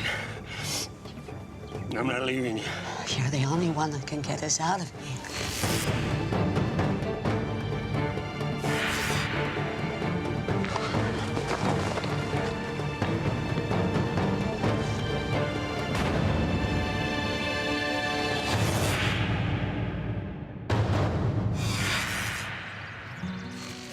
Tom and Linda Bosworth are enjoying a carefree retirement.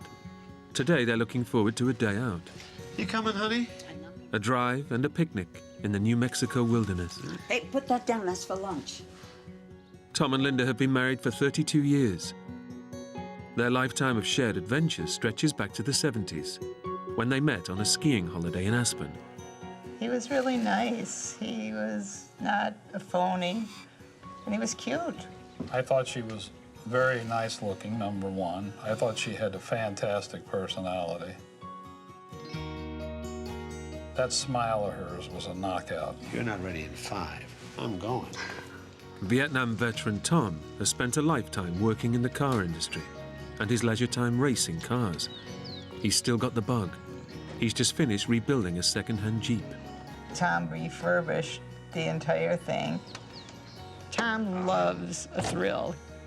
I've always loved cars ever since I can remember. I always took things apart. It's the middle of summer, and Tom wants to test his creation off-road, out in the New Mexico backcountry. Linda's going along for the ride. Okay, action man, I'm coming.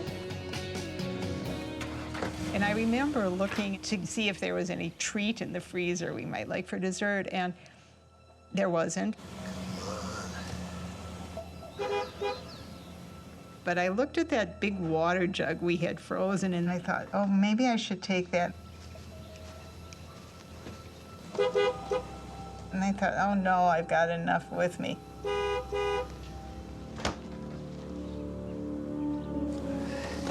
Oh. Let me give you a hand.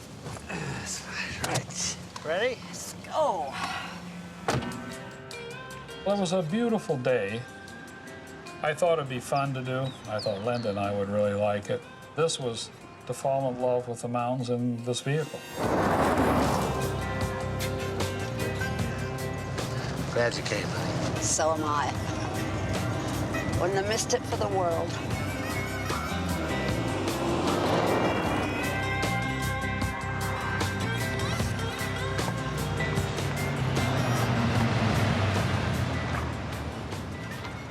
Tom and Linda make a quick pit stop for petrol en route to the mountains. We were filling up with fuel. I called my sister. Hi, Barb. It's Linda. And told her what we were going to do, and she said, you're crazy. Excited. Tom, I mean, what do you think? He's like a teenager again. She knew we were going off-road, but she had no idea where we were going. It doesn't occur to Linda to tell her sister exactly where they're going. I'll talk to you later. Bye. Who's that? Sis. Ready? Ready when you are.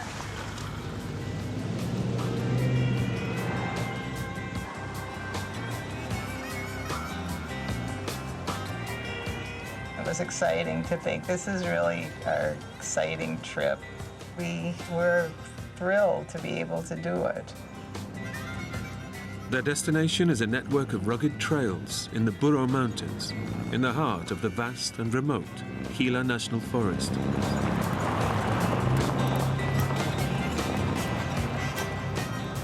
You're out in the mountains. It's beautiful. New Mexico really is a land of enchantment. The couple love the great outdoors, and Tom can't wait to see how well the vehicle handles on the dirt tracks of the Saddle Rock Trail.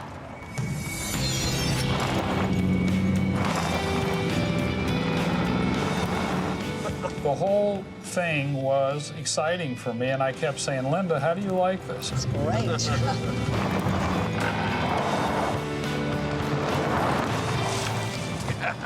Look at that. I was giggling a lot because it was fun. She was smiling and excited. From that, I was excited.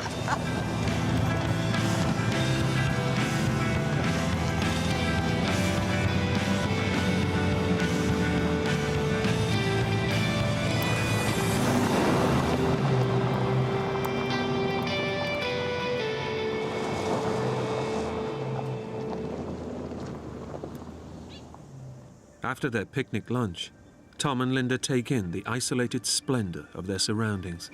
Pretty special, isn't it? Beautiful. There were trees around. You get a lot of shadows from the sun. It was beautiful, just beautiful place. They've both enjoyed bumping over the backcountry trails. Now Tom's itching to see how his rebuilt Jeep handles even tougher terrain. Oh, Linda, come here a minute. Tom had a map. Wasn't a perfect map, but I felt very confident.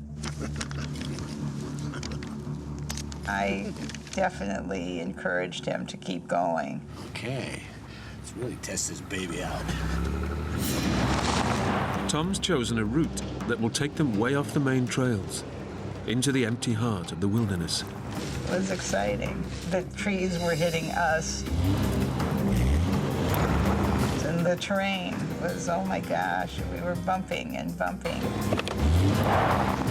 Kind of a roller coaster ride. I was piloting a craft, like I always do. She had total confidence in me. Oh, that was close. I said to Tom, thank gosh, it's you driving.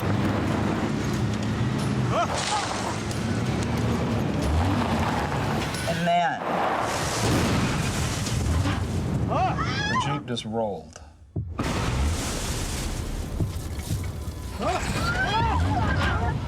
It was scary.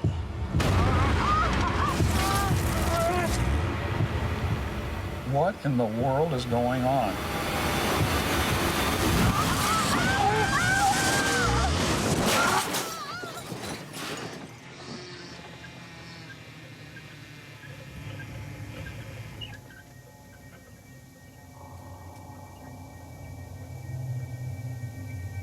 Linda, are you okay?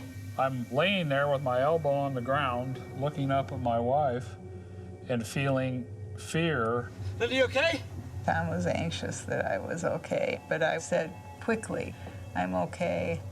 By some miracle, neither of them is badly hurt, but the danger isn't over. First thought that came to my mind is, are we going to catch on fire? Car expert Tom is worried that a stray spark from the vehicle's electrics might ignite leaking fuel or even trigger an explosion. Quick, we gotta get out of here. I wanted to get us both out. Linda is badly shaken and entangled in her seatbelt. I'll go first, and then I'll pull you out, okay? Okay. But Tom must get free before he can pull her out. I began putting my feet on the dash, the seat, the steering column, and then I got out.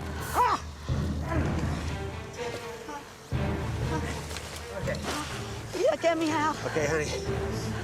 I was anxious to get out of that vehicle. Hang on to my arm. I'll pull you out. Stay on the side. Don't let go of me. Don't let go. No, I got you. Come. Got it? Yeah. Yeah, that.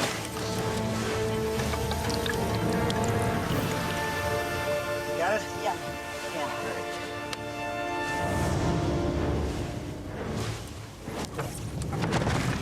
Okay, honey, quick. Get your clothes. I got you. Pull it. That hurt. Oh. Okay, quick. Let's get out of here.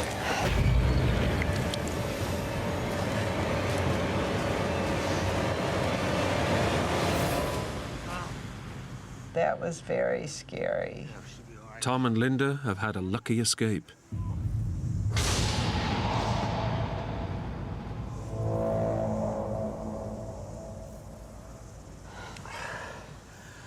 Kilometers from anywhere, the Jeep is their only way out of this fix. Yeah.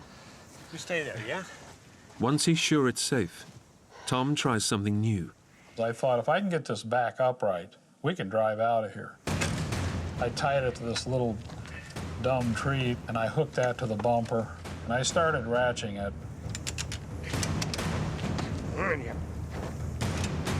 The vehicle was teetering a little, not very much, but a little. And I thought, gosh, if I can just get it to that point, it would fall, come right back. Tom was exerting himself and trying very hard to get that vehicle to move.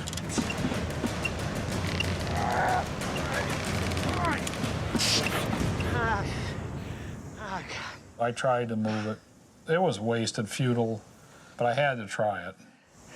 I'm sorry, honey, I can't do it.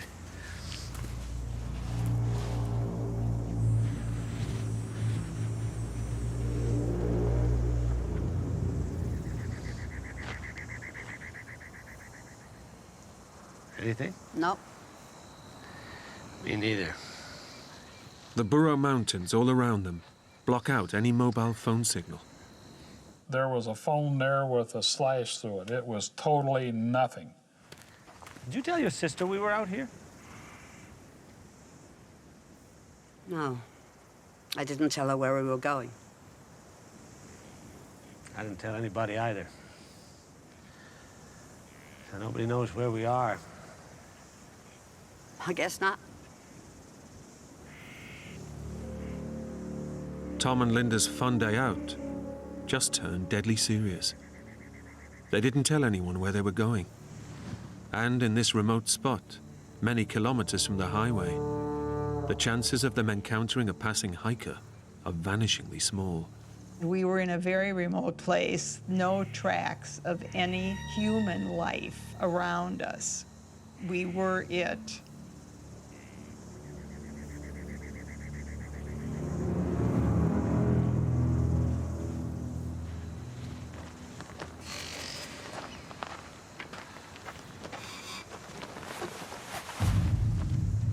I said to Tom, we're not going to have enough water. Very profound statement. We don't have enough water. The 2 bottles of water Linda brought for lunch are nearly empty. I remember that fleeting thought that I had.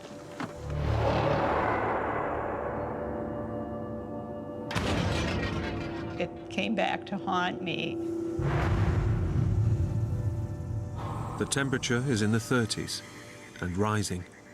Tom and Linda know that if they stay put, they'll run out of water within hours. It was a real conundrum for me. I knew the rule.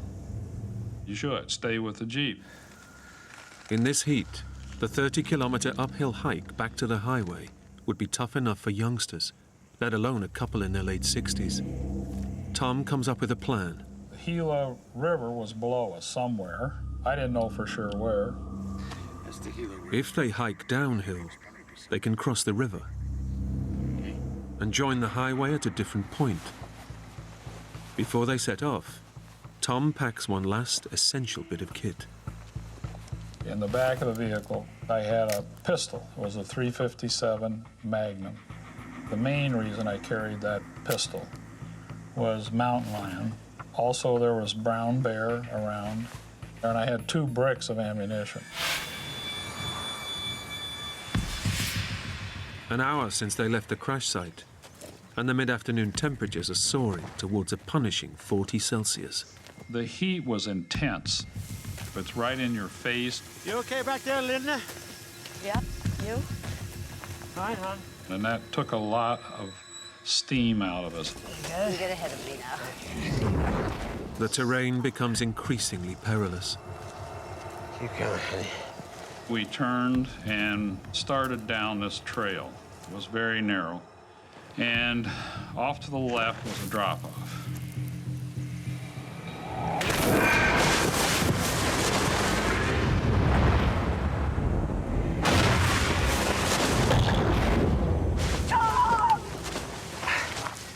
I'm okay.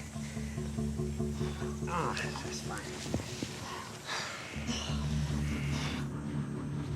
As the brush thickens, Tom and Linda are all too aware of the risk of stepping on a rattlesnake.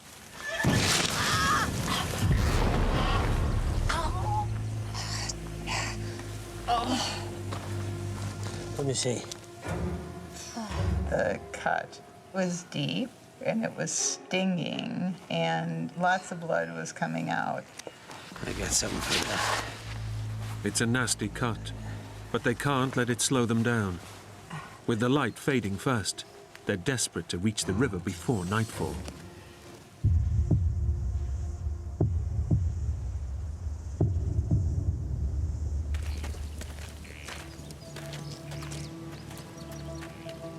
3 hours later, they hear the sound they've been praying for. You could hear the river, and I felt that we were going to get out.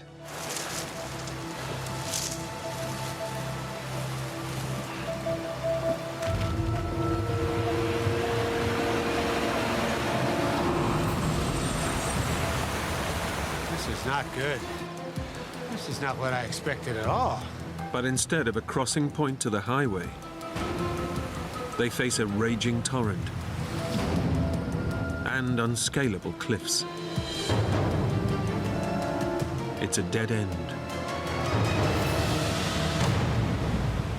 The water was high, flowing fast. There's no way just to walk across it. It's a devastating blow. But after hours with barely any water, at least they can quench their desperate thirst. Water was paramount. But Linda, she didn't want me to fill the canteens with that water. She was very concerned about Giardia poisoning. Giardia is an intestinal parasite that lives in water contaminated by animal feces. In humans, it's treatable and hardly ever fatal. But Linda is adamant. I wasn't about to drink that nasty old water. I just said, oh, to hell with it. I drank it. But I wouldn't do it. That was the argument Tom and I had. We have to drink it, Linda. It's all we got. I'm not drinking it. Tom knows that the river water could spell the difference between life and death. That was very discouraging. I know she needed that water, but she was so afraid. As dusk falls, a more immediate danger confronts Tom and Linda. It's not looking good. At that point, we were a little scared because animals can smell that blood. Linda's cut leg makes them a target. Nocturnal predators like wolves and bears are starting to stir. I was very, very scared. There were footprints, but not human footprints.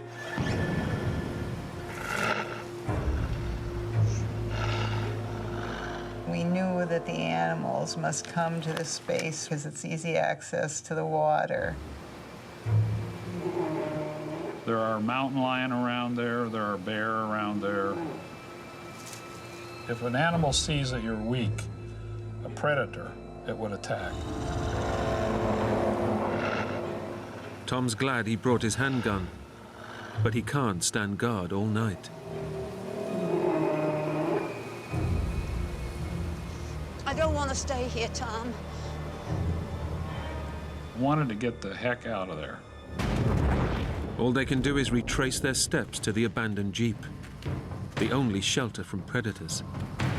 It means an arduous 8-kilometer climb, a major test of endurance for the exhausted elderly couple.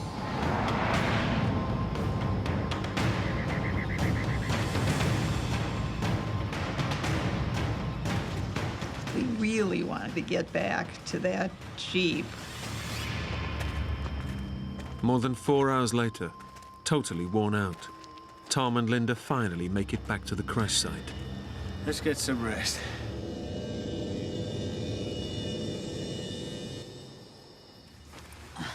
The overturned Jeep offers them protection, but little comfort. We were tired, but only one person could lay stretched out. Tom is beginning to face up to the enormity of their predicament. Escape is as far away as ever, and he knows he's put his 67-year-old wife into a life-threatening situation. I began to realize I love this woman. You have to take care of her. I was very worried about her. Don't worry, Tom. You'll be fine. I started feeling guilty. I purchased the vehicle. I was the one behind it, and here we were out there in the wilderness.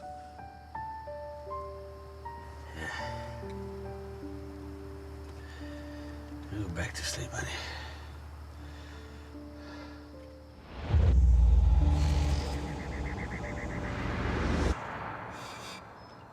By dawn, Tom has hatched a plan. There's only one option. a 30-kilometer uphill hike back to where they left the highway. For two people in their late 60s, it's a huge challenge. They must get going before it gets too hot. I was starting to get anxious to get going. You all right? Just wait here. Linda, we've got to go. Whatever it is, just leave it. I wrote a note. I wanted people to know that we were 67 and 68 years old, and we were out of food, we were out of water. Linda. I knew that we had to leave that note on that Jeep so that if some miracle happened, at least someone would get to know where we were. Okay, we can go now.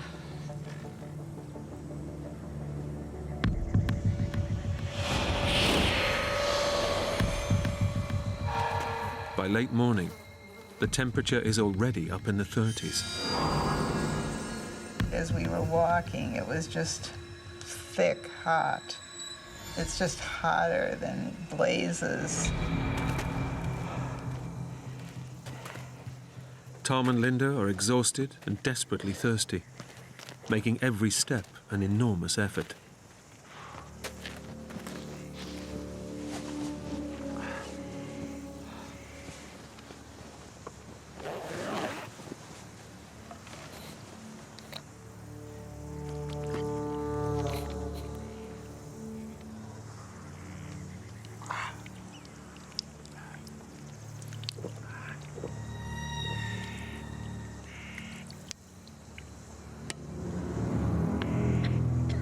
When I ran out of water, the reality truly hit that this is a dangerous, dangerous time. Here. Have some of mine. I was devastated because I was going to have to share some of Tom's Giardia water. Linda has so far refused to drink the river water Tom collected, fearing it contains parasites. I had the little sip to get my tongue wet, and I spit the rest of it out. I said, Linda, don't waste that water. You're going to need that water. I was very worried about her for that.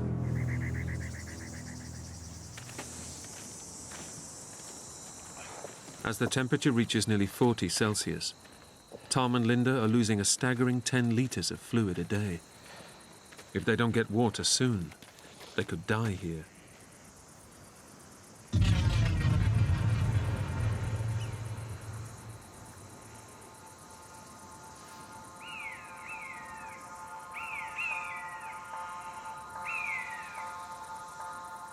I looked up, and here's this huge, big bird flying over us. Buzzard's tongue. And I thought, gosh, we got to get moving here. That was very scary. If we don't get out of here, if we don't get water, we're going to be there at dinner.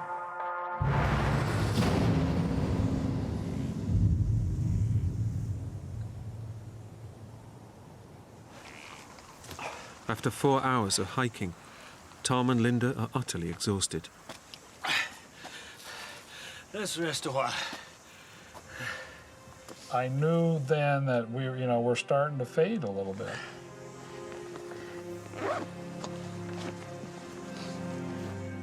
Their river water is agonizingly close to running out. Tom knows it's vital that Linda drinks what's left of the precious fluid.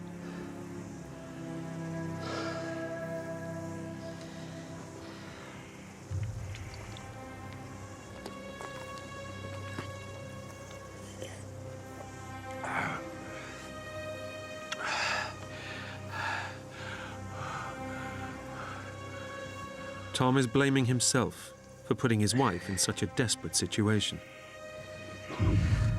Linda was innocent. She was going for the ride. And I felt guilty about that. I'm so sorry, Linda. I'm so sorry, honey.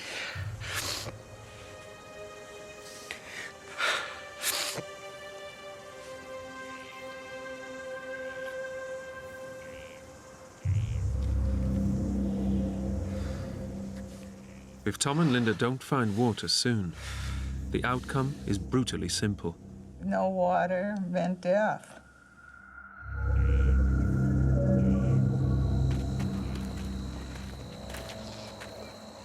I was starting to realize that I was weakening faster.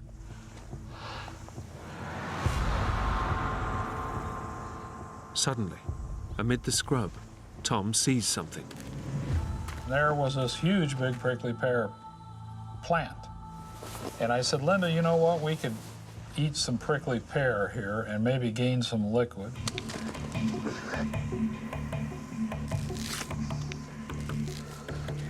We were excited to find the prickly pear cactus. This is great. Linda didn't consume all that much. But Tom cannot get enough of the prickly pear. I just ate the whole thing. It's a small but welcome injection of fluid. At first, we were elated. We were both joking about how good we felt. Both of us felt extremely energized. Wow, this is great. We're moving. We were really walking fast.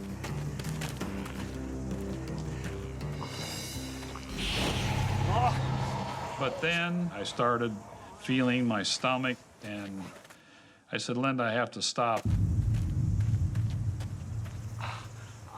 I had major diarrhea. Tom. After the diarrhea bout, Tom did seem, if not broken, just withered. And I just felt so terrible for him. He apologized for being sick. He didn't have to.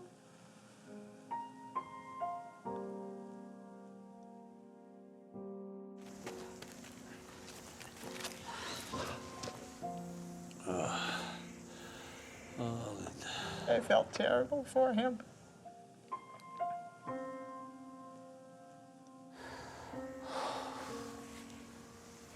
So sorry.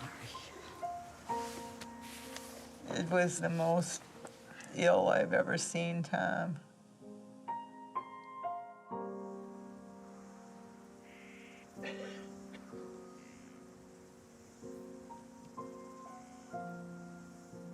Too exhausted and dehydrated to move, Tom has a desperate idea. I had just gone through that diarrhea bout, and I said, Linda, can you drink your urine? And I said, we got to plan on doing that because we cannot lose liquid.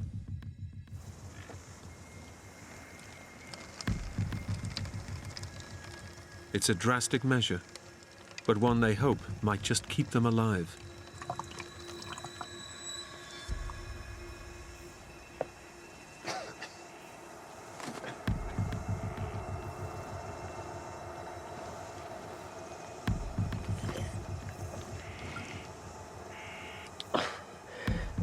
The taste in your mouth is awful.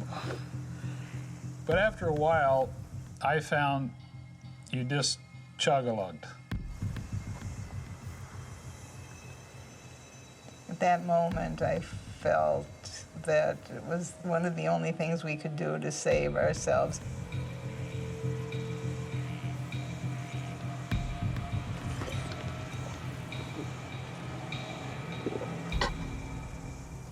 I didn't feel like an animal. I just felt like a desperate person.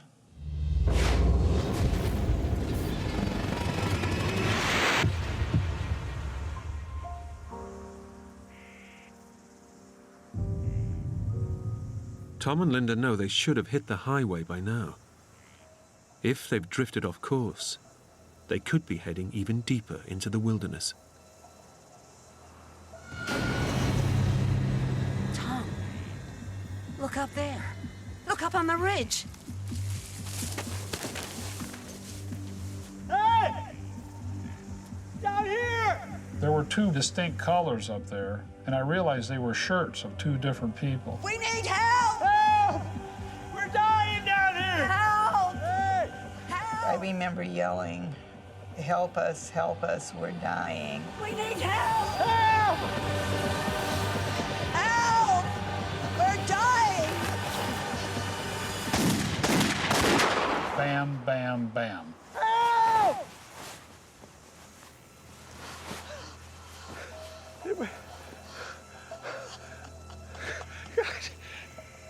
And then nothing.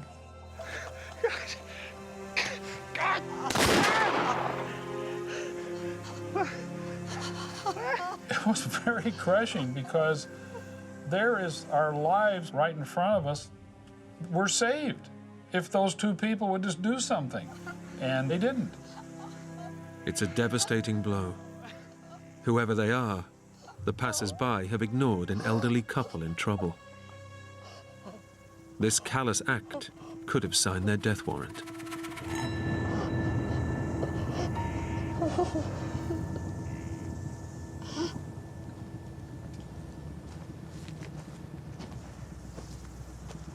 As they push on in search of the highway, severe dehydration is now playing tricks on Tom's mind. We were dehydrated.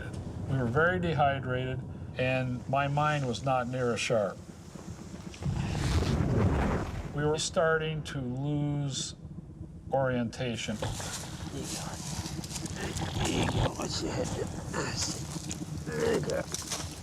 I could feel my logic is not as sharp and quick as it was.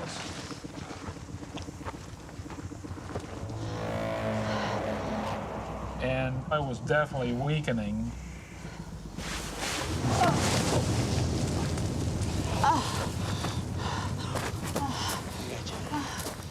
But Linda is even weaker.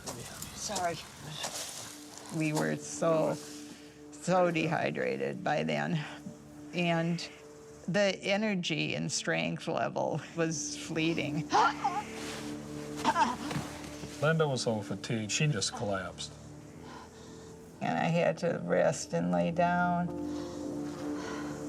That's it, Tom. I can't go any further today. I gotta stop. Okay, sweetie. As it's close to dusk, Tom decides all they can do is hunker down for a second night in the wilderness. We were so fatigued, we just wanted to sleep.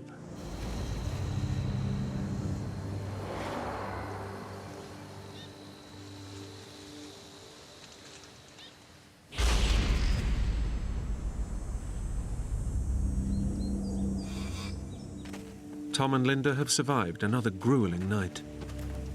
But Tom is desperately worried about his wife. By late morning, as temperatures soar into the 30s, it's clear that Linda is in serious trouble. I could see she was really struggling. It took a lot of strength for her to keep going. She's had nothing to drink for more than 24 hours. I realized that Linda had lost her gait. And she was leaning on that stick more and more. 67-year-old Linda is paying a terrible price for refusing to drink the river water. I was feeling a terrific pain in my back. Every time I took a step, my back was just killing me. The pain is a terrifying sign that dehydration is causing Linda's kidneys to fail. If they shut down completely, she will die. Linda was starting to become weak. It was starting to get real scary.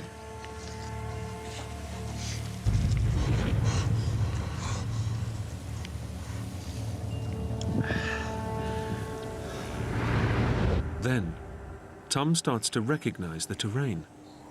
Coming into Saddle Rock, we had passed a huge ranch. There's got to be a ranch around here somewhere. I could see on the map the hiking trail. I think you must. And I said, maybe we'll come out near that ranch. Tom decides to head downhill, praying it's the right direction. Finding the ranch could be Linda's last chance.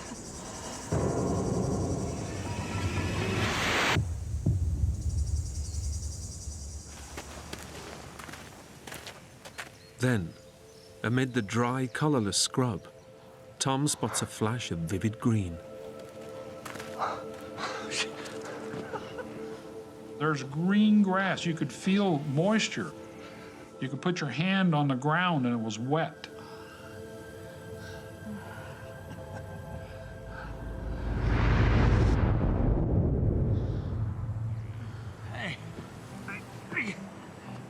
Tom knows there has to be a water source nearby.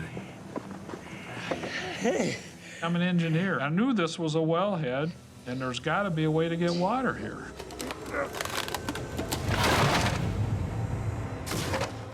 Oh, please, let there be water here. Hey.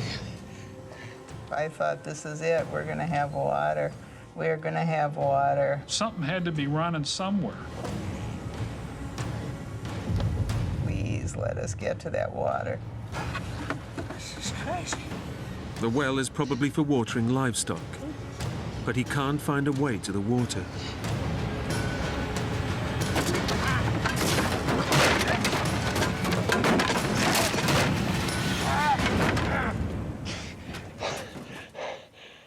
It's an agonizing moment.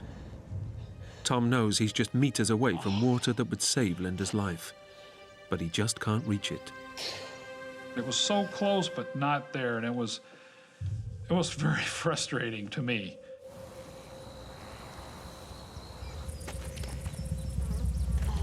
It's 72 hours since Tom and Linda got stranded in the baking heat of the wilderness.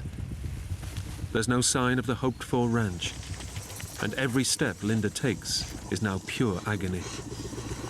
As her kidneys start to shut down, she's literally dying from dehydration. I could hear her behind me. And I would walk, and I'd have to turn. She'd be a good distance behind me. That stick was in the ground. That's when I knew we were in real trouble. The pain in my back was terrible. It was excruciating. I realized that she didn't have a lot left in her.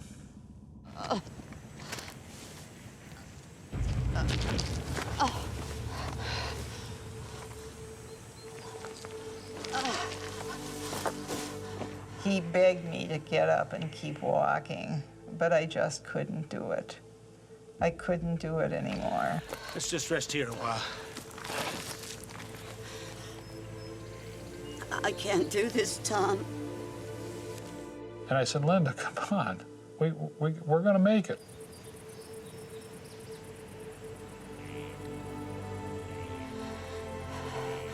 I'm slowing you down. I didn't like the sound of those words. I didn't want her to give up. Don't be silly, Linda. You can make it. And I said, I love you. We've had a wonderful marriage. It's been a great ride, but you have got to leave me. No,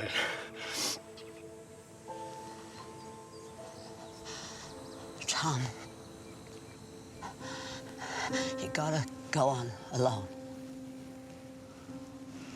And she kept encouraging me. She says, you gotta go. You've gotta find someone or water. Go, go, go. Two of us can't die. Okay. I loved that moment. I didn't want to leave her.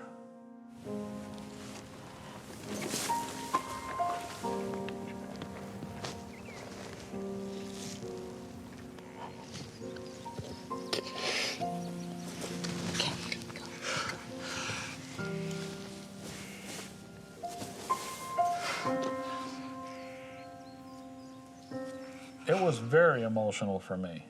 Very, very hard to leave. That was Linda.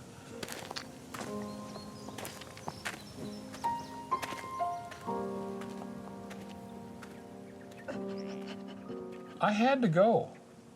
There was no choice.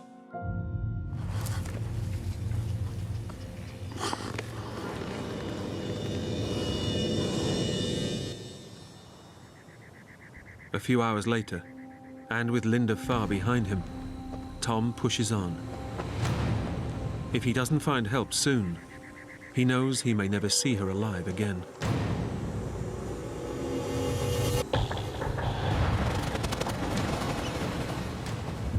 I don't know how much further I went. But now Tom is in trouble too.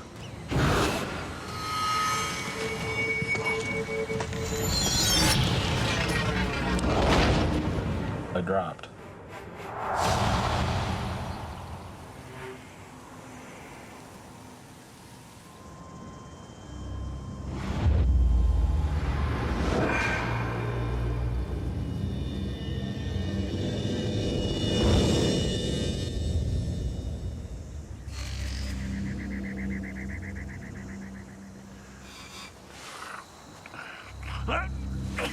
When I woke up, my face was straight into the sand. My nose was just buried in the sand. It was all over my face. Tom has slept the whole night, losing vital hours that could spell the difference between life and death for Linda. That really scared me. I just felt like I had to save her.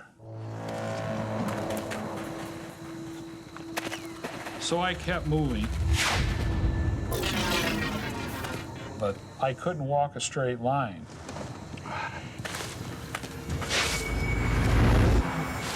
I felt drunk like it. I staggered. I was losing it.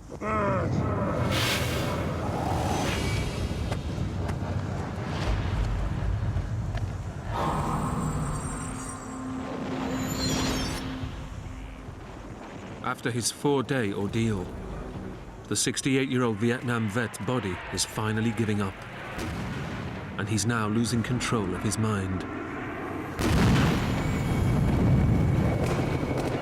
I've never experienced anything like that in Vietnam. Never, ever, ever. I felt very close to death.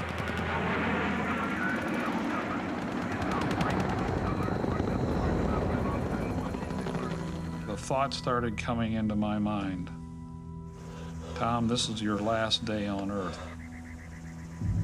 And I began to realize this is it.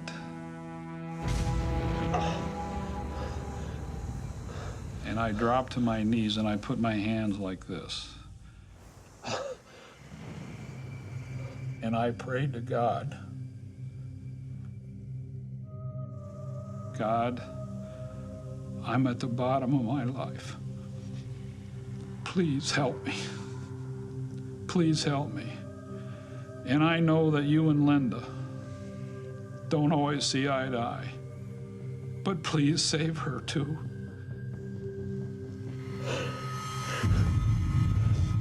I just said it right out loud.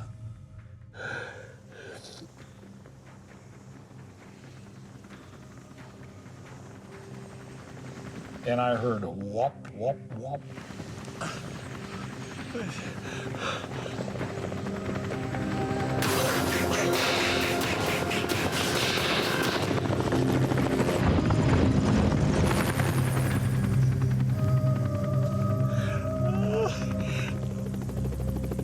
And then it looked like they were going away from it.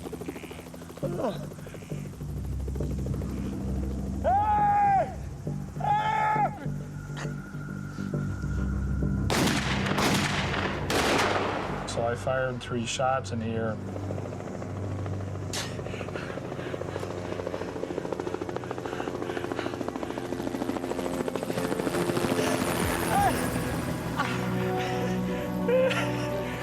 And right up there was that young medic waving at me.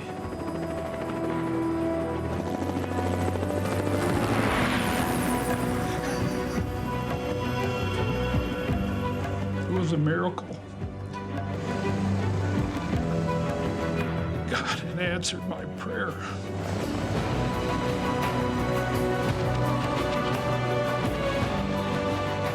I cannot describe the feeling that is that you're alive and they're going to save you.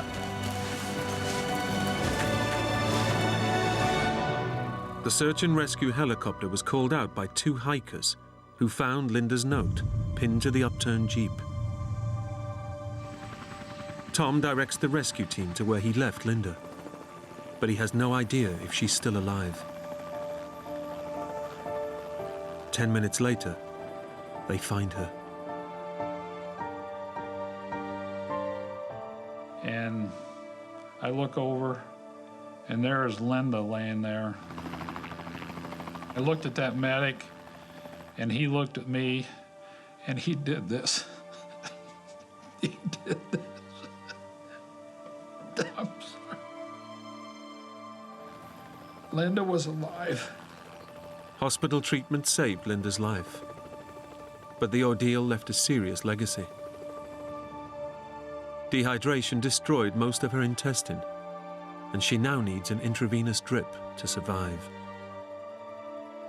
This happened to me, and I've got to make the most of it because I've got a lot more life in me. I still, to this day, feel guilty. I have to work on that all the time. I love her so much. I will always take care of her.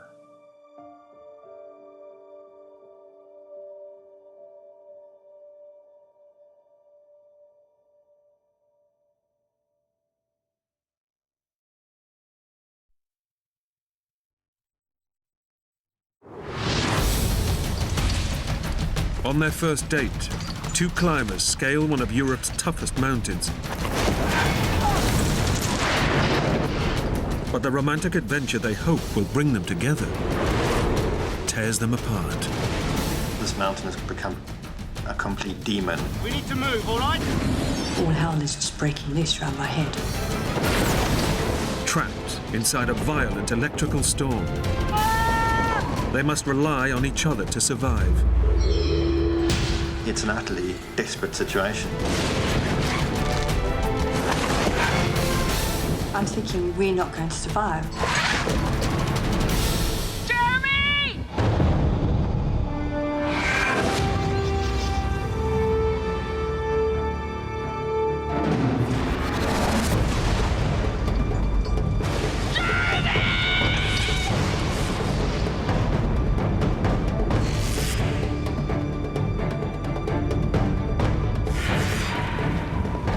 I'd rather be here with you than anyone else.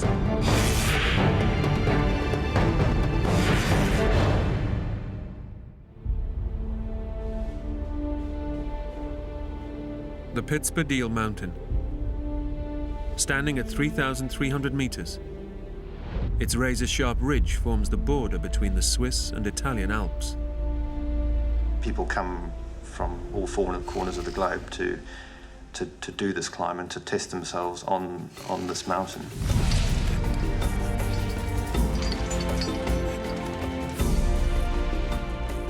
Infamous for extreme weather, it's a climb as treacherous as it is breathtaking. And even for professional mountain climbers, like Rachel Kelsey and Jeremy Colenso, it is the climb of a lifetime. We started at 5 in the morning. Our aim was to get up and down the climb in a day. That was fun. It was a wonderful feeling because we just moved so quickly and easily up this mountain.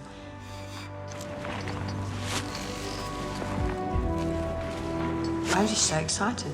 You know, here I am doing a climb that I really want to do. And not only that, but I'm doing it with this very good-looking chap who I fancy.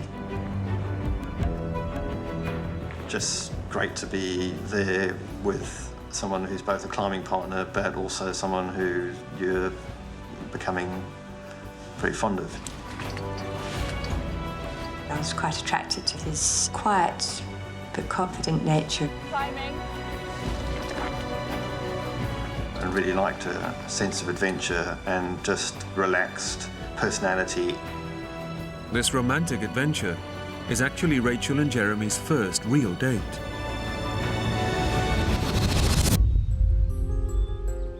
The couple only got to know each other a few months ago while climbing in Great Britain. We did a couple of local climbs together, and at this point I decided that I quite liked him. We sort of hit it off, really, and a climbing partnership stroke friendship developed. Then he said, would you like to come to Italy with me? I was totally bowled over, you know, taken aback. I had all these romantic visions of Italy and floating down the river on a gondola.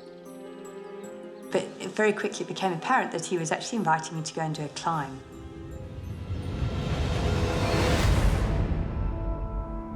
We planned and prepared meticulously. We looked at guidebooks, we got maps of the route. We worked out exactly what equipment we'd take. These little rucksacks hold about 20 litres, and in it we have just the essentials we'll need to succeed in this climb.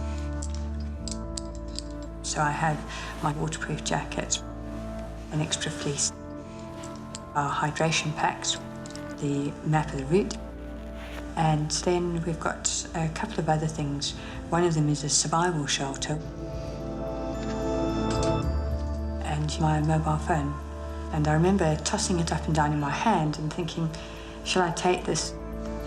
Something just makes me think, oh, well, I'll just put it in. I can carry that extra weight.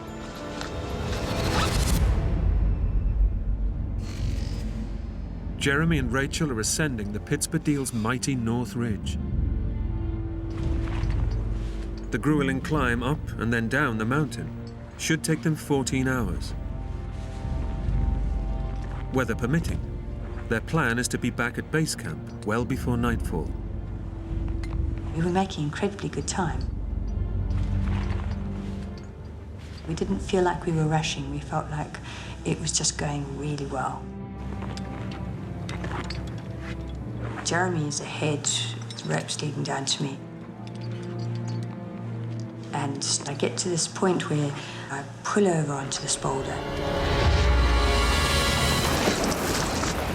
The whole thing wobbles.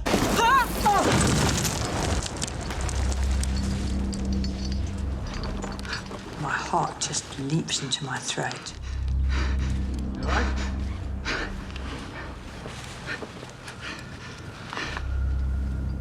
These moments when things nearly go terribly wrong, you have to just take a few deep breaths and recollect yourself and then keep going. If you're not scared at all on a climb, it's probably not the right challenge for you.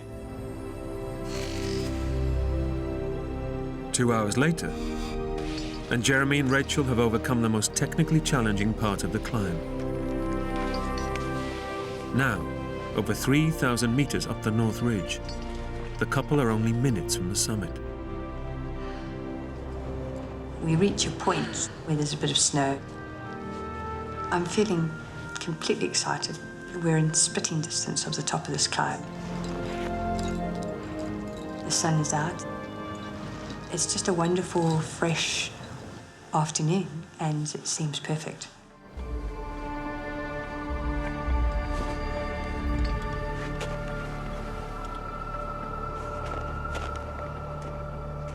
But with only 30 meters to go, they face a crushing blow. I could see that the rock had become like an icy pavement. But if you turn that pavement vertically and then try and climb it, you get an idea of what you're confronted with. They didn't expect to face ice, so haven't brought the equipment needed to climb it safely. We were probably 30 vertical meters from the summit, but I realized that that was the end of our climb. That's okay, yeah? Yeah. Okay, let's go. There is a feeling of disappointment there. There definitely is. But there's no time for that. You just need to prepare with the next section and get on with it. And the next section's getting down. But unable to reach the summit, Rachel and Jeremy can't see a massive electrical storm that's brewing in the valley beyond. Jeremy's working with the ropes to try and sort them out for the abseil. I look out into the valley below.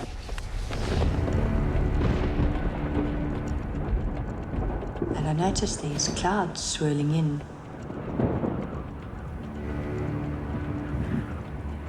At the same time, I feel a sharp drop in the temperature. And I just know inside that this is heralding a storm, and we've got to get out now. Jeremy, I think we better stop moving.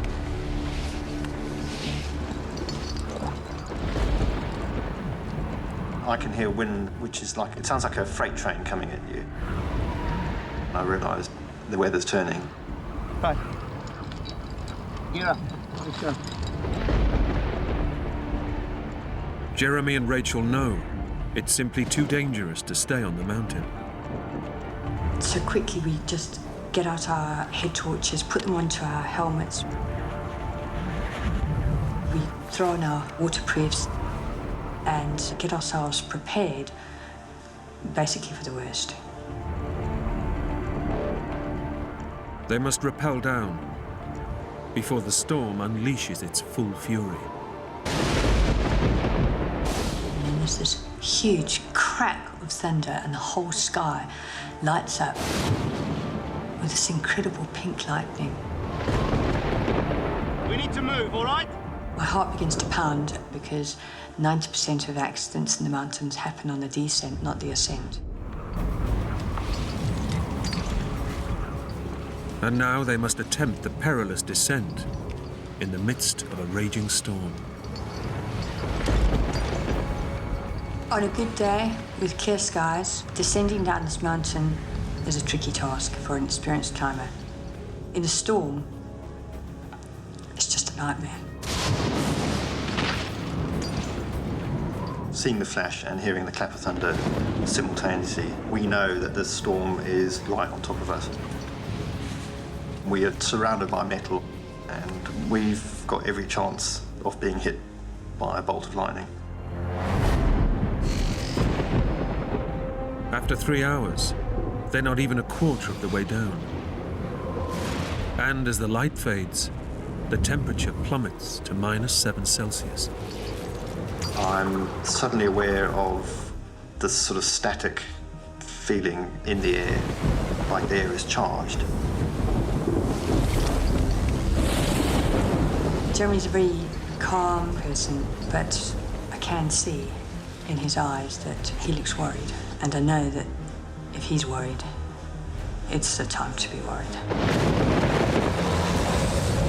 I've never been so terrified in my life. And suddenly there's a huge explosion.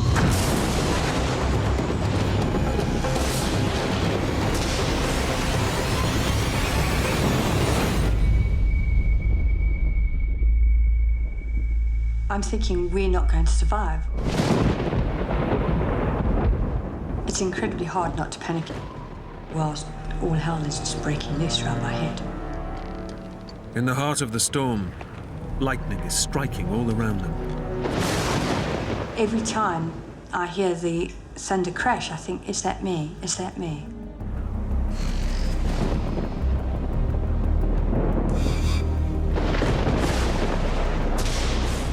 I don't know exactly how many abseils we've done.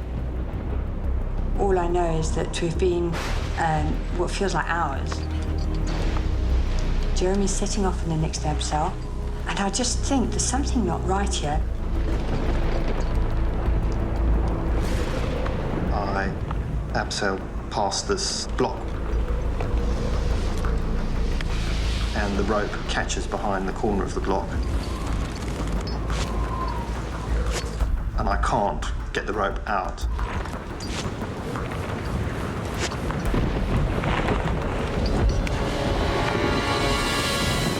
It suddenly all clicks. Jeremy!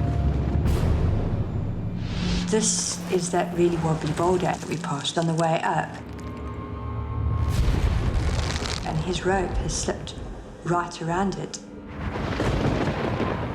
Rachel realizes that pulling the rope free risks dislodging the giant boulder teetering above Jeremy's head. And I shout to him, Don't flick your rope! Jeremy! Don't flick your rope! he can't hear me. The storm is so loud, he can't hear me. Jeremy has no idea that a quarter of a ton of rock, only meters from his head, is loosening with every single tug.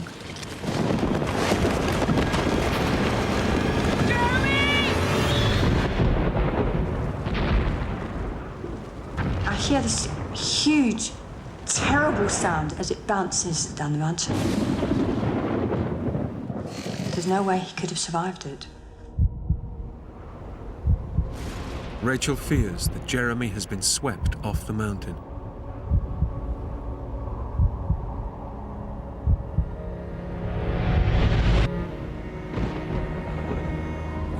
Eventually, I opened my eyes.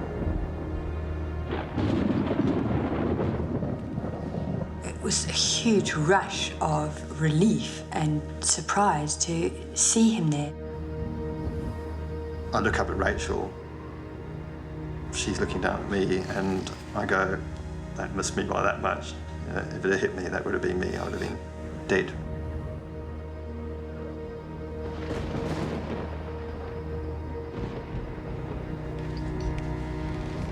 He was ashen-faced and had these huge white eyes. And I can't believe that's just happened.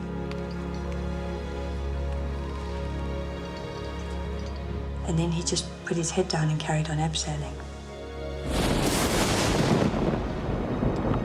Jeremy knows that if they are to survive, they must continue down the mountain.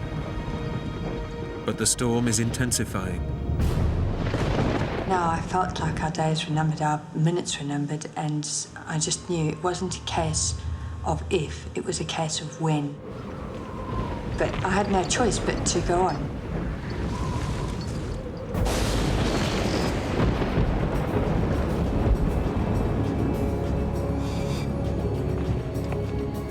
As they press on, Jeremy and Rachel face a new challenge. It's becoming increasingly difficult to find the features that we passed on the way up.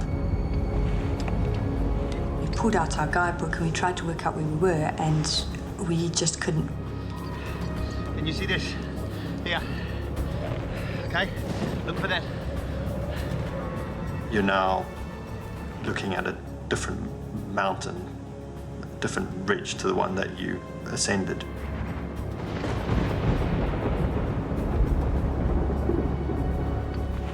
Unable to see any landmarks, Rachel and Jeremy are lost. In this perilous terrain, choosing the wrong route could spell the difference between life and death. We're now at a decision-making point. What do you reckon? I pointed down and he nodded. All right. I hope you're right, eh? Unable to see what lies below, they could be rappelling straight over a precipice. Jeremy insists on going first. The last thing I remember seeing was the red hood and his head torch. And then I was alone. And it was very, very frightening. I find myself on the lip of an overhang.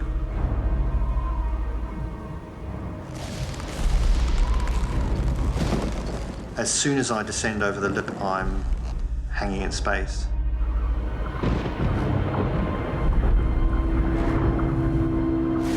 Below, there's a black, inky void. I had no way of knowing whether this was the right way. And it was too late to call him back. I had to just wait. I'm thinking, okay, I've tied a knot in the end of the ropes, but what if I get to the end of them and I still haven't touched down? The only way out of here is to descend. Jeremy has only 30 meters of rope left, but the void below could be hundreds of meters.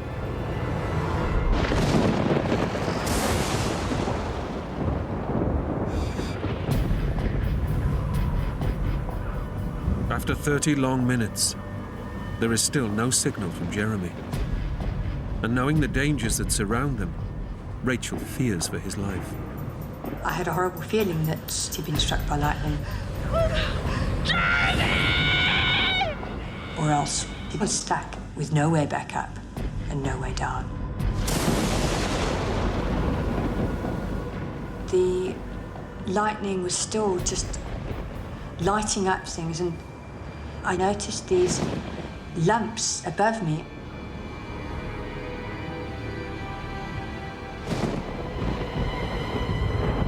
These were actually pitons, which had been banged in a line. Suddenly I knew exactly where we were. The position of the pitons tells Rachel they've strayed from the main ridgeline. Jeremy! Jeremy! And Jeremy is now descending into a 600-meter void with just 30 meters of rope. We must have gone 10 meters, of course, if that. And yet, the ramifications could spell the end for us.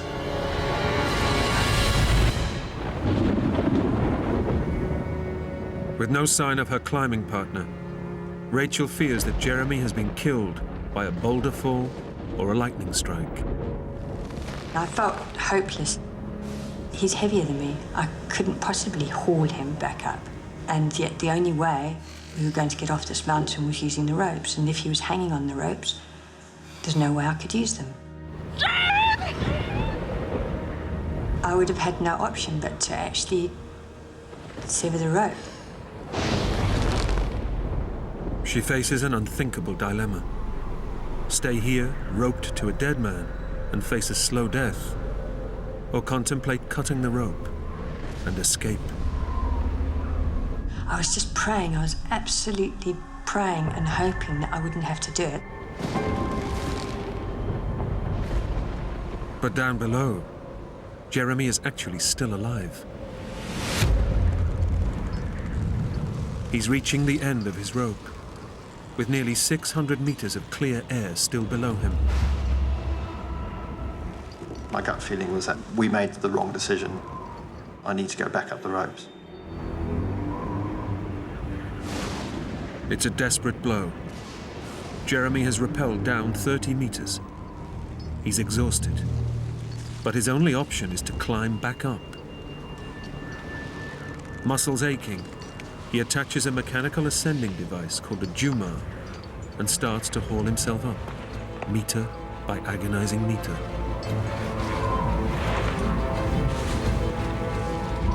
I'm doing these pull-ups whilst being battered by this 70-mile-an-hour wind. It's just horrendous.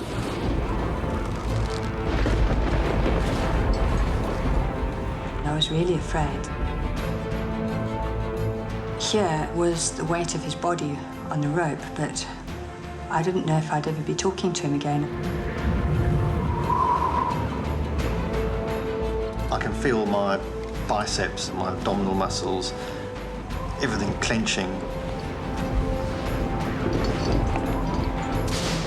It's like for every 2 feet that I go up, I slide 1 foot back down the rope.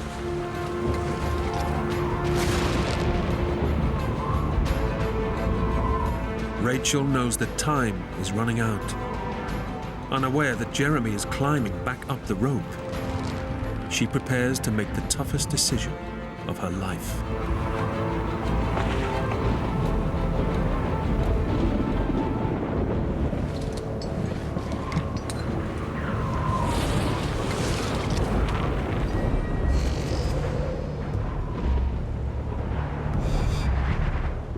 After half an hour, I thought, I've actually got to go and deal with this.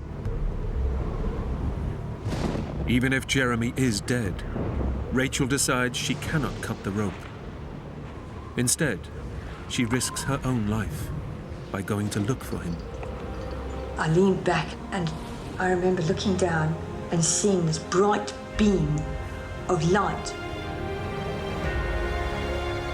It was Jeremy's head torch. I just couldn't believe it. I felt like it was the most wonderful moment of my life.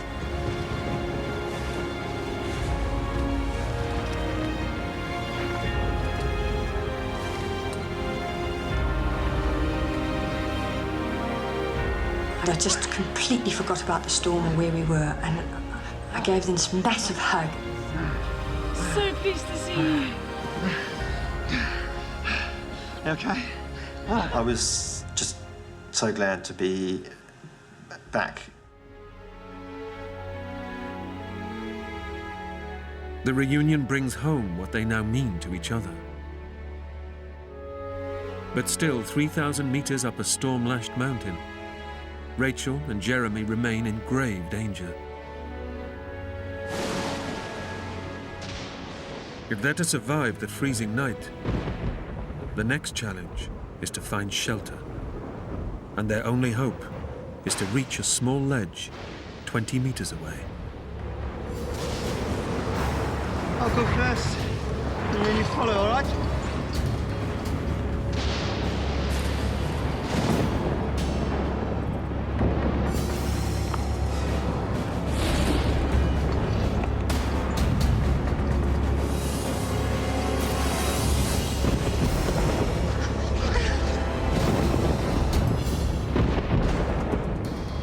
Okay, sit back here. We've been through hell.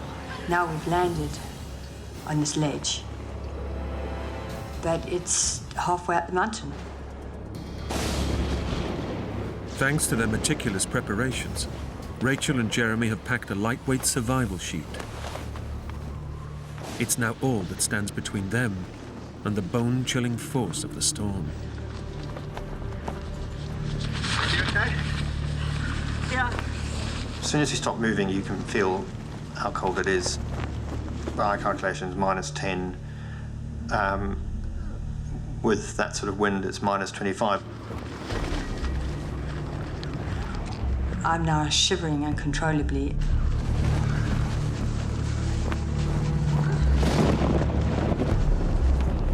My fingers had gone completely white and were starting to freeze with frostbite. We need to warm our hands and feet every hour, okay? To prevent frostbite, the couple must restore blood circulation immediately. This is gonna hurt. Just do it.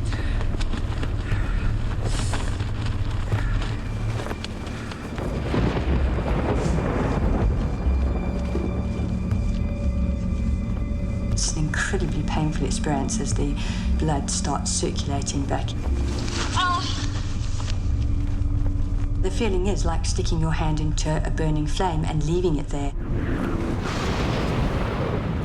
As the night progresses, temperatures plummet to life-threatening levels. Trapped 3,000 meters up the mountain, the couple now face a battle to survive. It was apparent how close we were to becoming severely hypothermic.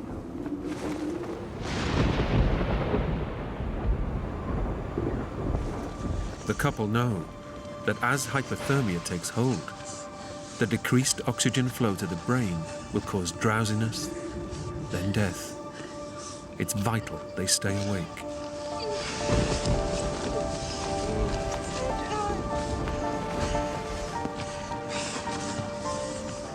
If one of us had gone to sleep, it would have been far too tempting for the other one just to have a few minutes as well and then not wake up.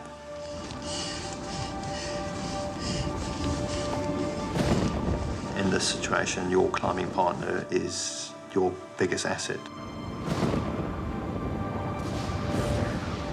We both have to stay awake and motivate each other to keep going for as long as it takes. After 20 hours on the mountain, Rachel and Jeremy are physically exhausted. Hey, you need some energy. Have a drink. They know that if they're to last the night, they must replenish lost energy. Neither of us have drunk in hours because we've been focusing on getting through the storm.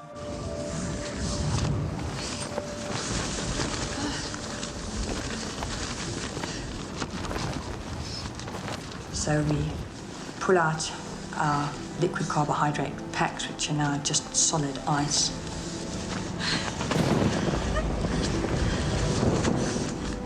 And we try to warm them up.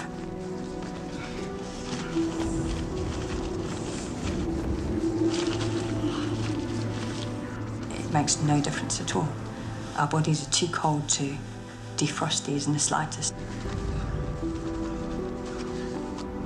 It's a huge blow to our morale. Jeremy and Rachel now face the longest night of their lives. It's too frightening for me to think about what on earth is going to happen next. I reckoned we had about a 30% chance of survival.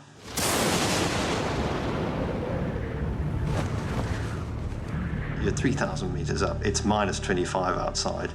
I mean, it's an utterly desperate situation. I was sitting back and I felt this lump. And then suddenly something dawned on me. This lump was my mobile phone. I was overjoyed. Turn it on. I just thought, this is it. And then almost at that same instant, I thought, don't get excited. Because I couldn't bear the thought of just another thing going wrong. I wasn't expecting it to work. I just figured it's too cold, that battery's going to be dead. And I didn't expect it to have any reception.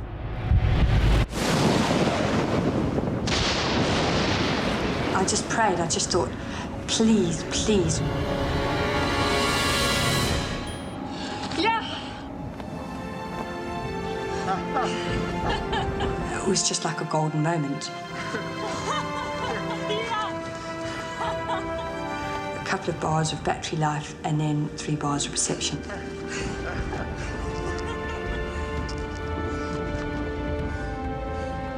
This connection to the outside world is an unexpected but crucial lifeline. I guess we better call search and rescue. Yeah.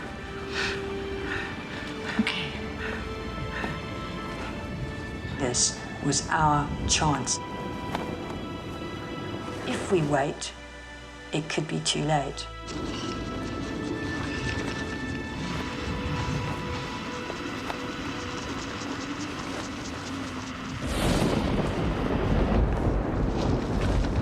I couldn't get through.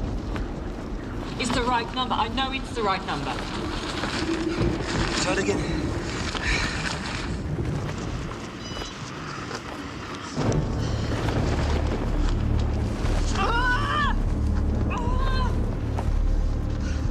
Unable to call for help, Rachel realizes that the storm must be interfering with the signal on her mobile phone.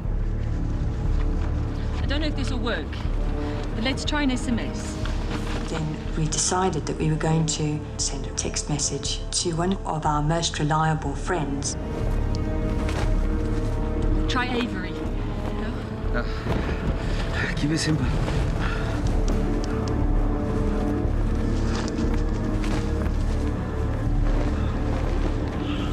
We wrote, need heli rescue, Northridge, Pisbadil, Switzerland.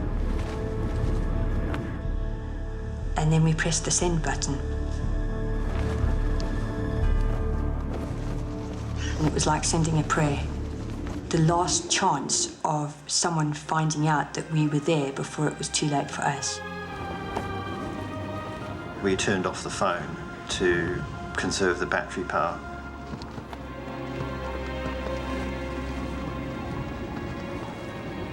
The focus is now on surviving.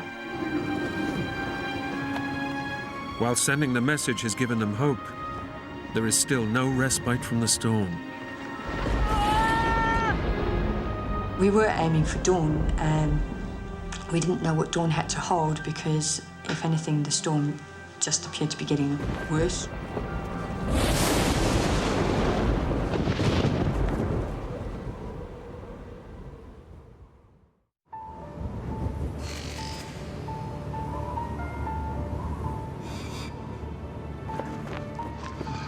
Through sheer determination, Rachel and Jeremy have managed to survive the night. It went from being black to grey outside, but daylight had no bearing on the temperature. Each time the wind blows out, little ice crystals come and shower your body.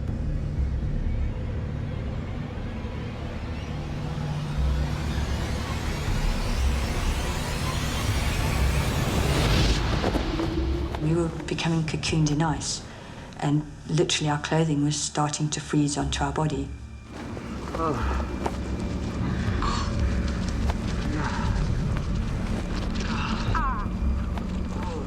I felt completely exhausted, you know, just shattered.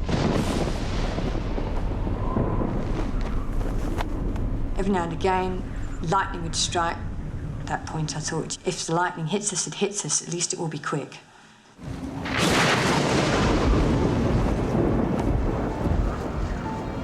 There's no way we can descend. It would have been a suicide mission. Exhausted and hypothermic, trying to rappel off the storm-lashed mountain is impossible. Right. Let's see if we got an SMS. I switched on the phone and we took a deep breath. And then we heard that sound. It was from Avery. He said, "I'm on the case."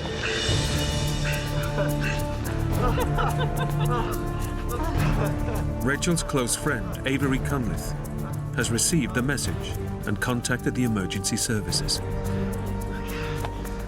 It really gave me hope that there were now people out there who knew our situation, understood it, and were on the case.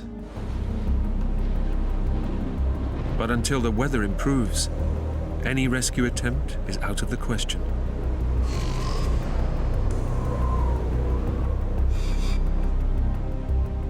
After 10 long hours, a break in the storm offers the climbers a glimmer of hope.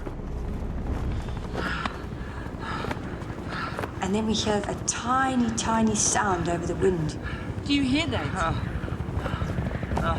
Sort of whop, whop, whop, whop, whop, and you can't tell if it's the wind or a helicopter. And then it gets louder and you become more and more definite, more and more clear that, yes, this is the helicopter. Over here! Hey!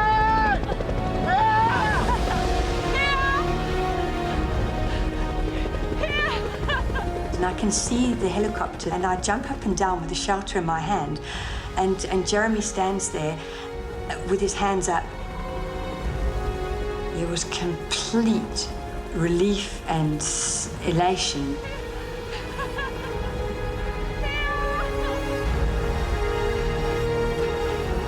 We're out of here, you know, it's all over. This nightmare is going to end. And I can see the pilot, and it's like he's so close, I can actually touch him. I'm waiting for this man or this rope to come out of the helicopter, and it doesn't happen. We see this helicopter just being tossed about like a cork on the ocean, you know, up and down, left and right. And I just look at this and go, you know, there's no way. It's just suicide from their point of view. Trying to extract the couple in these weather conditions risks crashing the helicopter into the mountainside, killing Rachel and Jeremy, as well as the crew. It's devastating. They were just so close, and yet a world apart from us. Jeremy hugged me and he said, Hey, you know where we are, all right? They'll get to us. Don't worry, all right? They know where we are. I had to say the right things, but I knew deep down that we were going nowhere. As dusk falls, Rachel and Jeremy face another horrific night on the mountain. Rapidly succumbing to hypothermia, the couple risk losing consciousness and slipping into a coma. We are very much on borrowed time now. And he squeezes me, and then I knew that I might not get another opportunity to say it, so I just said, I'd rather be here with you than anyone else. Me too.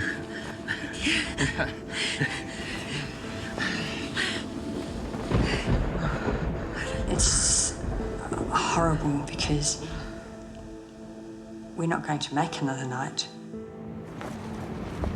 So we write a message to Avery. We wanted them to know that if we were not evacuated within the next 12 hours, we would most certainly die.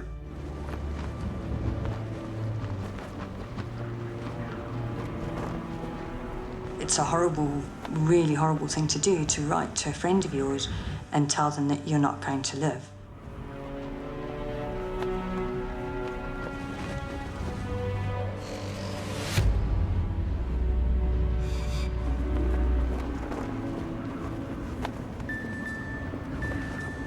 It feels like there's no time at all, and then there's a reply, and I feel sick when I see what he's writing back to me. And he says, "Shall I call your family?"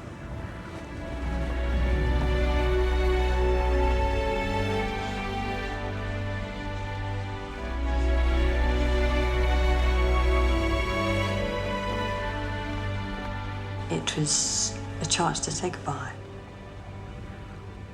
But it's like something huge wells up inside me, and I just think, No, we're not gonna do this. We've got to keep fighting, Jeremy, we've got to. I can't say goodbye. I just couldn't do it. We've got to keep on, we've got to keep going. I just couldn't bear the pain of the thought of saying goodbye. But despite her determination, Rachel knows this is a fight they may not win. I close my eyes and put my hands together and I start praying. It's an incredibly humbling experience, praying for your life.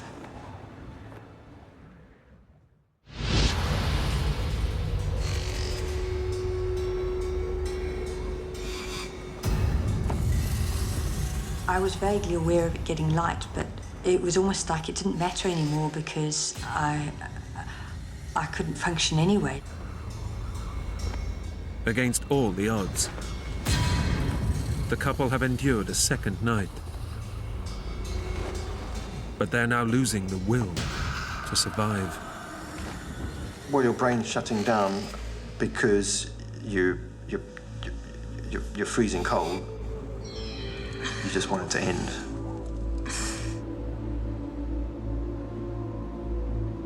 And then it just suddenly became apparent to both of us that the wind was dying down.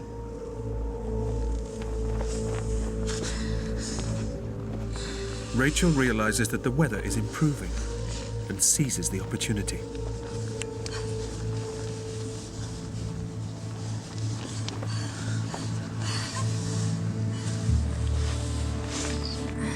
I turned the phone on and I called the rescue team.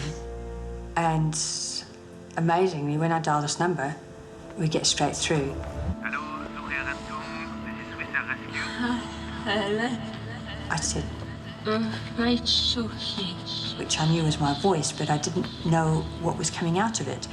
It was like being drugged. Hello, Rachel? And I heard this really ecstatic sound on the end of the phone, almost like someone who incredibly surprised. They couldn't believe that we were actually alive. Okay, we're going to send... They tell us that they're going to make a rescue attempt at 7 o'clock. But I don't want to get too excited. Jeremy and Rachel know This rescue attempt is their last chance.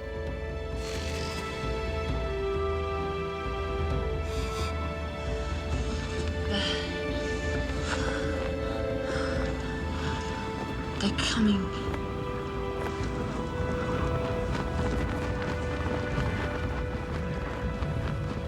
Jeremy said it's coming up the ridgeline, and we couldn't see it yet, but we could hear the direction.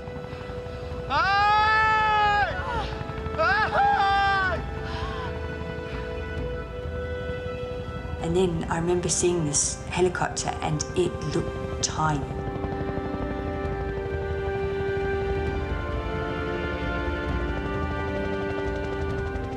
This mountain is huge, and there was this tiny little black dot working its way towards us, and then suddenly it just became bigger and bigger, and then it was right there.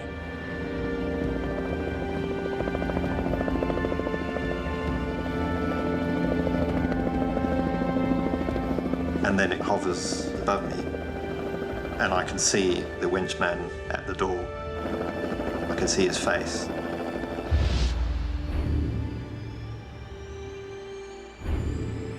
I could see the cable coming towards me.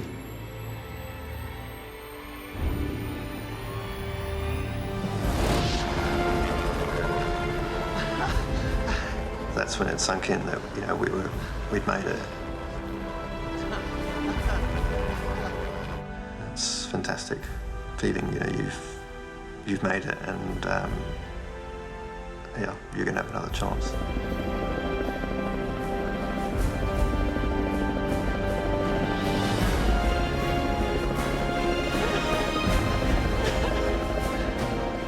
We've done it. We've survived, and I could smile.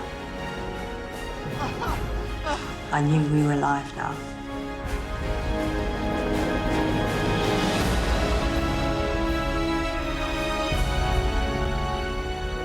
After 40 hours in bitterly cold conditions, Jeremy and Rachel are airlifted to safety.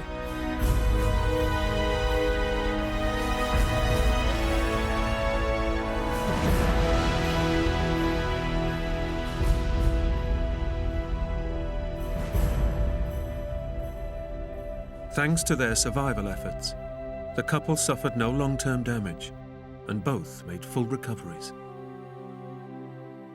However, their experiences on the mountain did have a lasting effect. Those 2 days changed my life. I'd set out with someone who I thought was good-looking, a good climber, and now suddenly here was someone who I had this incredibly close connection with. Someone who, as long as I lived, would be in my mind.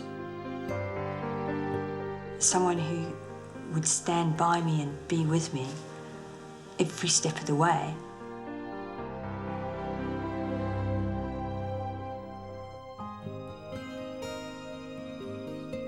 I just realised that this person was, you know, the person I wanted to spend my rest of my life with.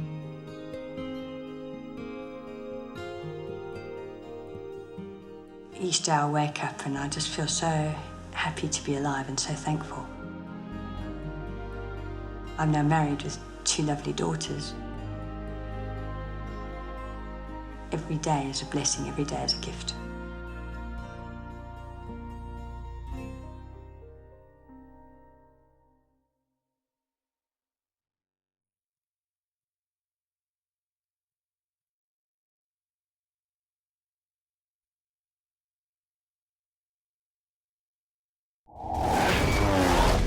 Two friends enjoy a sightseeing flight across scenic Alaska before an unplanned detour turns to disaster. I'll never forget him looking at me and saying, "We're gonna crash." And then there was a very loud noise. Then the lights went out.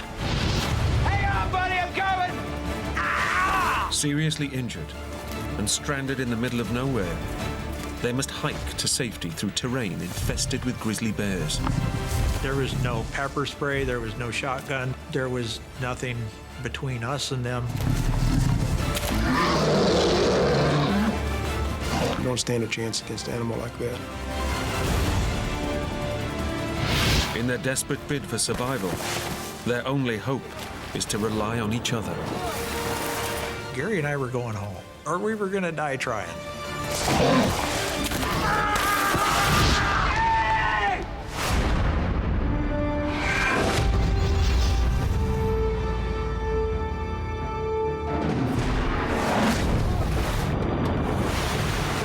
Hang on, I'm coming!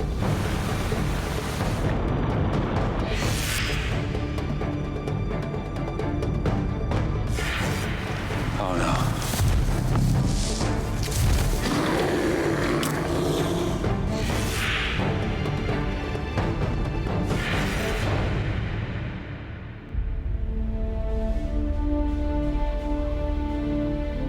The Knik River Valley in southern Alaska, an area of untamed natural beauty, overlooked by the majestic Chugach mountain range.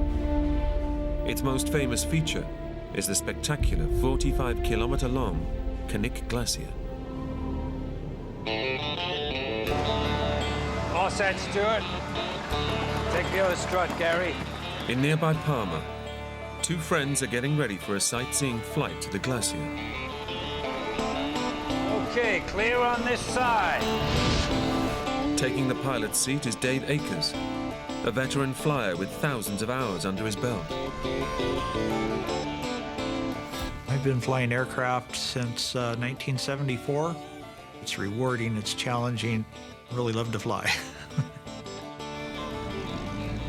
Oh man, this is what I'm really gonna miss. Texan Gary Knoll came north 2 years ago to work in Alaska's oil industry, and quickly became firm friends with fellow outdoorsman Dave. Really appreciate this, Dave. We went out and did a lot of sightseeing together.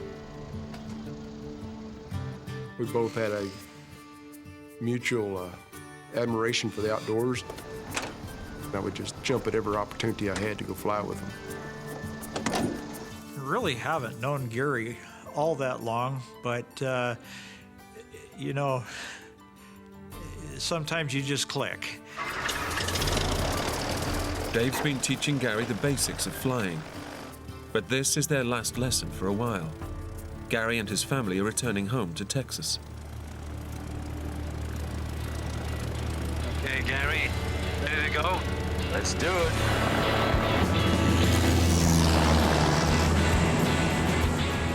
The 80-kilometer round trip should take no more than 2 hours. Dave and Gary plan to be back before dusk. We were in just real remote scenery. No power lines, no roads, no human intervention in the land at all. Alaska is just beautiful. It's called the last frontier, and it truly is the last frontier. There's just, you can get away from civilization very easily up there. The weather stays fine as they track the river southeastwards. And after an hour, they reach their destination, the stunning Knik Glacier.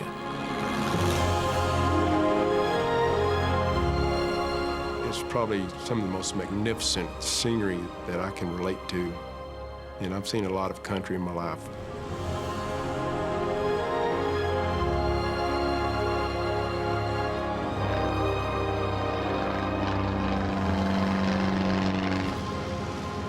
Time's up, Gary. Eager to land the plane while it's still daylight, Dave turns for home. And as we headed back towards the airport, Hey, Dave, look over there. I remember glancing over to my right shoulder and seeing this mouth of this valley just opening up to our right there. Let's go check it out. Dave has never noticed this valley before. Hey, come on, there might not be no next time. Okay. Intrigued, he descends to take a closer look. But what Dave doesn't know is that this is a notorious spot where over a dozen planes have crashed before. I had a lot of trust in the airplane and a lot of trust in my ability. Just wanted to kind of get a feel for the environment. 15 minutes later, Dave starts his climb out. The valley was back behind us. I remember Dave just giving it full throttle. We don't seem to be going up. I did a quick instrument scan and noticed that I was going down at 200 feet a minute. I thought, something's not right. I immediately knew we were in a downdraft.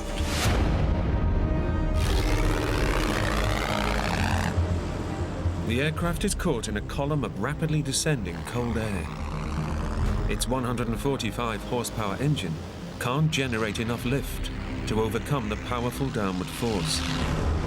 The plane is now plummeting towards the ground at over 10 meters per second.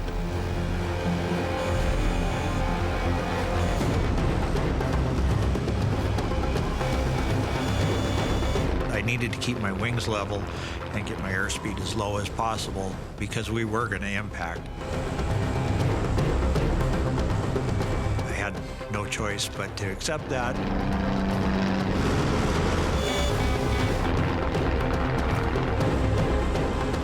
I'll never forget him looking at me and saying, "We're gonna crash."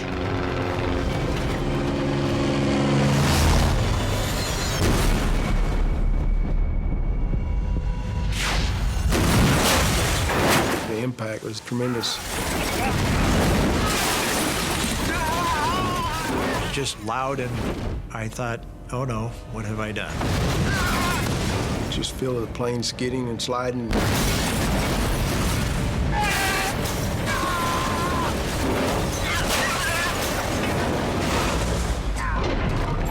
And then a big noise, and then the lights went out.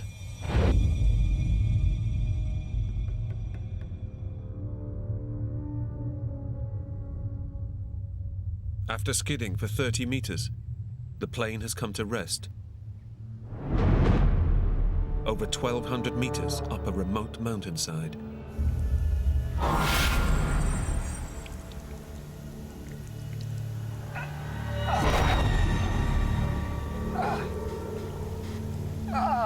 One of my first thoughts was, here I am covered in blood.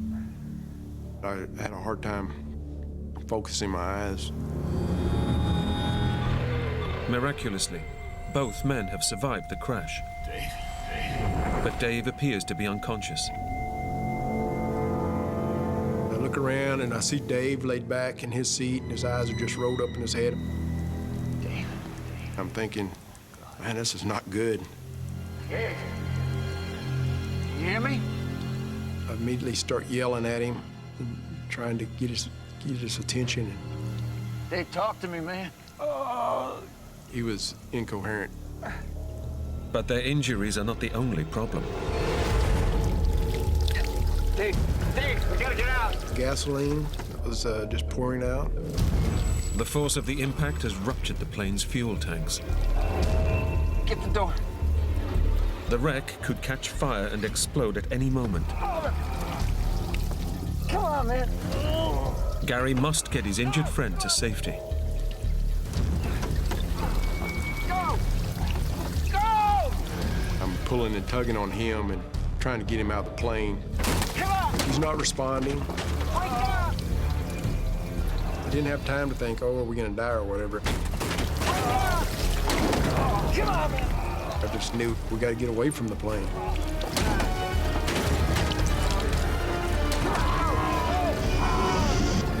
Come on! Just kept yelling at him, come on, Dave, we gotta move, we gotta get out of here.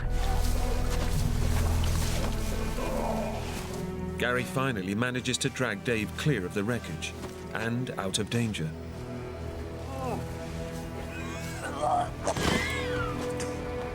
And the next thing I knew, I'm staring at the tundra.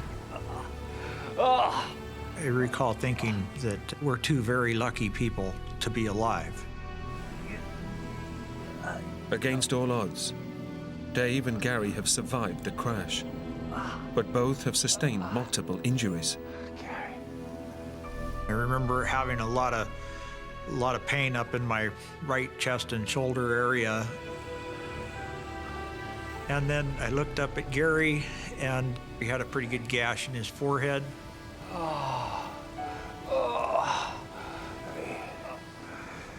He's gonna look good. I'm okay. Gary doesn't know it, but he has a serious skull fracture. Dave has broken 2 ribs and fractured his collarbone. We needed to get some help quick, but nobody knew where we were at. I immediately started to feel guilty for what I had done. Their unplanned detour means they're well off the usual flight path, and they've left their mobile phones back at the airfield. Their last hope is the plane's high-frequency radio. But to reach it means braving the fuel-soaked fuselage. The gasoline was still just pouring out of the plane, and we just determined we had to take a chance. Gary grabs vital emergency gear, while Dave checks the radio. A single spark could ignite the fuel, turning the wreck into a lethal fireball. I reached over to the master switch.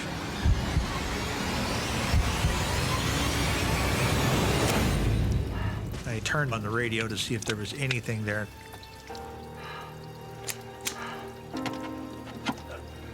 There wasn't any power. It was just dead. It's a devastating blow. Out here, it could take weeks for rescuers to find them. Now there's only one option left. They must walk off the mountain while they're still strong enough. So we gathered up everything we had. The men decide to head for the Kinnick River, where they hope to hit a logging road. But they set off woefully ill-equipped to survive in the harsh Alaskan wilderness. You reckon I ought to get a jacket? Ah, don't worry. We'll be up and back before you know it. I was dressed in my shorts, t-shirt, my tennis shoes on. We just thinking we're gonna go out for a quick sightseeing trip, but it's not the way to be dressed when you're out in the wilderness of Alaska. An inventory of the bag they salvaged from the plane reveals little by way of supplies. He had a little emergency bag that had some peanut butter, some bandages, some tarps, some old towels, a couple of sleeping bags. It was pretty limited, but we were able to utilize some of the things in it.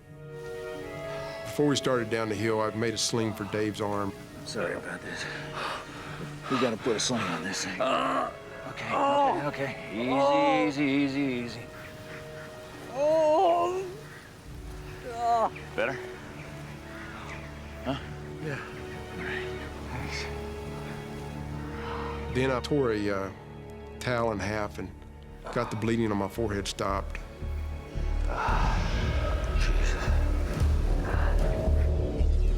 But Dave and Gary are taking an almighty risk. They've crashed in an area with the largest brown bear population in North America. Often weighing in at over 300 kilos and standing at over 2 meters tall.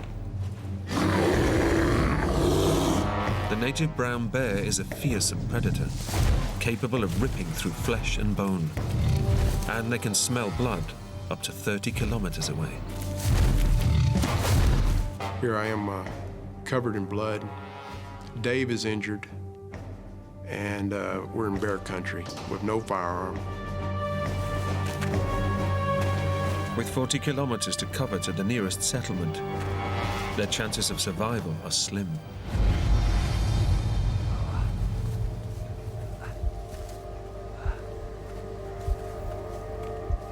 I would estimate we probably traveled 2.5 miles away from the plane. All right. The going was so tough, and Dave was hurting. Dave's smashed rib cage makes every movement searingly painful. The pain was pretty intense, so at that point, I needed to rely on Gary's direction. Here, Above 1,000 meters, nighttime temperatures can drop below freezing. And as the sun begins to set, both men start to feel bitterly cold. We're looking for ways to stay warm. So we made some makeshift ponchos. Yeah. Dave was really struggling. We decided to stop for the night.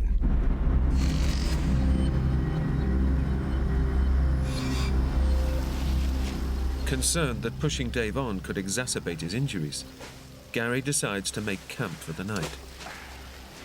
We laid one of the big tarps out and then pulled the second tarp up over us.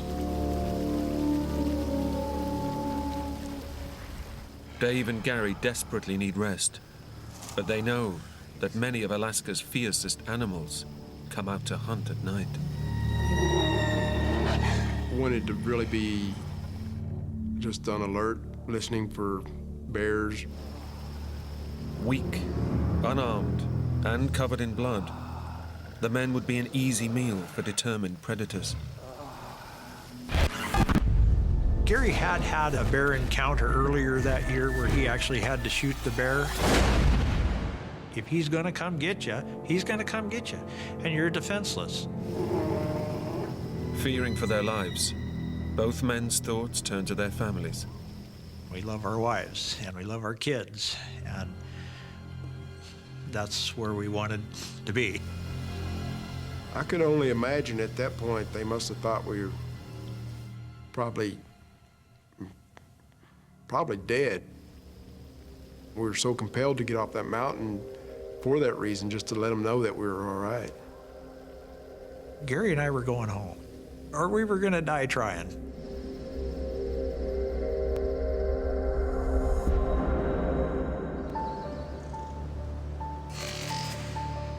As soon as there was enough light, I determined that we needed to get moving. Come on, get up. We gotta get home. Pretty soon I hear this, hey Dave, we gotta go. We gotta get out of here. Oh, give it a break. You're hurting and you're tired. I laid there for what seemed to me like 3 seconds. Look, if I can keep moving in this, you can too. He was getting really just rigid from his injuries. I had to convince Dave several times that we needed to get up and go. Get up! Dave's injured body craves rest. But Gary knows that if they're to make it out alive, they must get moving. I was thinking that the best thing to do was to get up and start moving, get the blood circulating, get some warmth going, help perhaps boost the morale, just have a plan, put something into action. We had to backtrack out of the canyon that we flew up into. But, you know, everything looks different on the ground than it does from the air.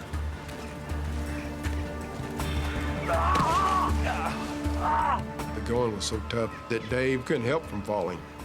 I mean, he would fall on that shoulder several times and just grimace in pain. When you got a lot of pain like that on one side or the other, it's just really uncomfortable. It's kind of hard to keep the balance, but I needed to carry on.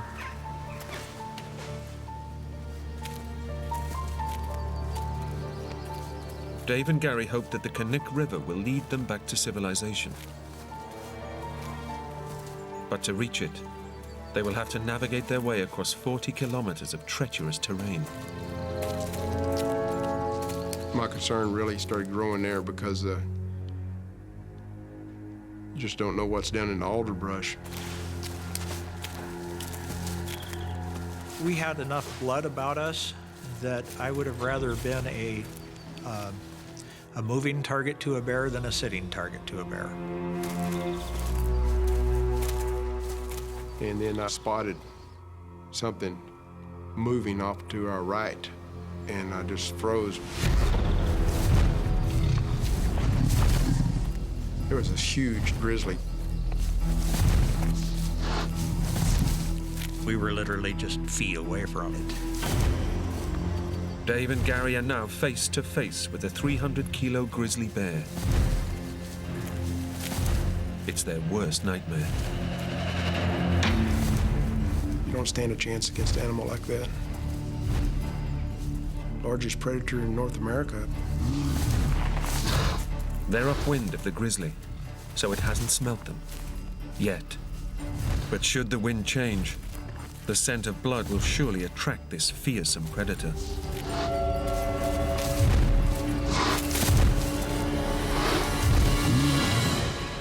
The two friends are in grave danger.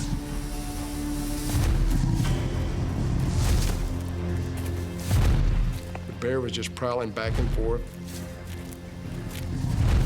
And then it turned back towards us. We are obviously in his territory and his domain. I thought to myself, hold still. I remember Gary saying, Lord, help the bear to turn the other way. That's exactly what the bear did. We were so relieved when that happened. It was like we could breathe again, you know. We both looked at each other and said, this is not where we need to be right now. As quiet as possible. We sort of cut back at a 45-degree angle. We wanted to just put some distance between us and that bear.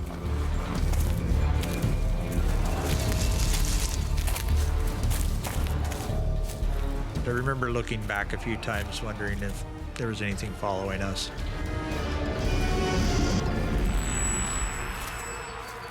And then we noticed a large area that had been stomped around. Oh, no. It's fresh, isn't it? We were standing just feet away from this moose kill. When a grizzly kills a moose, it'll take it and bury it, and let it rot a little bit. Seeing that moose's head and legs and stuff sticking out of the ground, that was not a good feeling right there at that point. Dave and Gary have accidentally stumbled into the heart of the grizzly's lair.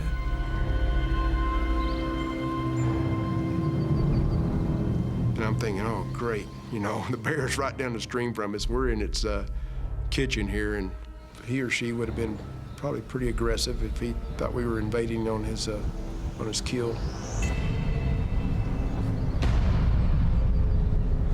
Brown bears are notoriously territorial, and the men know this one could return at any moment. There was no pepper spray, there was no shotgun, there was nothing between us and them, and absolutely no protection whatsoever.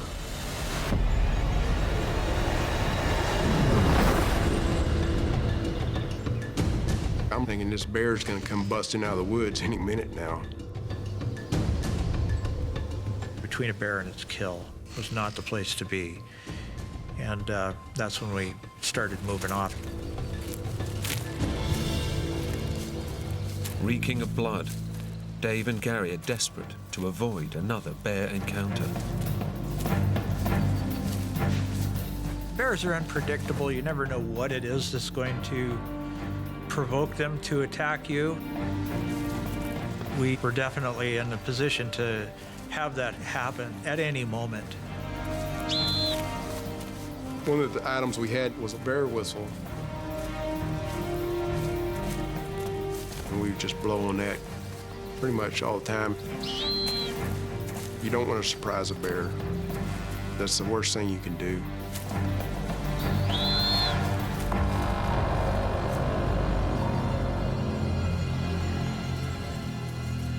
Your senses are really on high alert.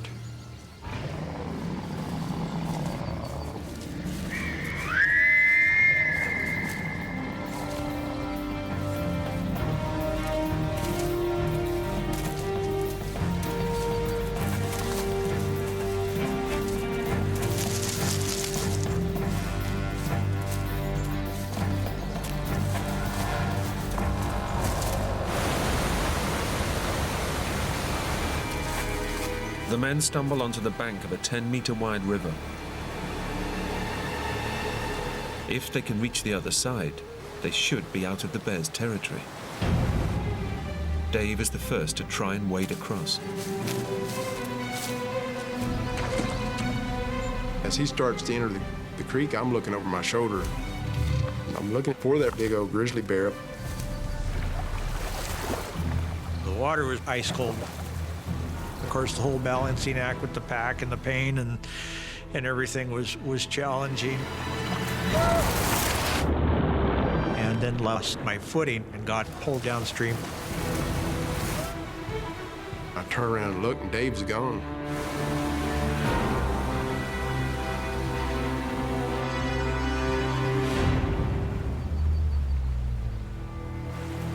I look downstream, and there's Dave. He washed downstream about 20, 25 yards or so.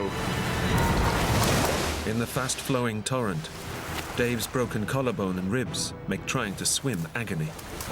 Soon he's freezing cold and struggling just to keep his head above water.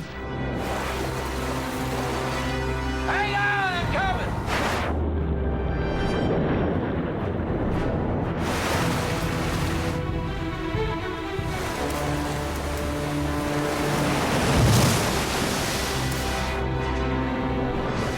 Dave manages to drag himself to shallow water. But on a day when the temperature is barely 4 degrees Celsius, his body temperature is plummeting. I'm thinking, great, this is not good, you know. Now he's gonna get hypothermia. Come on, let's get you dried off. No. Gary said, you know, you need to wring out all your clothes. We gotta get out of here. Dave decides that getting dry isn't their biggest concern. We're still within proximity of where we had just seen this bear, and I said, no, we'll just trek hard, and I'll just try to body heat it out. Dave is risking hypothermia. Now, more than ever, the two friends need rescuing. 30 kilometers away in Palmer, the men's wives have raised the alarm, and an air search has been underway all day. But the rescue teams are unaware that the two men are much higher up the mountains than anticipated, and beyond the limits of their search area. For now, Dave and Gary are on their own. Yeah, I remember Dave falling several times. You all right? But he wouldn't complain. You just get up and keep on going. And I could tell he was hurting. With every movement, over the uneven terrain, Dave's broken ribs threaten to puncture a lung. If that happens before they reach safety, he might not survive. You could just feel the piercing inside in the chest, and it was uncomfortable. Dave is the one in pain, but the men still don't realize that it's Gary who's in the most serious danger. The skull fracture he suffered in the crash puts him at risk of a brain hemorrhage.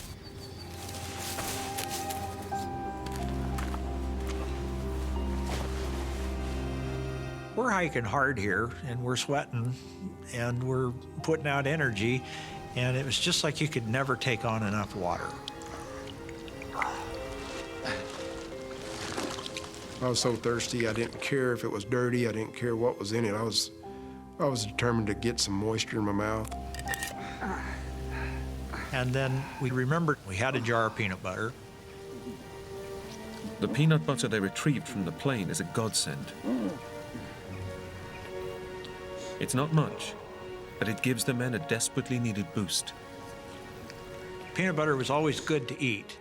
You could feel a little pickup. Yeah, it was just like a shot of energy, so packed with protein and the sugars. It was the first time I'd probably eaten in well over 24 hours.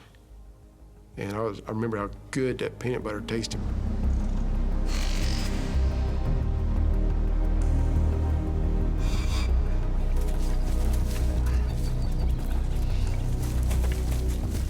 The friends continue hiking south in the general direction of the Kinnick River. That was a lot further journey than what we'd imagined. Every time you come over a rise, you think we're gonna see it. But the rough terrain and their worsening injuries make progress painfully slow. We carried on for a couple hours. Our bodies were growing more and more exhausted at this point. And then I looked up. And we caught our first glimpse of the Canuck River down below us. That was where we're trying to get to.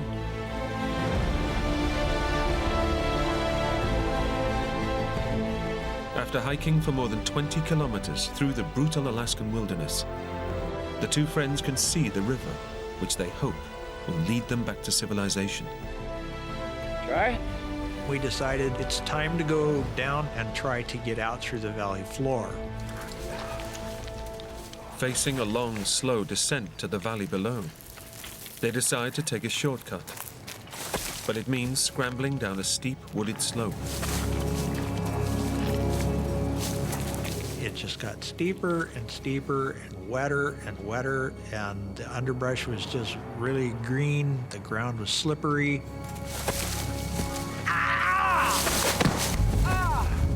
You had to be careful with every step because you could really break an ankle or twist a knee.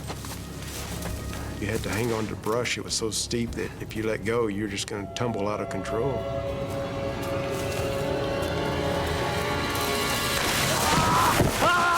All of a sudden, my feet slipped out from underneath me, and I started sliding down the hill.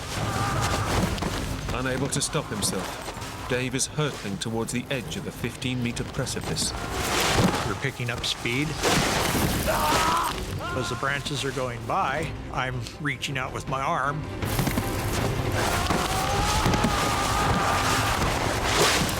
I look down, and there's nothing underneath me. I stopped solid. And then I went to put my feet underneath me, and there wasn't anything there.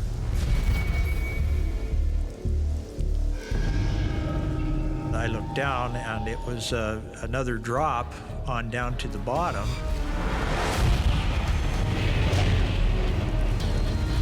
Hang on, buddy, I'm coming! Finally, I pulled myself up until I could get my feet underneath me.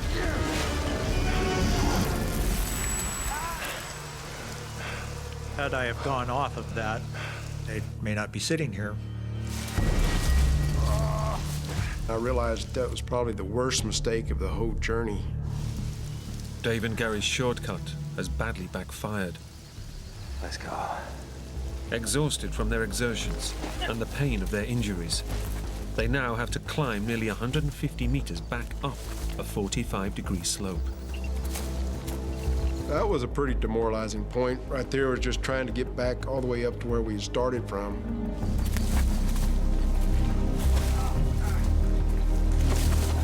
It was pretty steep. Dave is in a bad way.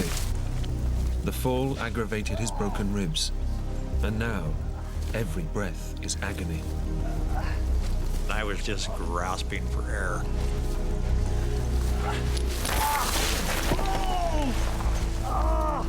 There was a concern there about what it was that was going to happen next with your body, because you could feel things weren't working as they should be. The grueling climb saps what little strength Dave has left. And now Gary's in trouble too. I don't feel good. I'm thinking something weird is going on here. Come on, Gary, we gotta keep going. Man, this is really strange. But I knew we had to keep on going. What you doing? It's this way. It's this way. He's going, why are we going south? I promise you, it's this way. I've normally got a great sense of direction, but I think in the injuries to my forehead and were beginning to take a toll. Gary's growing confusion is a worrying symptom of his fractured skull and severe concussion. Up to this point, he's taken the lead. But now, he realizes that it's his turn to rely on Dave. At this point, I decided to follow Dave's lead. I mean, he was seemed to be thinking clearly. Gary needs urgent medical attention. The search efforts continue. But as the friends' unplanned detour took them way off the usual flight path, the search doesn't extend to where they're stranded.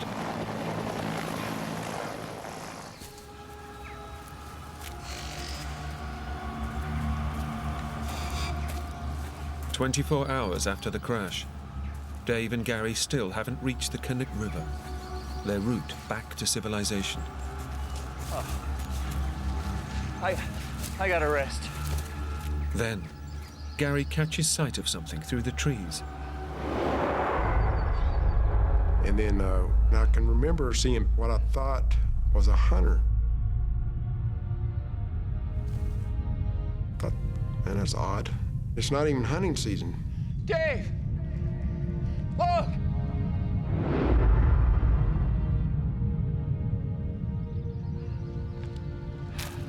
Gary, what is it? I thought I saw a hunter.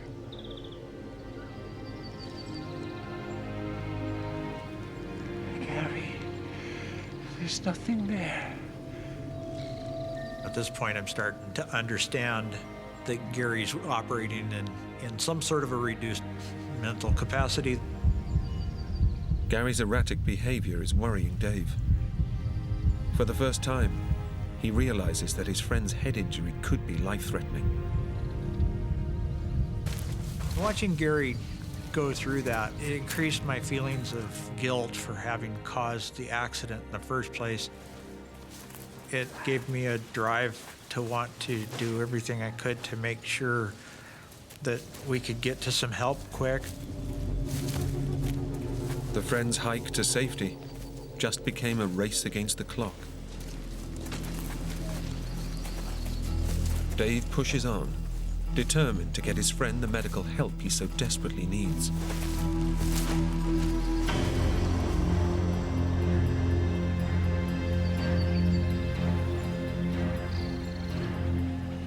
I turned around and there was no Gary.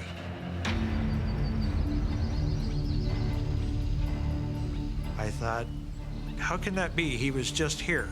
You know, where did Gary go? Gary has disappeared. His worsening head injury makes him completely reliant on his friend for survival. Dave retraces his steps, fearful of what he might find. I'm here, Gary. Come on.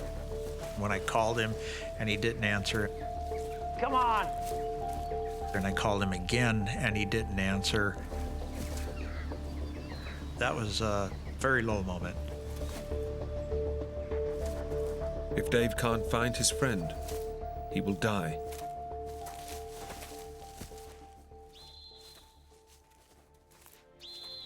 All of a sudden, his whistle went off.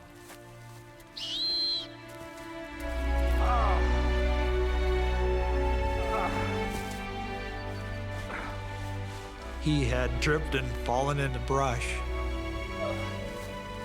It was just amazing to see Gary again. I began to taper off, mainly due to the impact to my forehead, and I really began to hallucinate.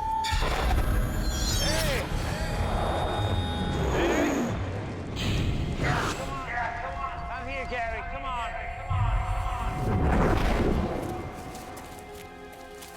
Come on, Gary. Come on. And I remember thinking at this point, man, I'm sure glad Dave was there with me, because I did realize that he was thinking right. The two men are tantalizingly close to the Connect River, their route map to civilization. Come on, keep coming. But Gary's condition is getting worse with every step. He could slip into unconsciousness at any time.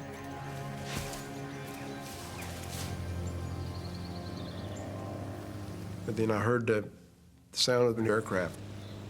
Look! It was headed right up towards us. It's a de Havilland Beaver. It's red. I know the people who even operate the airplane. It's that close, I can see it. Quick, quick, flare! The plane is flying upriver towards the Knik Glacier. Gary and Dave scramble for the emergency flare they retrieved from their aircraft.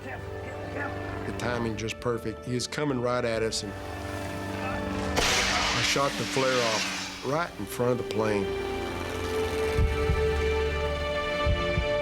And I'm thinking, it just doesn't get any better than that. The flare started to illuminate.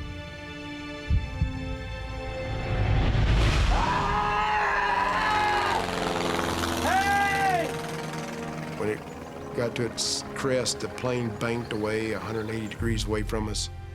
He never so much as saw it. It was disheartening to me to see the plane fly off. There has to be the golden moment for a rescue, and it wasn't our golden moment. It's a crushing blow. Gary's survival chances just took a major hit.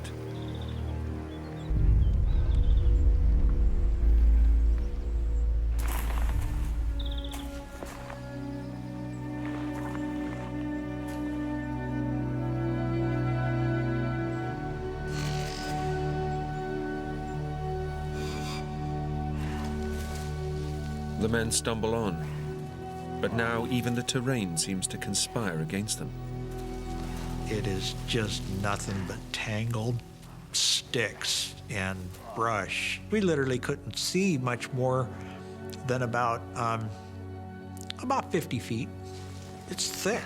It's really thick. Gary, come on! I could really just feel a sinking feeling coming on me. It would take 10 times the effort to just go 5 feet. And now, Gary has completely lost his grip on reality. I would see camps, campfires, tents.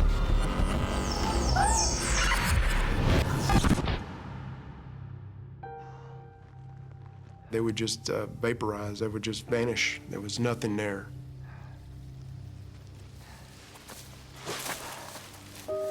As the light fades, Dave starts to feel desperate. Come on, keep coming! He's convinced that Gary won't survive another night out here.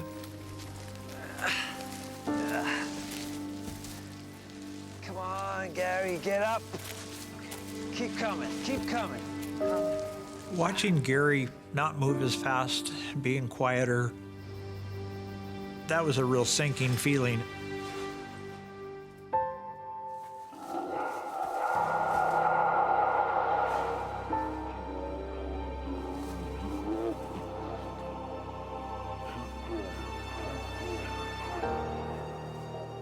Quietly, I talked to God and prayed for our survival.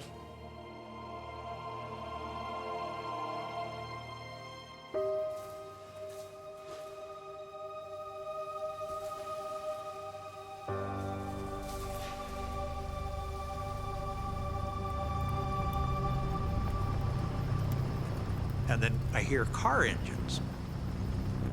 And I think, no, that's not car engines. Then I hear it again. And then I hear a big roar.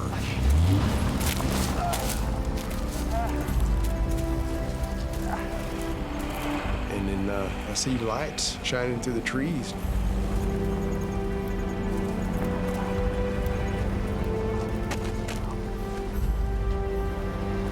Look!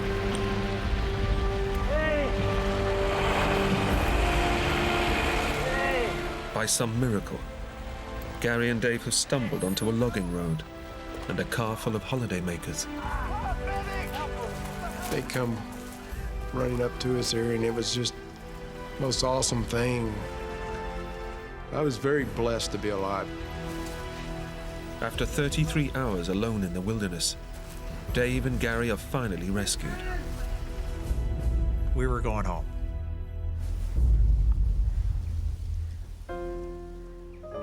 It's remarkable that we survived the crash. It's remarkable that we were in physical condition to be able to walk out. And it's remarkable that we did not have a physical encounter with the bear.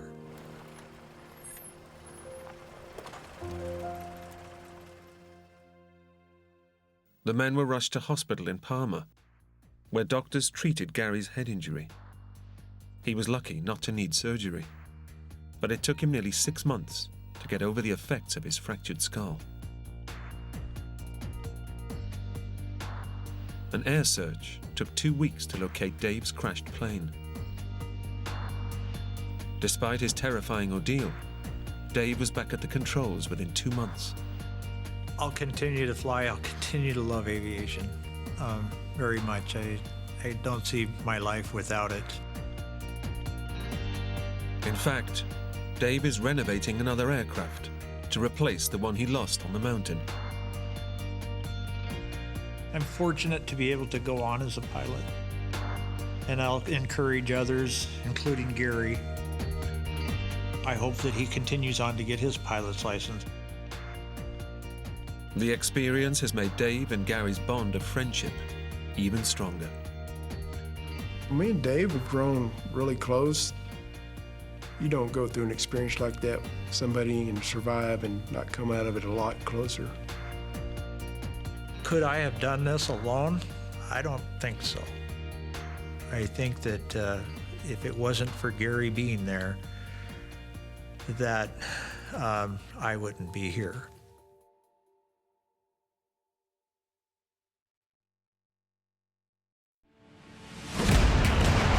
An elite Navy diver goes on a day trip off the coast of New Zealand.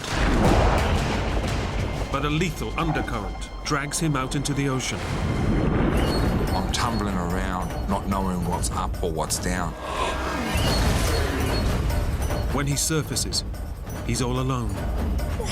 There's nothing out there, nothing but more water, more emptiness. His family assumes he's dead. When 2 police officers knock on my door, I can't explain what I was feeling. And in the depths of his despair, he'll wish he was. I just lay there, waiting for death to come. But to survive 4 days floating alone at sea, he'll have to battle exhaustion, hunger, and deadly predators.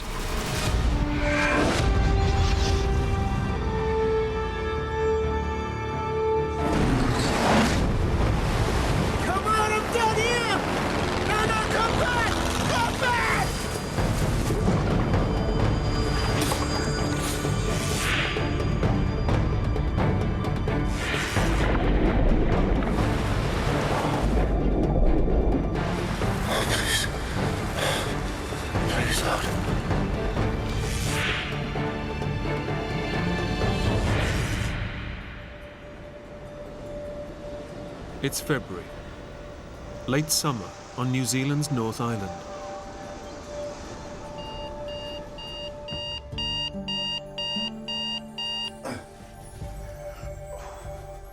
Naval Officer Rob Hewitt is at a crossroads in his life.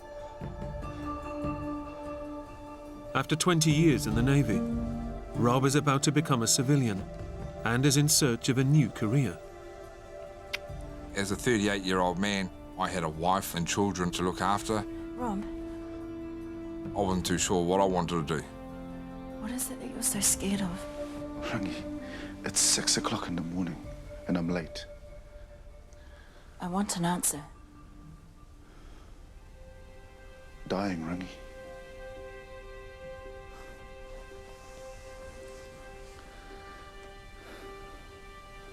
Losing you. The kids.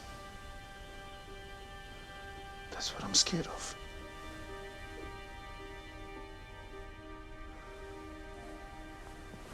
I gotta go. Rob.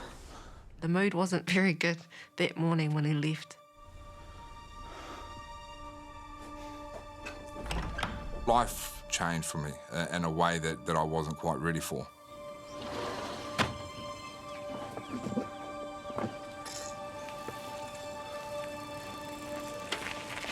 After 20 years in the Navy, you get 9 weeks leave, and you can go and decide what it is you want to try and achieve.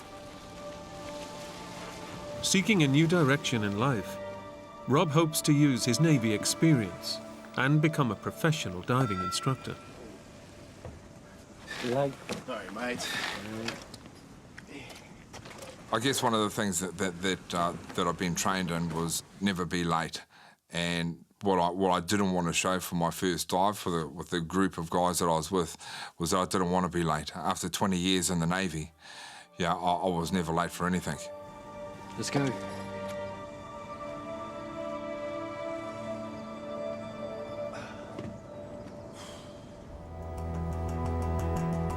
And for the first time, he's joined a civilian dive team for a crayfish hunt around the coastal island of Mana. As the boat heads to its first anchor point, Rob eats a light breakfast and looks forward to what he thinks will be the simplest dive of his life. I had dived more places in the world than what I had in my own backyard. Here I was diving over in Singapore, Afghanistan, Australia. As I'm on the boat heading out towards our first dive spot, I'm thinking it's a beautiful day. The water is clean and clear. This is too easy. The mood on the boat was one of excitement. There was some jovial laughing and jokes going on. Then the challenges start popping up. You know, how long can you stay under the water for? How big a crayfish can you get? Thought I'd better get in the water and show them how it's done.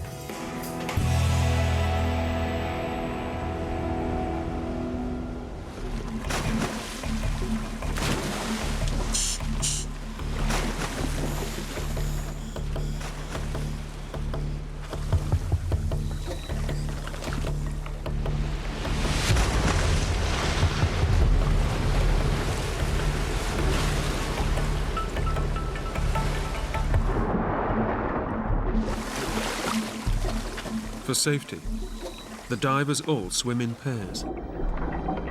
As Rob heads under the water with his diving buddy, he feels the familiar thrill of excitement. I remember when growing up as a child, I used to watch that program Aquaman, Man from Atlantis, and used to dream that was me.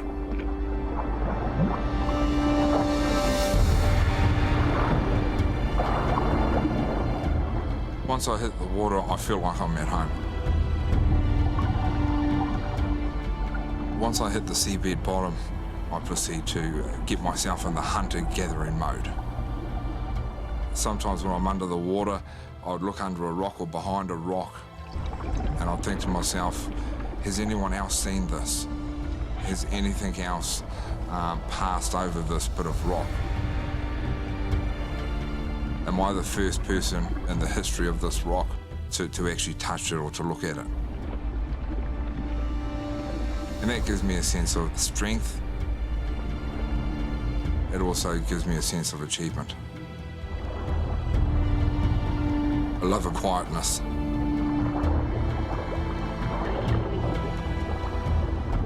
The only thing that I can hear is my heartbeat.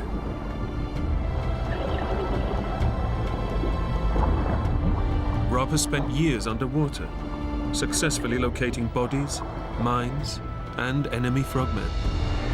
But finding crayfish proves surprisingly difficult.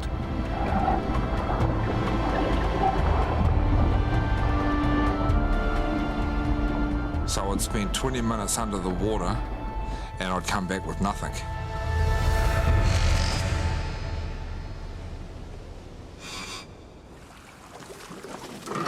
Last dive of the day, mate. See if you can catch a crab this time. Yeah. And then this guy showed me his crayfish and he just shoved it in my face and said, look at this. And I'm just like any other bloke. It's a bit of a challenge.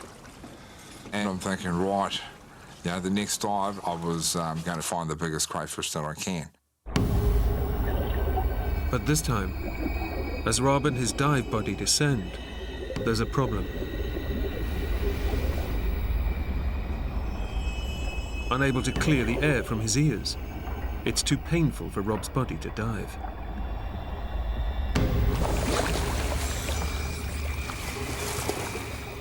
I felt gutted. There were 8 other divers under the water somewhere. Given his 20 years' experience as a Navy diver, Rob decides there's only one option: to dive alone. This is it. I'm going to come back with a sack full of crayfish and just show these guys that I'm the king diver. Rob's injured pride has clouded his professional judgment. Scuba diving is one of the most dangerous pursuits in the world. If he gets into trouble this far underwater, without a buddy, then there'll be no one to raise the alarm. As I'm swimming through the kelp and I push it aside, I see some sea urchins or kinna, and my wife and I love this stuff.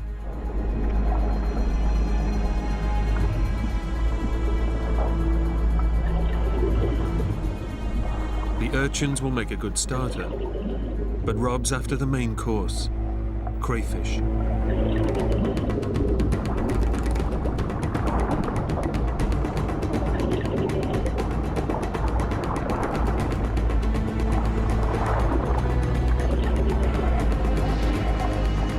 My instincts was to shoot off. Didn't care about the depth, I just shot straight after it. I start making my way through the kelp and the seaweed, looking around every nook and cranny.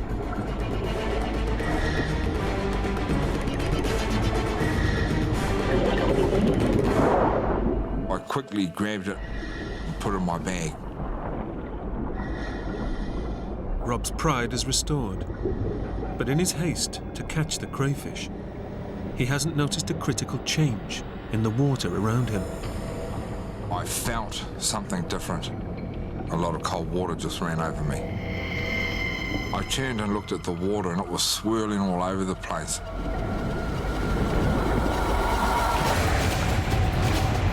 Suddenly Rob's hit by a powerful rip current, a narrow channel of fast-moving water that instantly drags him away from the dive site. I'm tumbling around, not knowing what's up or what's down. In the unstoppable current, Rob risks drowning by losing his breathing apparatus or smashing into an underwater boulder. I can feel myself getting deeper and deeper. And I remember thinking to myself, was this it? Was this death?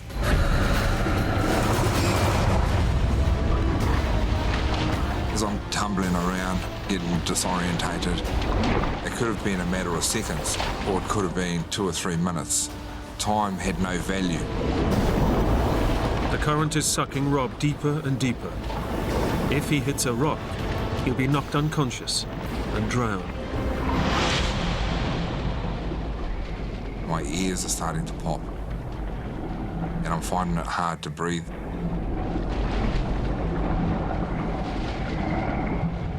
I grab the rock and I just push up.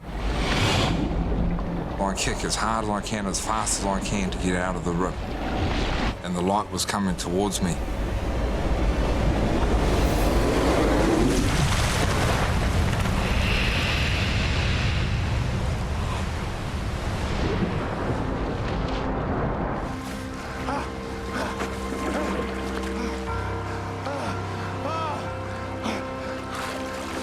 Oh, thank God! I was saved. My train of thought was that I'd only be around about 45, 50 metres on the stern of the boat.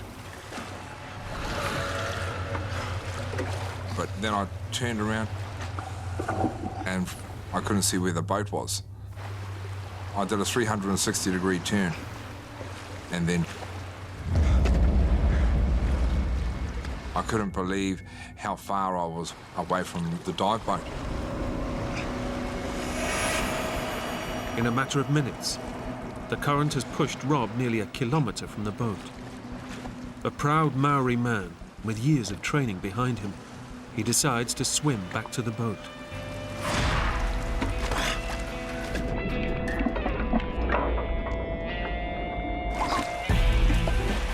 I don't want to be judged by my peers. Rob Hewitt, he was the guy that got rescued 3 days before he left the Navy. I've done a lot of swim training with my dive gear on. This was my second home. I would kick as long as I needed to kick, and I would get to where I needed to get to. But despite paddling hard, the boat doesn't seem to get any nearer. What?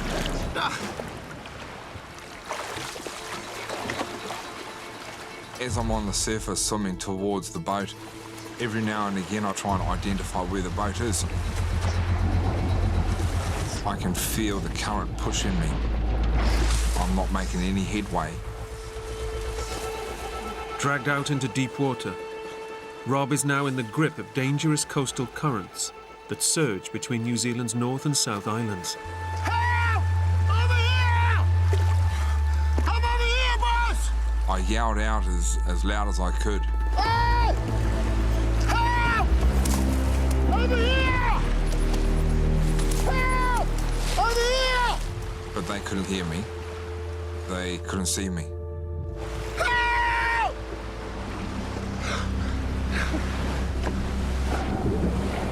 Rob's diving gear keeps him afloat, but it's impossible to swim to shore. The current continues to push him further out to sea.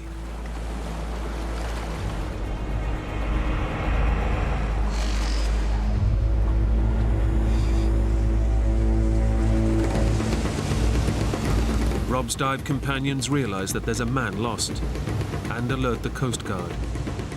It seems like there's 2 to 3, 5 boats all looking.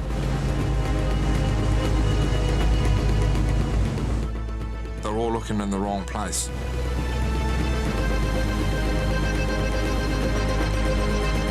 Less than half a meter above the surface, Rob's outline is easily hidden by the swell, and the rescuers have no idea he's being washed away by a current. I need to get rescued by anything or anyone just to get out of the water. But as minutes turn to hours, the coastal waters suck him away from the search area, away from land, and into the deadly Tasman Sea.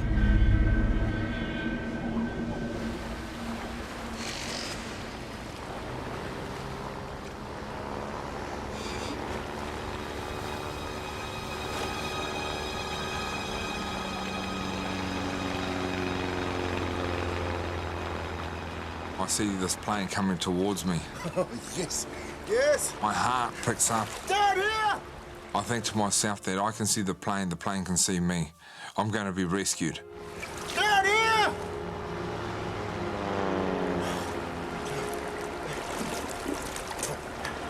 Down here!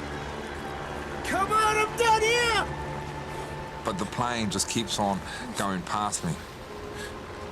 I couldn't understand why they couldn't see me. Now come back! From the air, Rob is just a speck in an unrelenting slab of grey. Please, come back! As the plane flies away from me and it gets smaller and smaller, my heart drops. The rescue is dwindling. I find myself 5 miles from Mana Island, and I know that I'm still getting pushed out. As the sun begins to set, Rob faces a daunting reality. The rescue planes won't be able to find him in the dark, but the sharks that live in these waters will.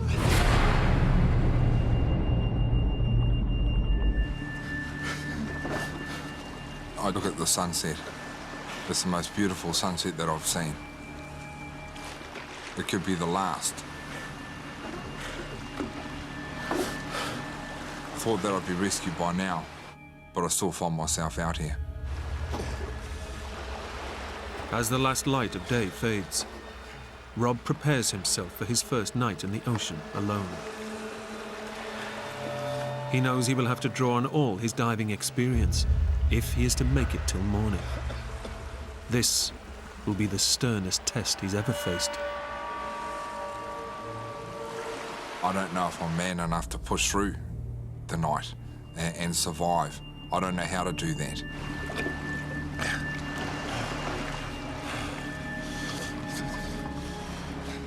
I've completed night dives with my time in the Navy, but I don't know anyone that has survived out at night in the middle of nowhere. Meanwhile, Rob's wife, Rangi, finds out he's missing. When two police officers knock on your door, you think, geez, what is up? You know, something can't be good. From our conversation earlier that morning, What is it that you're so scared of? I had a feeling that he shouldn't have left. So it was very hard.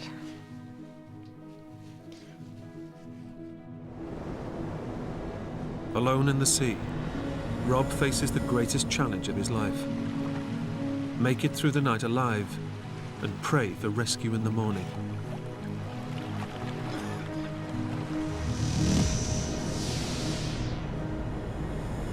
To try and stay warm, Rob adopts the Navy's help position by folding his limbs in tight. But floating motionless, his body heat quickly drains away. Every little move I make, I can feel the cold water getting into places through an opening of my wetsuit, underneath the feet or in between the gloves, and coming down my neck. Alone in the ocean, he's well aware of the threat from sharks, which hone in on weak and vulnerable prey. I just stayed there motionless. You could hear a pin drop. Every little wave, every little crack behind me. I was trying to slow my heartbeat down because I didn't want it to make noise or vibration in the water because it might alert the shark. Please, Lord.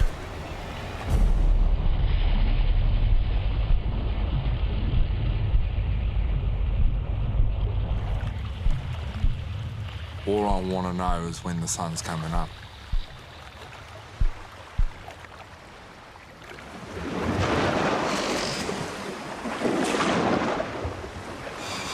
Thank God. Thank you. Thank you. Miraculously, after 18 hours alone, Rob is still alive, and his hopes of rescue soar. When I saw the sun, I thought to myself, right, this is it. You're going to get out of this one. Please, help me. But as the sun got to about 10 o'clock, I'd seen no rescue effort.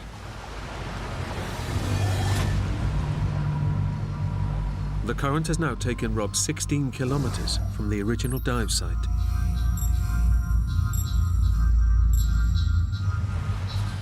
I felt abandoned. It's been 20 hours since Rob was first swept out to sea. Alone and terrified, he's desperate to talk to someone or something. One of the things that I'd been told about being out at sea was that loneliness was going to kill you. But Rob is not entirely alone.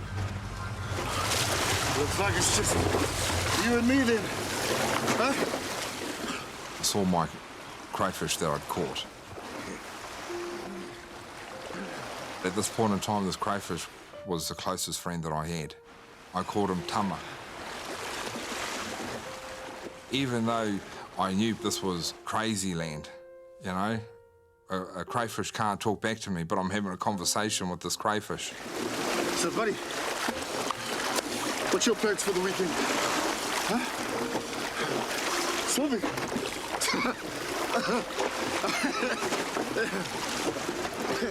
Swimming.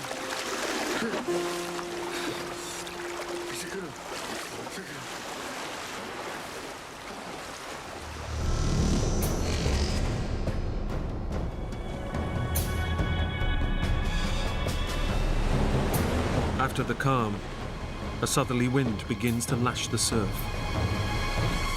The wind got stronger. The waves are pushing me from the left to the right, kicking me in the back and punching me in the front. My eyes are stinging, I can't see anything. And as I was wiping the water away from my face, Unbeknown to myself, I was actually cutting away at my face with the Kevlar gloves that I had on. 28 hours of constant soaking has left Rob's skin loose and vulnerable to bacteria and injury.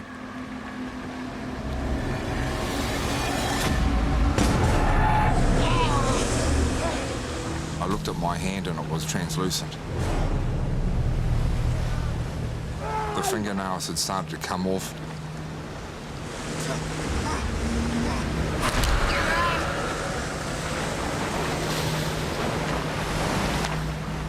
The pain that I felt was unbelievable.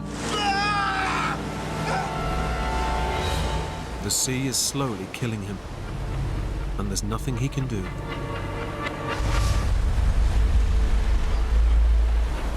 I started to vomit yellowy bile, the last ingredients in my stomach.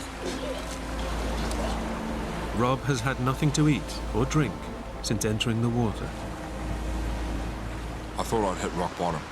I needed to try and figure out how to stop vomiting and to put something in my stomach.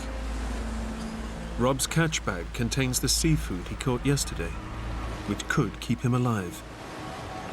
I grabbed my knife and cracked open my first sea urchin. I feel my body just grabbing all of the sustenance and energy out of it. Cracked the second one open. I shoved all of the guts and the roe down my throat, eating and licking away at the shell. I looked into my bag. I saw Tama sitting there, still flapping, still alive. Naming and talking to the crayfish has eased Rob's crippling loneliness. But the time for sentiment is over. Sorry, Tama. Sorry, man.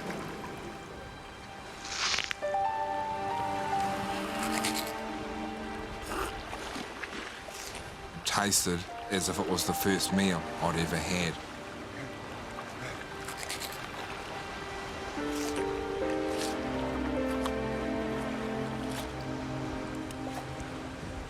The feast has bought Rob more time.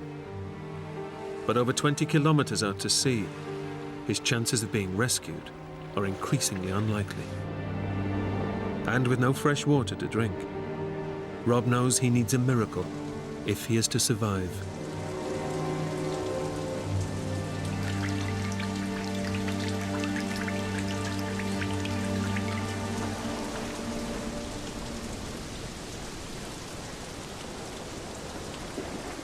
And just before the sun went down, it started to rain.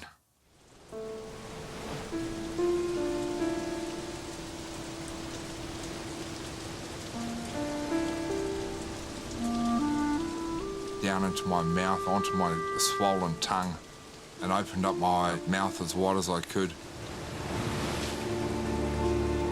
The fresh water that landed on my tongue and around my lips was unbelievably great.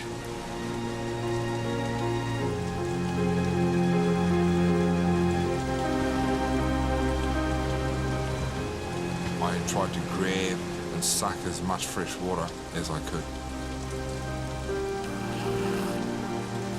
It gave me a sense of life. I had another chance. The crayfish meat and brief rain shower are just enough to pull Rob back from the brink and fire his will to survive.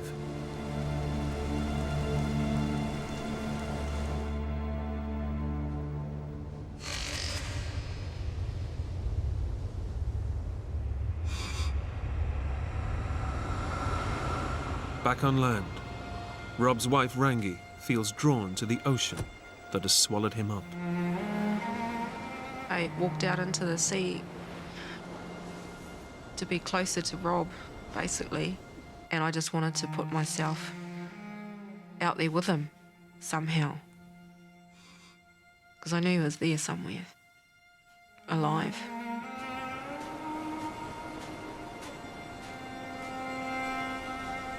Felt like a bit of a crazy woman at the time, while Rob was missing.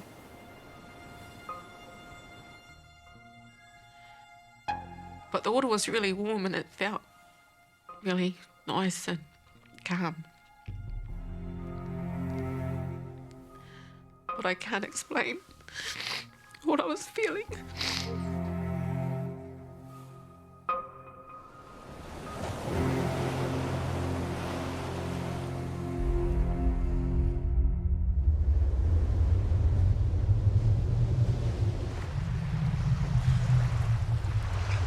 For Rob, a second night alone in the sea now beckons.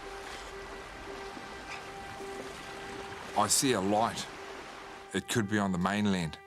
I'm unsure, but I still see a light.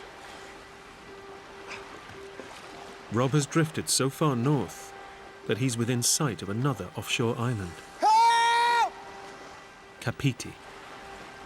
Help! It gives me a beacon of hope. It gives me a direction. Come on, Rob. This is my chance. My chance to save my life.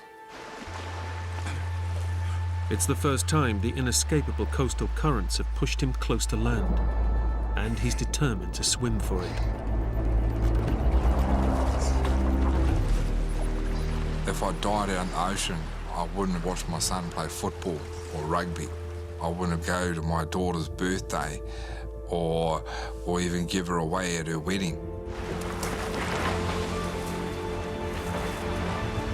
As I got closer to the island, it seemed like a mile and a half away.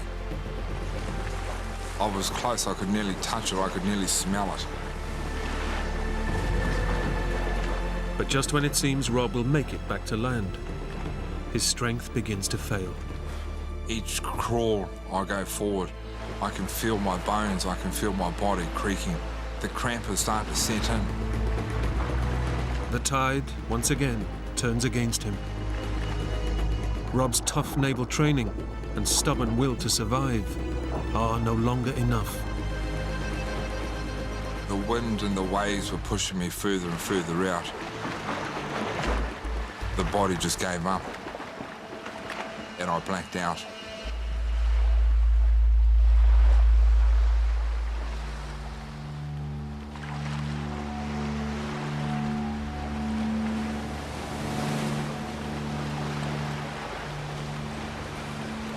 I woke up further away. I realised then that my chance was over.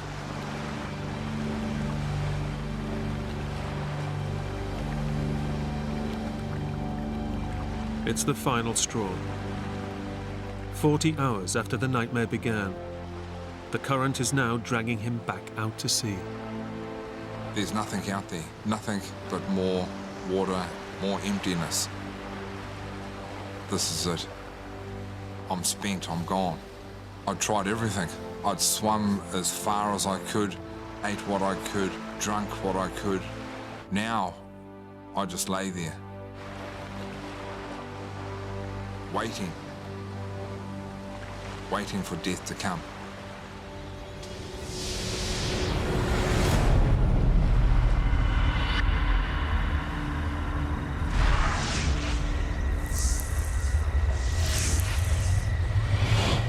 I remember walking onto the beach.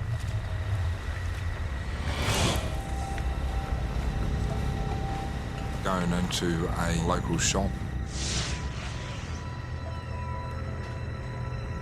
I grabbed a cold can and I could feel the cold blast just come out.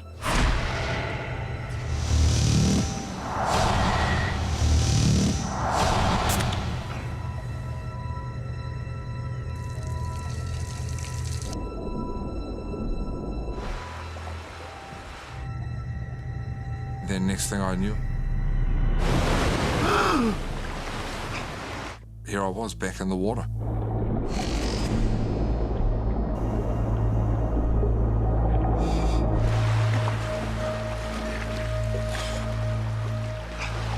Rob now faces a second night at sea.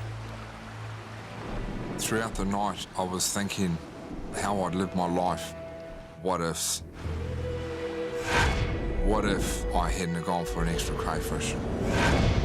What if I hadn't dived on my own?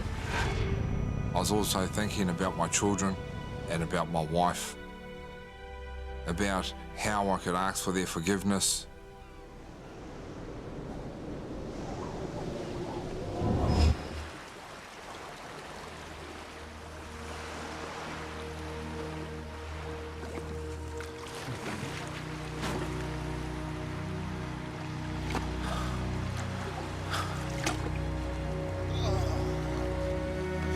Daybreak finally arrives, bringing with it new hope of rescue.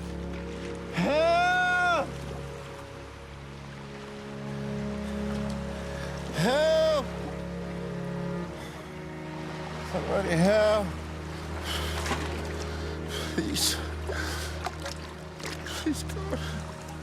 But as Rob begins his third day alone in the ocean, he knows he is perilously weak. He removes his oxygen tank and buoyancy jacket. There's no air left in them. They are dead weight.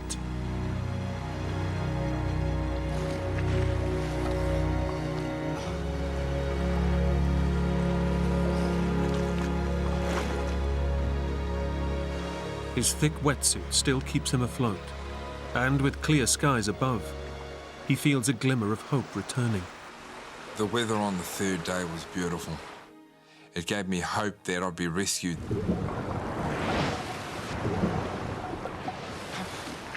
But Rob has been lulled into a false sense of security.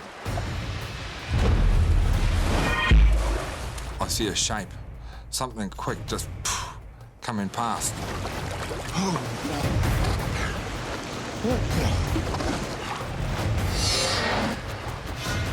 I don't know what type, but a shark's a shark. I grabbed my knife out.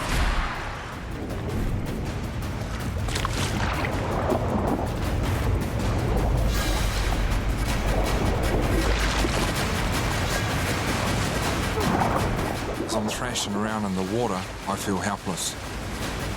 Is it going to end like this? A shark finally coming up to have a feed.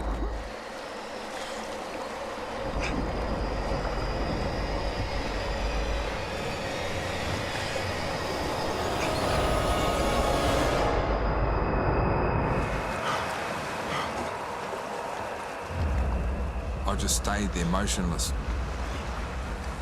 2 minutes was 5 minutes. The next minute was an hour. I was still there. As the day goes on, it isn't sharks that threaten his life. The bright sunshine that Rob thought would bring out more rescue teams is slowly cooking him alive.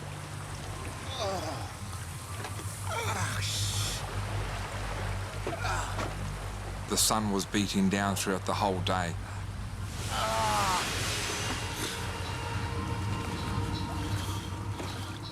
I feel toasted. My face felt swollen. My tongue was swelling. I can feel that the skin is blistering.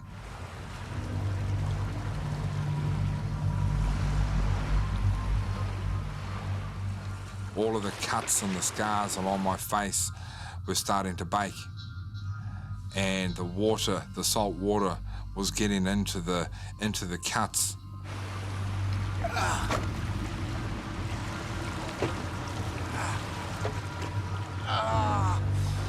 Here I was, thanking God for a beautiful day. But this beautiful day would bring me pain. In normal conditions, the human body can go 3 days without water, but that's vastly reduced in the ocean. Having drunk only a few drops of rainwater, Rob is dying of dehydration. The relentless sun only makes it worse. There was only one place for me to hide, and that was under the water.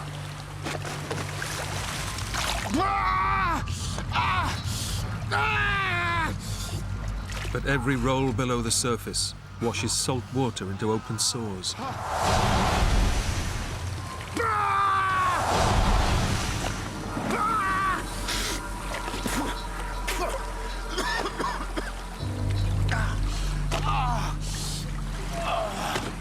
God. I could hardly breathe. Please, Please, God. He's seen no sign of rescue for 3 days. And if the sharks don't kill him, lack of water certainly will. He can either wait for a slow and agonizing death, or take things into his own hands. I feel like I just had a gutful of the torture. I just felt like it was my time just to say goodbye to everyone and everything. Dear God, look after my family.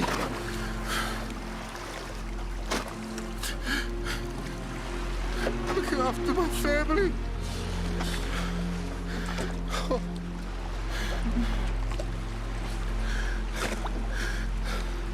Rangi.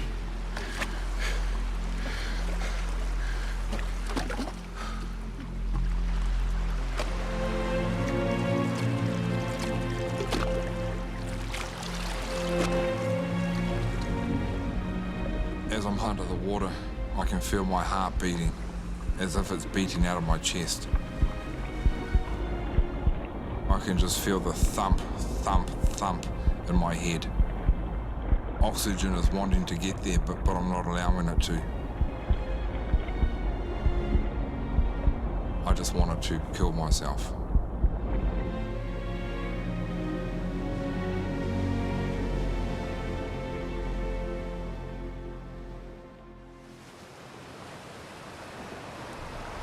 After 3 days of drifting miles out to sea with no sign of rescue, he decides to drown himself and bring his suffering to an end.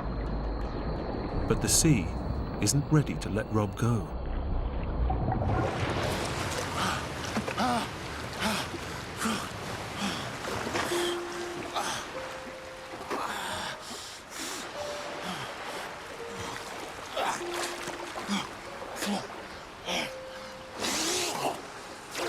When I came to, I felt gutted. I couldn't even kill myself properly.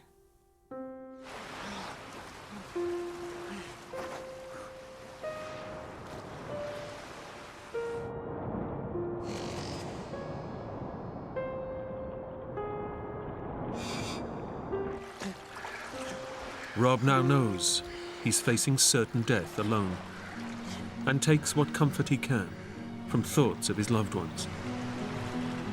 I tried to call out names of people that I loved, just to give me some sort of connection. Casey. I love you, son.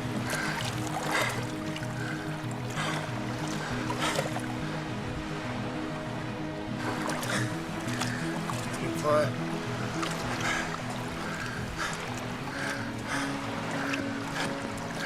Rangi.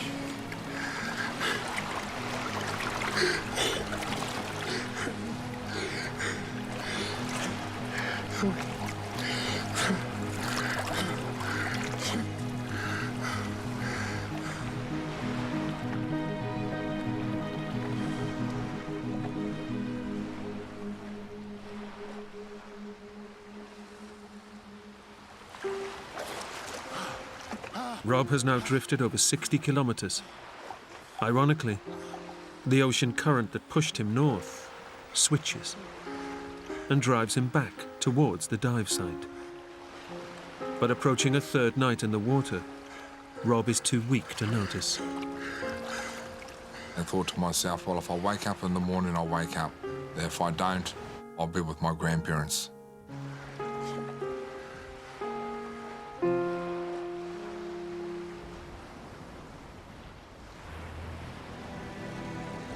On the mainland, rescuers think Rob must be dead. But his wife, Rangi, refuses to believe he's gone and calls to her Maori ancestors with an offering. Tangaroa hoki mai toku whaia ko. Tangaroa hoki mai toku whaia ko. Tangaroa hoki mai toku whaia ko. Tangaroa hoki mai toku whaia ko. Tangaroa hoki mai toku whaia ko. Tangaroa hoki mai toku whaia ko. Tangaroa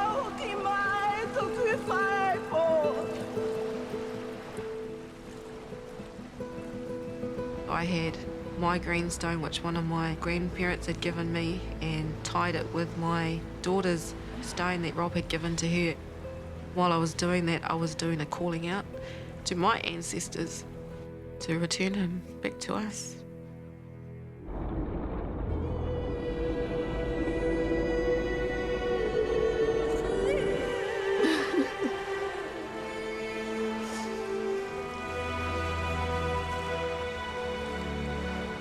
I've given you these tonga of ours. Now give my tonga back to me.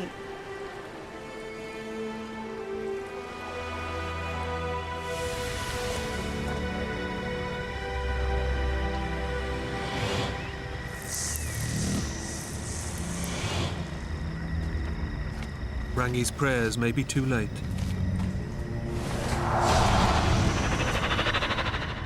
After 4 days, with barely any fresh water, Rob's behaviour becomes wildly irrational. I felt claustrophobic in my wetsuit. I'd started to strip it off. I chucked my dive hood as if I'm in the garage, just tossing it on the table. The insulating layers of rubber are the only thing preventing him from dying of hypothermia. But he no longer cares. I then take off my dive fins. And the dive fins are the last thing that any diver would take off because they're the things that are going to keep you up when you're kicking.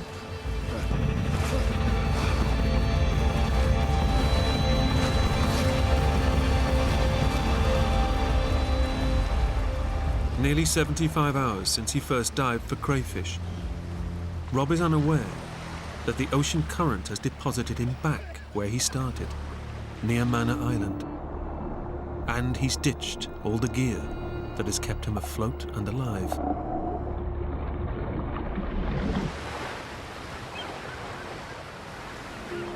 I can feel the energy going quickly, the will to live disappearing and waiting for death to come.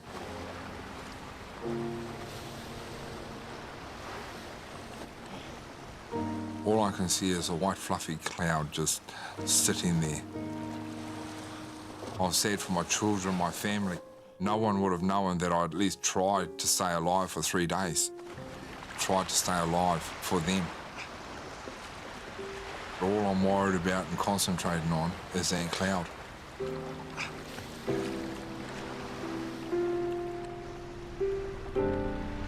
I hear this sound.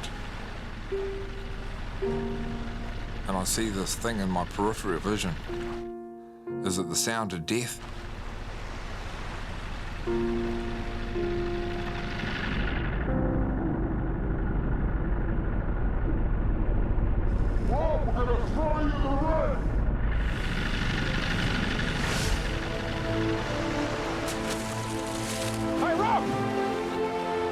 The Maori gods have answered Rangi's prayers.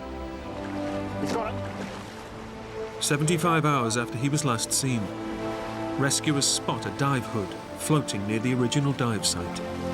And close by, they finally find Rob Hewitt. I thought that this was all hallucination. And I remember seeing a friend of mine. Good job, mate. And just said, just keep your eyes on me. I just want to look at you.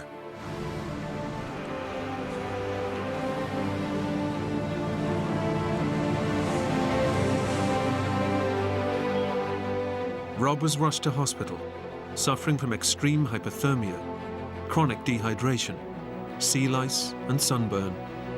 He'd lost nearly 10 kilos in weight.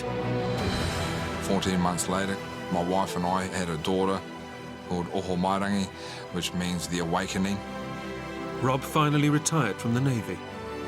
He now works as a diving instructor in the very waters that so nearly took his life. I'm happy and I'm alive, and that's what really counts.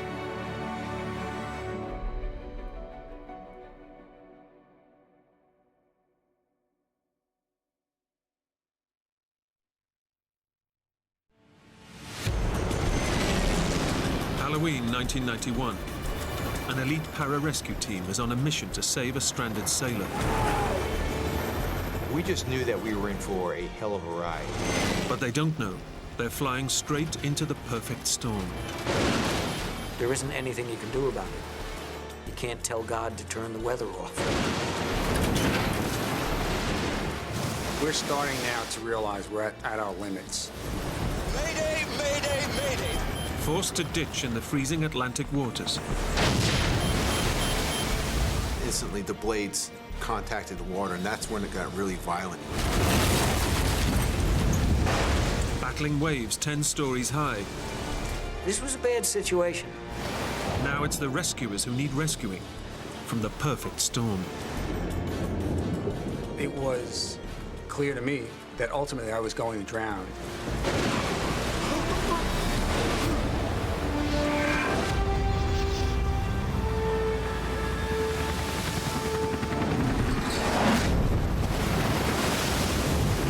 Everyone out! Everyone out!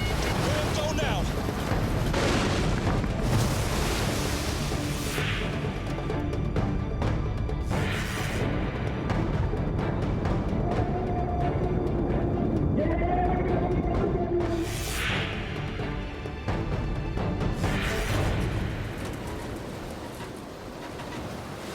It's Halloween, and off the eastern seaboard, a violent storm is brewing. Pararescue man John Spillane has been called in for an urgent mission.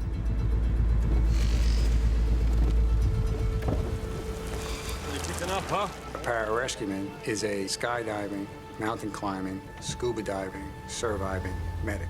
We would take enormous risk, and we were willing to take that risk to save life.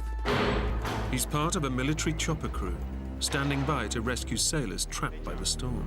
The training flight's off. Yeah. Come on. What is it? We got a rescue mission from the Coast Guard. Fellow pararescue man Rick Smith has news of a stranded yacht off the coast. Okay, guys, take a seat. So, we got a long... Pilot Dave Rivola leads the 5-man team. We all evaluated the weather, and yeah, it is risky, but there was somebody's life at stake. The stranded yacht is located 450 kilometers off the coast. 39, 57 minutes north. Co-pilot Graham Bushaw will navigate them there. In this particular situation, 250 nautical miles out to sea, it's beyond the range of most helicopters. So yes, it ramps up the risk on the mission substantially. Only the military's helicopters can reach the yacht. Looks like this could get rough. We all set? Yes, sir. But it'll require dangerous mid-air refueling. Okay, Jim. Cockpit checklist. Yeah, APU control switch. The crew of Air Force Rescue 110 is ready to roll.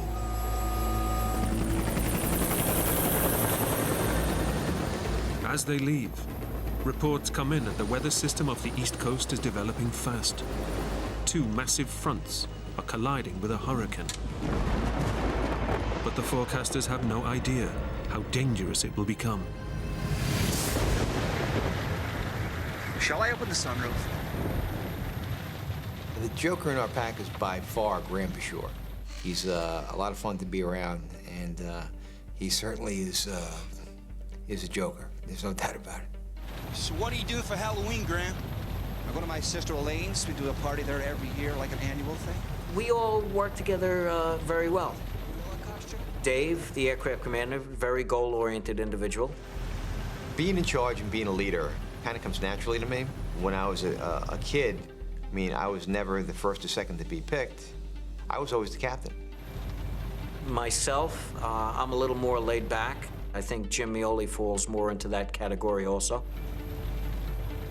I loved helicopters, anything about helicopters. Then when you add the neat kind of man toy stuff that we have, it's a lot of fun. Rick was reserved on the quiet side, very professional, and John was more vocal than Rick. I guess it was an amazing time in my life. I was only married at this point 2 years. We were expecting our first child. My wife was 5 months pregnant. Half an hour in, and the crew get ready for the first refueling. Airspeed 120, altitude 1500. We've got 45 minutes of gas left. In these turbulent conditions, Dave Rivola's skills as a pilot will be tested to the limit. You need to overcome the anxiety and the fear factor of flying that close to another airplane. He needs to gently ease the helicopter's probe into a supply line, trailing behind a flying fuel tanker. You know, you've got spinning rotor blades that are rotating around, you know, at a very, very high velocity. And obviously, if that hits anything, you know, there's going to be a problem. Okay, extending the refueling probe. Air Force Rescue 988 to Air Force Rescue 110, copy that. It's like playing a video game and getting points. Way to go. Air Force Rescue 110. When you hit that drogue, even in clear weather, it's like, whoop, you know. We have contact. It always makes you feel good. Air Force Rescue 988 to Air Force Rescue 110. The crew now has enough fuel to reach the stricken yacht. But as they plow on, weather conditions deteriorate. I do remember having butterflies in my stomach because it was going to be a challenging mission. We become aware that the winds are very gusty. The waves are up to 40 feet. And we're starting now to realize we're at our limits. The youngest of the crew, Jim Meoli, has never flown in weather this bad. I just got out of school. I was very green. Graduated, you know, just less than a year before, so I was very new, very green. Rookie. Nervous? I'm a little. Nerves are good.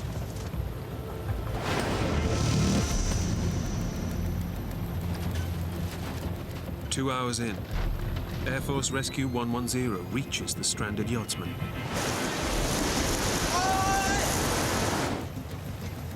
Air Force Rescue 110 to Air Force Rescue 988. We have visual contact. I don't like the look of this, Dave. And this is where it got dicey, because the sail had been ripped off, the mast was pretty much straight up, and now the seas were very, very rough, and the winds were very strong. Again, this guy in the boat, he looked like, to me, like a rubber ducky in a bathtub. He's just getting splashed around or knocked around. The plan is for John and Rick to rope down into the sea. Pretty extreme, huh? Then Jim will hoist them all back to safety. But in this weather, it won't be an easy pickup. It sounds quite simple. Let's send a cable down, somebody grabs it, and they get up inside the helicopter. It is not even remotely close to that easy. I have no problem putting PJs in that type of environment. They are extremely good swimmers, extreme physical conditioning, no concern at all that they would be able to swim over to the boat and get this guy off the boat. The big concern was getting everybody back into the helicopter. Put two PJs in the water and we can't get them on, now we have 3 survivors that we have to deal with. Okay, that looks rough. What do you guys think? It's Jim's responsibility to winch everybody safely back to the chopper. Can you get us any closer, Dave? That's about as close as I can go. I don't want to get too tight to the mast. It's his call, whether or not they go for the rescue. And one of the big problems is with the hoist cable, it'll act like a cutter and literally cut through, you know, arms, cut off arms, or worse, maybe wrapped around that person's neck, literally decapitate him. It's your call, Jim. How we doing back there, Jim? Nah, it's too risky. I can't do it.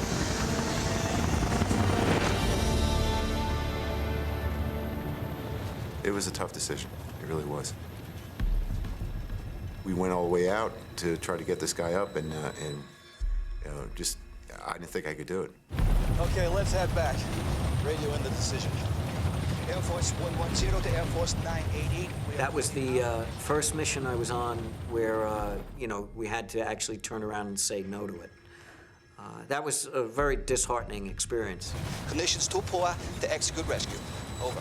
But it was the right decision. It's not all like Hollywood, you know? The hero doesn't always come out alive and everything works out fine. I thought that took a lot of courage for Jim to speak up. To be right there looking at that survivor, ready to go. The most junior person on the crew spoke up and said, I don't think we can do this mission. Air Force Rescue 110 heads back, leaving the yachtsman to wait for a ship rescue.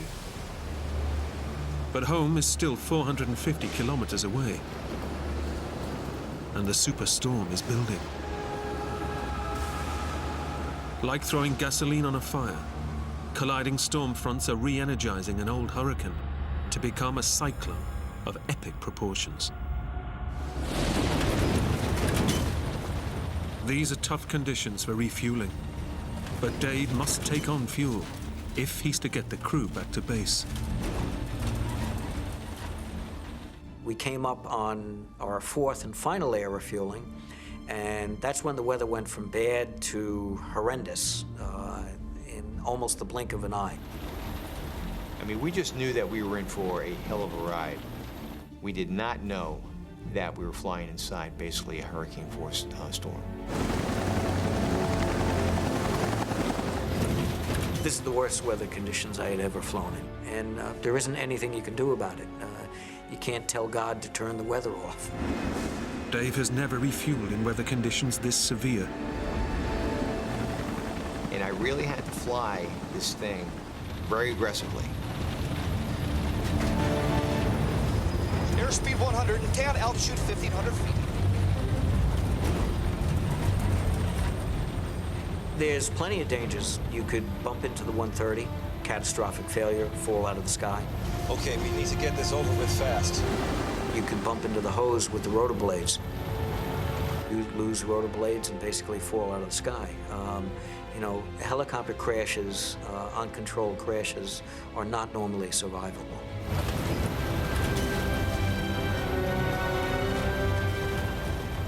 There was turbulence that, you know, was really rocking us left and right, up and down, any which way you can imagine. We were hanging on for dear life. Guys are vomiting. The airplane being buffeted, you know, plus or minus 100 foot. I'm trying to go down, it's going up. We've got 20 minutes of gas. Fuel is running low. It's critical that we get it. There's no place else to go to put the helicopter down other than the ocean. They're still 150 kilometers from land. Where the hell is it gone? And he can't even see the refueling plane through the clouds. Back off! Back off! Couldn't hide from my own guys. They saw me up close and personal and what I was up against, trying to get this damn probe in this drogue. Yeah, there were a few choice words that came out of my mouth inside the cockpit. There's no doubt about it. The cloud ceiling is dropping, going down to 500. Air Force Rescue 112. We're doing a lot of suggestions, turning in a different heading, different direction, climbing down, all different situations to find clearer air so we can get gas and get home. We'd like to try this at 500 feet. Dave takes the chopper lower to get below the storm. But the turbulence only gets worse. Come on. Come on. We'd been doing this for more than half an hour. Well, now I knew we were crossing that line, that things were beyond our control, that we may not get fuel. And once I realized that, the thought of ditching the helicopter became a reality. And that was actually the most frightful period for me of that whole mission, was that thought to realize we may have to abandon the helicopter. Altitude 490 feet. Dave knows he may only have one more chance to connect with the refueling drogue and save his crew. 5 minutes of fuel remaining. At that point, my low-level fuel lights begin flashing. Now it's decision time. If we don't get this fuel, we're all going swimming. 5 minutes of fuel remaining. Dave has run out of time. He faces the hardest decision of his life. There was no option left. If I continued to use that fuel, thinking of my own ego that I can do this, that I can make this, you know, that could have killed everybody. He can't save the chopper, but he might be able to save his crew. With the last drops of fuel, Dave takes the chopper down to let them bail out. Okay, listen up. We are ditching this chopper. Jim, prepare the life raft. John and Rick, get ready to jump. The pressure to make that decision had to be enormous. There was no objection from the crew, but he wasn't asking. Okay, guys, let's do this. I was scared. I didn't think we were going to survive. Mayday, mayday, mayday. This is Air Force Rescue 110, ditching at coordinates 3. It was something that I don't think everybody really believed was happening, even though it was actually happening. So when he said ditching, I didn't think I could do it. I think it was more of a being scared out of my mind. Mayday, mayday, mayday. This is Air Force Rescue 110, ditching at coordinates. With just minutes of fuel remaining, the crew prepares survival equipment and the life raft. 5 souls on board. Okay, I'm coming to the harbor. I want everyone out of here. Air Force 988 to Air Force Rescue 110. Copy your mayday. Dave hovers just above the crest of the waves to let the crew bail out.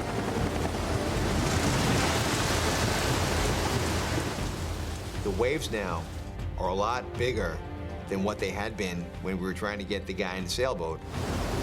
Dave is now so close, he runs the risk of a high wave taking the chopper out. Okay, I'm not able to hold this much longer. Altitude, Dave, altitude. We're running on fumes. It's time to go. Number 1 engine offline. Mayday, mayday, mayday. It could be seconds before we're going in the water. My number 1 engine flames out on me. I'm hovering on 1 engine. I could actually hear the turbines wind down.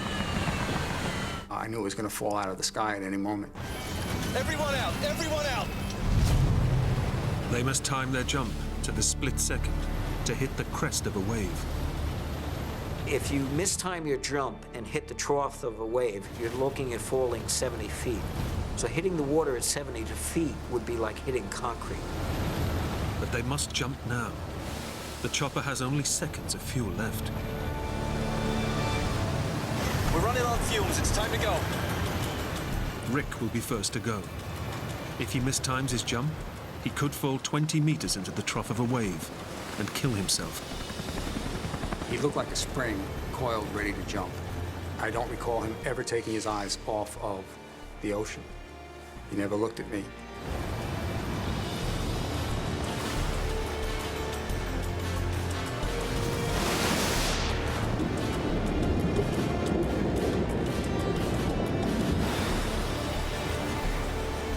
Rick vanishes, and John gets ready to jump. I was looking out of the aircraft at the water. I couldn't tell exactly when to jump because I couldn't tell the difference between the crest of the wave and the trough of the wave.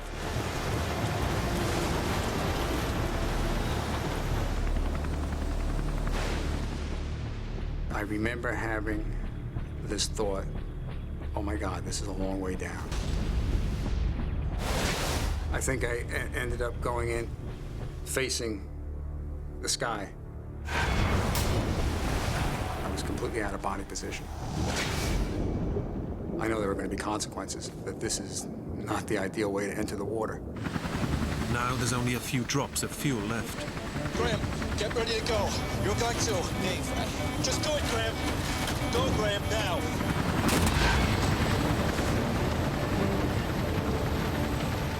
This was a bad situation. The likelihood of surviving it is extremely slim. Only Dave and Jim are left on board.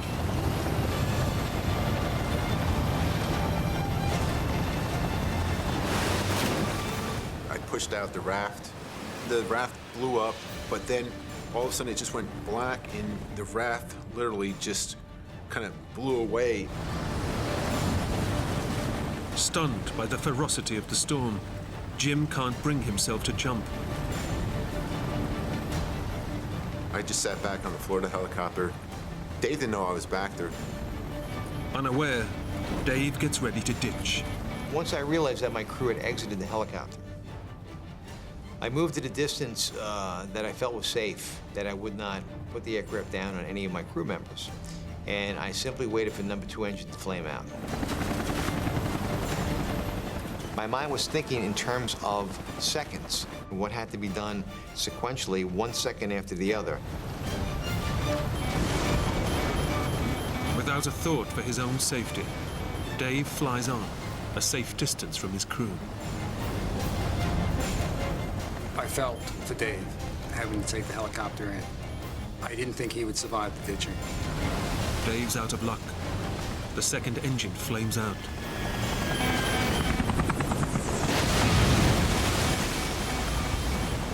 Body of the helicopter hit.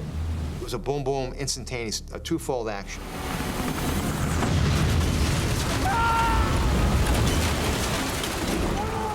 Instantly, the blades contacted the water, and that's when it got really violent. It was like someone took the helicopter itself and just lifted up and smashed it into the water.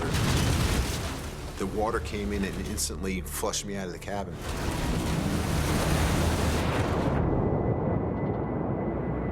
The helicopter immediately filled with water. I mean, the only thought was to get out of the aircraft immediately. But Dave's door is jammed. And I'm thinking to myself, this door is not going to open.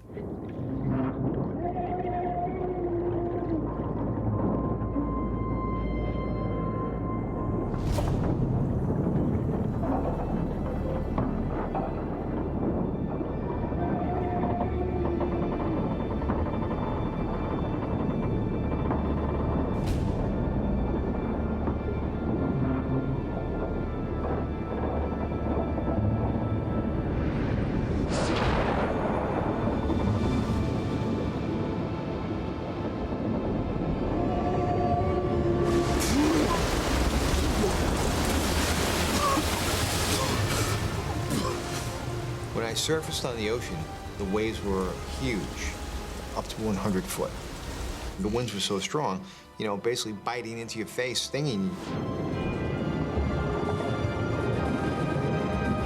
Dave takes hardly a gulp of air before the waves suck him under again.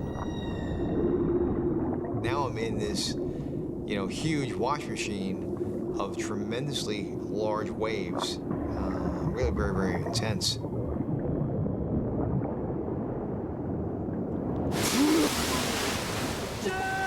Battling the terrifying waves.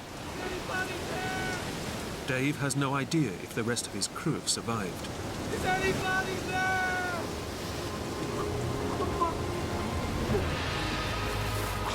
But close by, Jim has reached the surface and is struggling in the freezing water. I was under long enough to where I took in some water and I had to vomit it up. And I got to the surface like, whoa, what the heck just happened? And then the waves immediately start hit. And once, you know, the shivering started, which was pretty quickly once I went into the water, it went from a mild shivering to a severe, and you really, that's all you're concentrating. You're tensed up, your body is just, you know, getting this, it's like a hammering effect, and you really can't think of anything else except, you know, being cold. I began to yell. And, you know, then I heard a yo back, and then a yo, and the yo's got louder and louder, and louder and louder.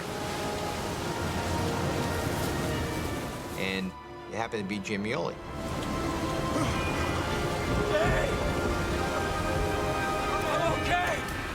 When he and I linked up together, it was a feeling of elation. We had somebody to share this dire condition that we were both in. And I grabbed onto his harness, grabbed onto that, because I wasn't losing him. But the elation is short-lived. When Dave notices that something is wrong. Where the hell is your survival suit? And I realized immediately that he did not have his exposure suit on. He was already cold. In his desperation to release the life raft, Jim has failed to put on his survival suit. The sea is a numbingly cold 12 Celsius. His life expectancy is just a few hours. I was very concerned that without that suit on, he's definitely not going to survive as long as I am. Here! Put this on! Dave offers his hood, risking his own chances of survival, but buying his crewmate valuable time. Got it! I put my hood on his head just to help him out, you know, to maintain any body warmth for him. Dave and Jim are on their own. As far as they know, the rest of the crew are dead.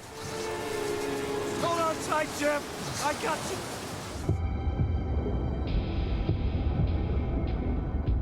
But 400 meters away, John Spillane is trying to hang on to life. I don't recall hitting the water. I remember just evolving into this state of awareness where I realize I am in the ocean.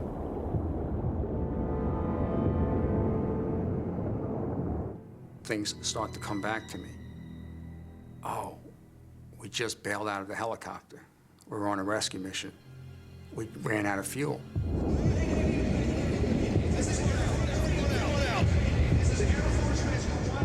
The next thing I recognize is I'm experiencing a lot of pain.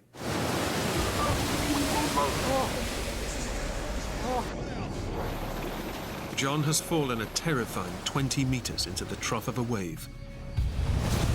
Hitting the water at that height is like hitting concrete. His body is shattered. Both wrists, 4 ribs, and his left leg are broken. He's ruptured a kidney, bruised his pancreas, burst blood vessels in both eyes. Fluid is massing around his lungs, making breathing agony. I'm desperate. I'm in a desperate situation. I'm being battered by the ocean. I'm being pelted by the water. I'm having a very hard time keeping it out of my mouth. I'm swallowing it. I'm vomiting every few minutes. I would hear the rumble coming from above.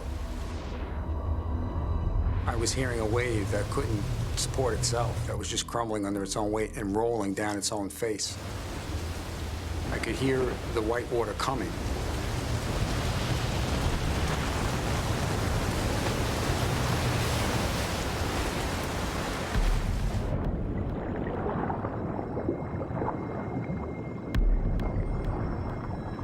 It would take me under, and it would hold me under for 30 seconds at a time, maybe even more. My body just went wherever it wanted me to go. I couldn't actually swim for the surface. I didn't know where it was. But the way I thought my end would come that night is that I would no longer have the energy to get my mouth high enough above the water to breathe, which means ultimately I would have drowned. And that was revealing to me. That was startling. That was something I hadn't ever seen happening to me before, where I would drown on the surface. John fears drowning. But across the waves, it's the cold which threatens to kill Jim.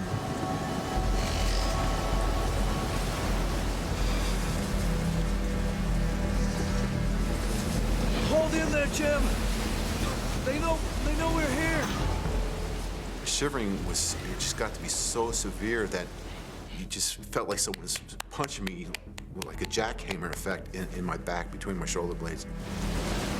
It's only thanks to Dave's hood that Jim has come this far. But his core body temperature is now dangerously low, and hypothermia is taking hold. I wasn't sure that Jim would survive overnight. You could just tell by looking at him. You know, things weren't registering with him, that he was not 100% with you. Jim's organs are shutting down, and the cold could stop his heart at any moment. The hypothermia just kind of took everything I had, It just, that was my focal point that night. I was just shivering, you know, unbearably. Jim at least has Dave to comfort him. But suffering from the injuries of his 20-meter fall, John has no one.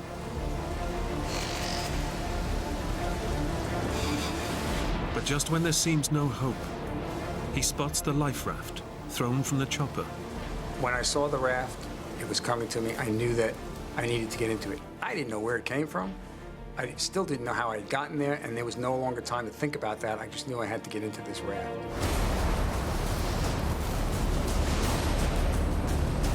John grabs onto the raft, but he can't get into it. It's upside down.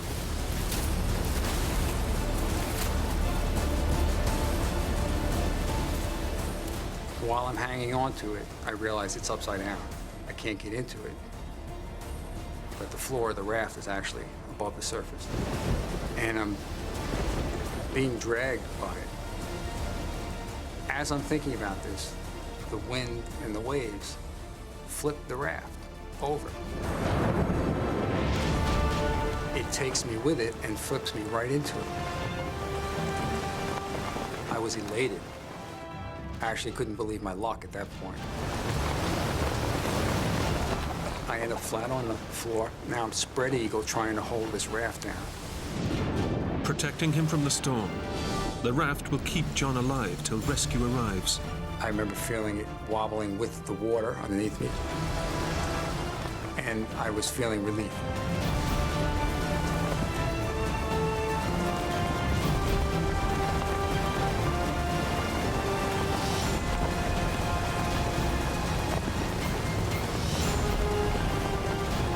The raft will offer refuge from the storm for John until help arrives. But his luck doesn't last.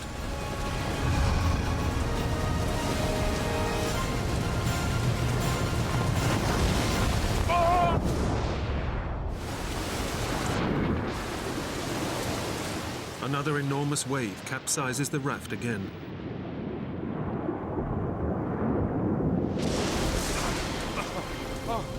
It took me completely by surprise, and I ended up back in the water. And it went blowing and cartwheeling away from me. The relief that I'd had for those short moments was over. It was gone. Crippled by his injuries and lost in hundreds of square kilometers of ocean, John's chances of survival are zero.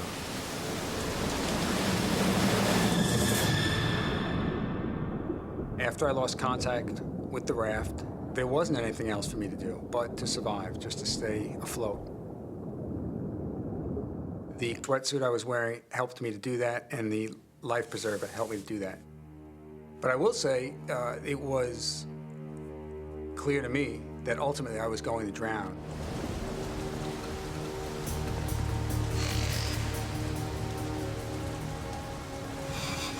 I was scared. I don't think I'm going to make it until daylight.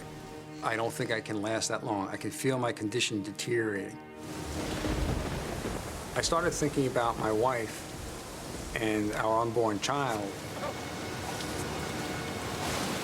My wife giving birth without me being there and raising what would ultimately be a son without me ever meeting him. I'm experiencing abject misery and sadness. There actually came a point where I started to think it would be easier to lay back and just breathe in this water. Lay back and just let happen whatever's going to happen here.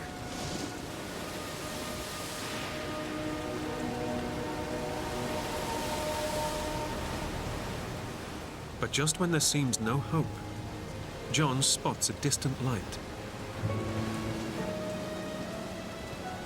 I couldn't see that well, though, because my retinas had hemorrhaged from the impact. I had a blue haze across my eyes. But every once in a while, I would see the strobe. So I'm thinking that there could be human beings attached to those strobes. And that's a good thing. But the dilemma was, if I could do anything about closing this distance, do I really want to do that? That was a real dilemma. I don't want to close this gap because I don't want to be there and die in their presence. I want to be by myself. And then I had this recollection from survival training.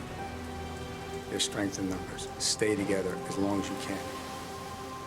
And I couldn't ignore that. John signals his position with his scuba light and starts to swim. But a kilometer of ferocious waves and hurricane winds separate him from the strobe light. With such severe injuries, he doesn't know if he can make it.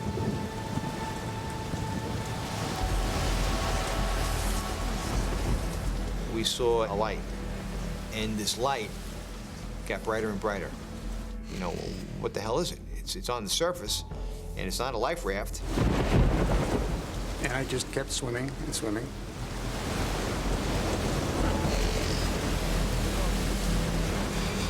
After an hour, I noticed I was closing the gap, that I was getting closer to the strobe light. But as it got closer and closer, and it took a long time to get to us, I realized that it was John Spillane. And I think it was probably another hour before I actually got there. No! John! Are you okay? Jim and I were both elated that we had, John with us.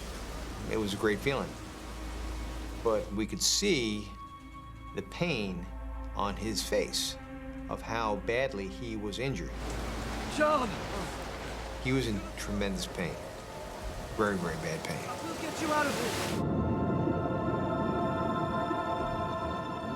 My focus shifted from me to Jim's predicament. Seeing the hood on Jim Mioli, I thought was a very brave act. That simple. I knew that that was decreasing Dave's survivability. But I also recognized what a tremendous help it was to Jim, that it was increasing his survivability. Jim can't control his own body. The muscles violently spasm in a bid to generate warmth, but he's on a rapid downward spiral. While I was getting wasted by these waves and, freezing, with the hypothermia, the only real thought I had, it is silly, is who's taking care of my dog? Like, I hope someone gets my dog so that, they can walk her or feed her. Once the rescuers, now the elite crew of Air Force Rescue 110, are in desperate need of rescue themselves. There was one particular wave that drove us under and separated us. And as that happened, I saw the look of terror in John's eyes. He was very, very concerned that if he didn't link back up with us, that his chances of survival were not good.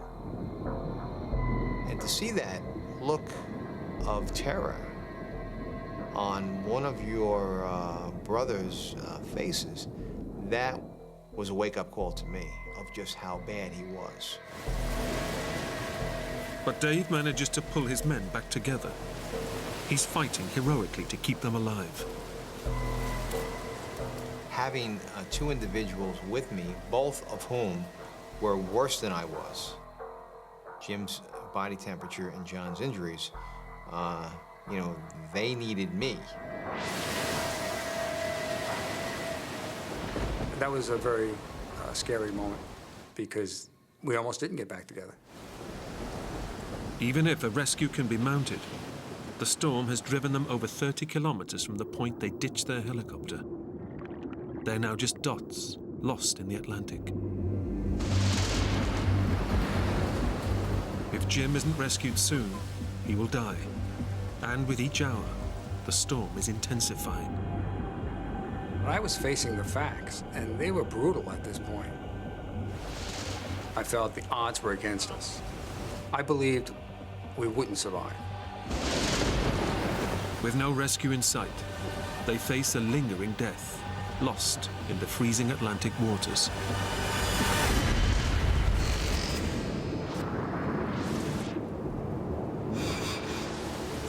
Stay with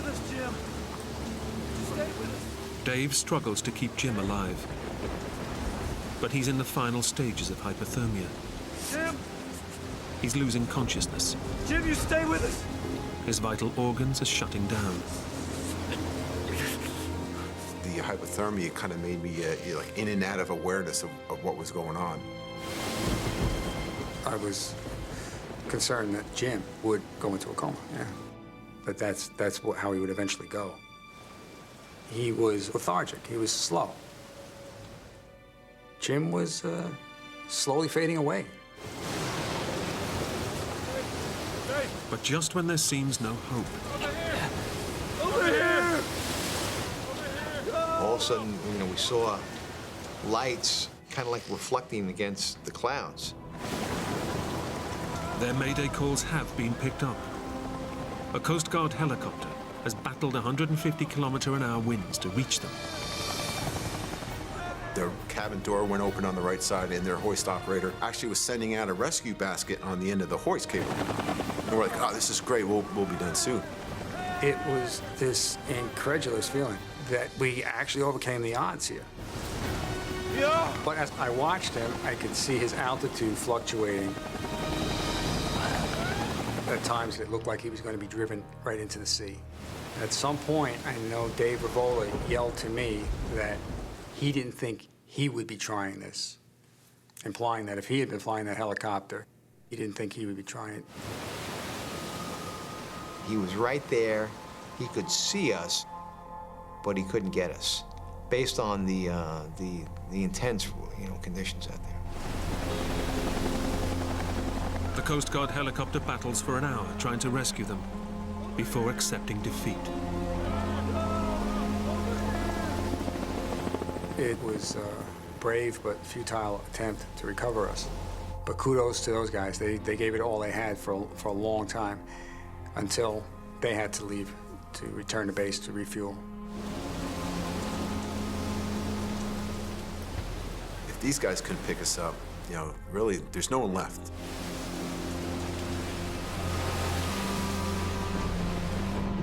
The last survivors of Air Force Rescue 110 have fought to stay together.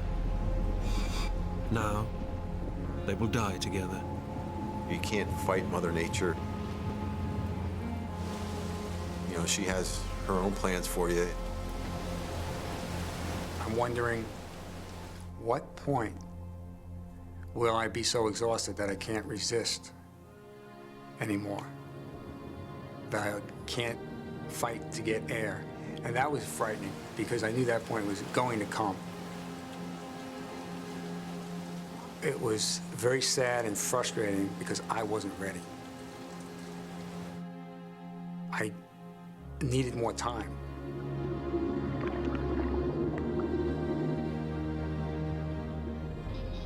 They needed me, and I was going to do whatever I had to do to, make it through, get them through this, get us through. Even to this day, I wonder how Dave had such strong hope. I don't think he doubted that he was going to see the rest of his life. He was going to see the next day and the day after that. Then we saw lights again. And I said to the guys, I said, that's a ship.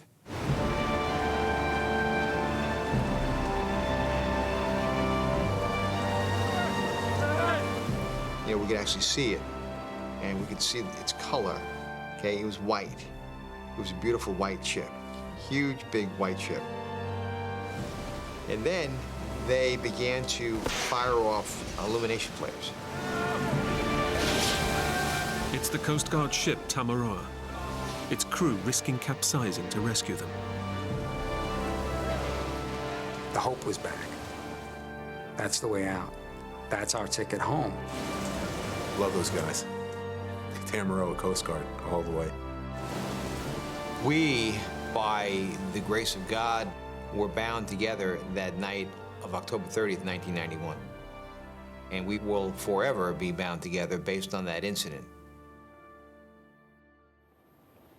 It took Jim Meoli a year to recover from the ordeal. John Spillane underwent a number of operations for his injuries. Dave Rivola survived the incident unscathed. They came aboard to find co-pilot Graham Bashaw had already miraculously been picked up. Although you're glad you're alive, we're still missing a crew member, you know, and that's when it really hit home that, you know, there's still somebody out there. And, you know, that was Rick. You know, the Coast Guard cutter continued through the night looking for Rick and continued through the next day.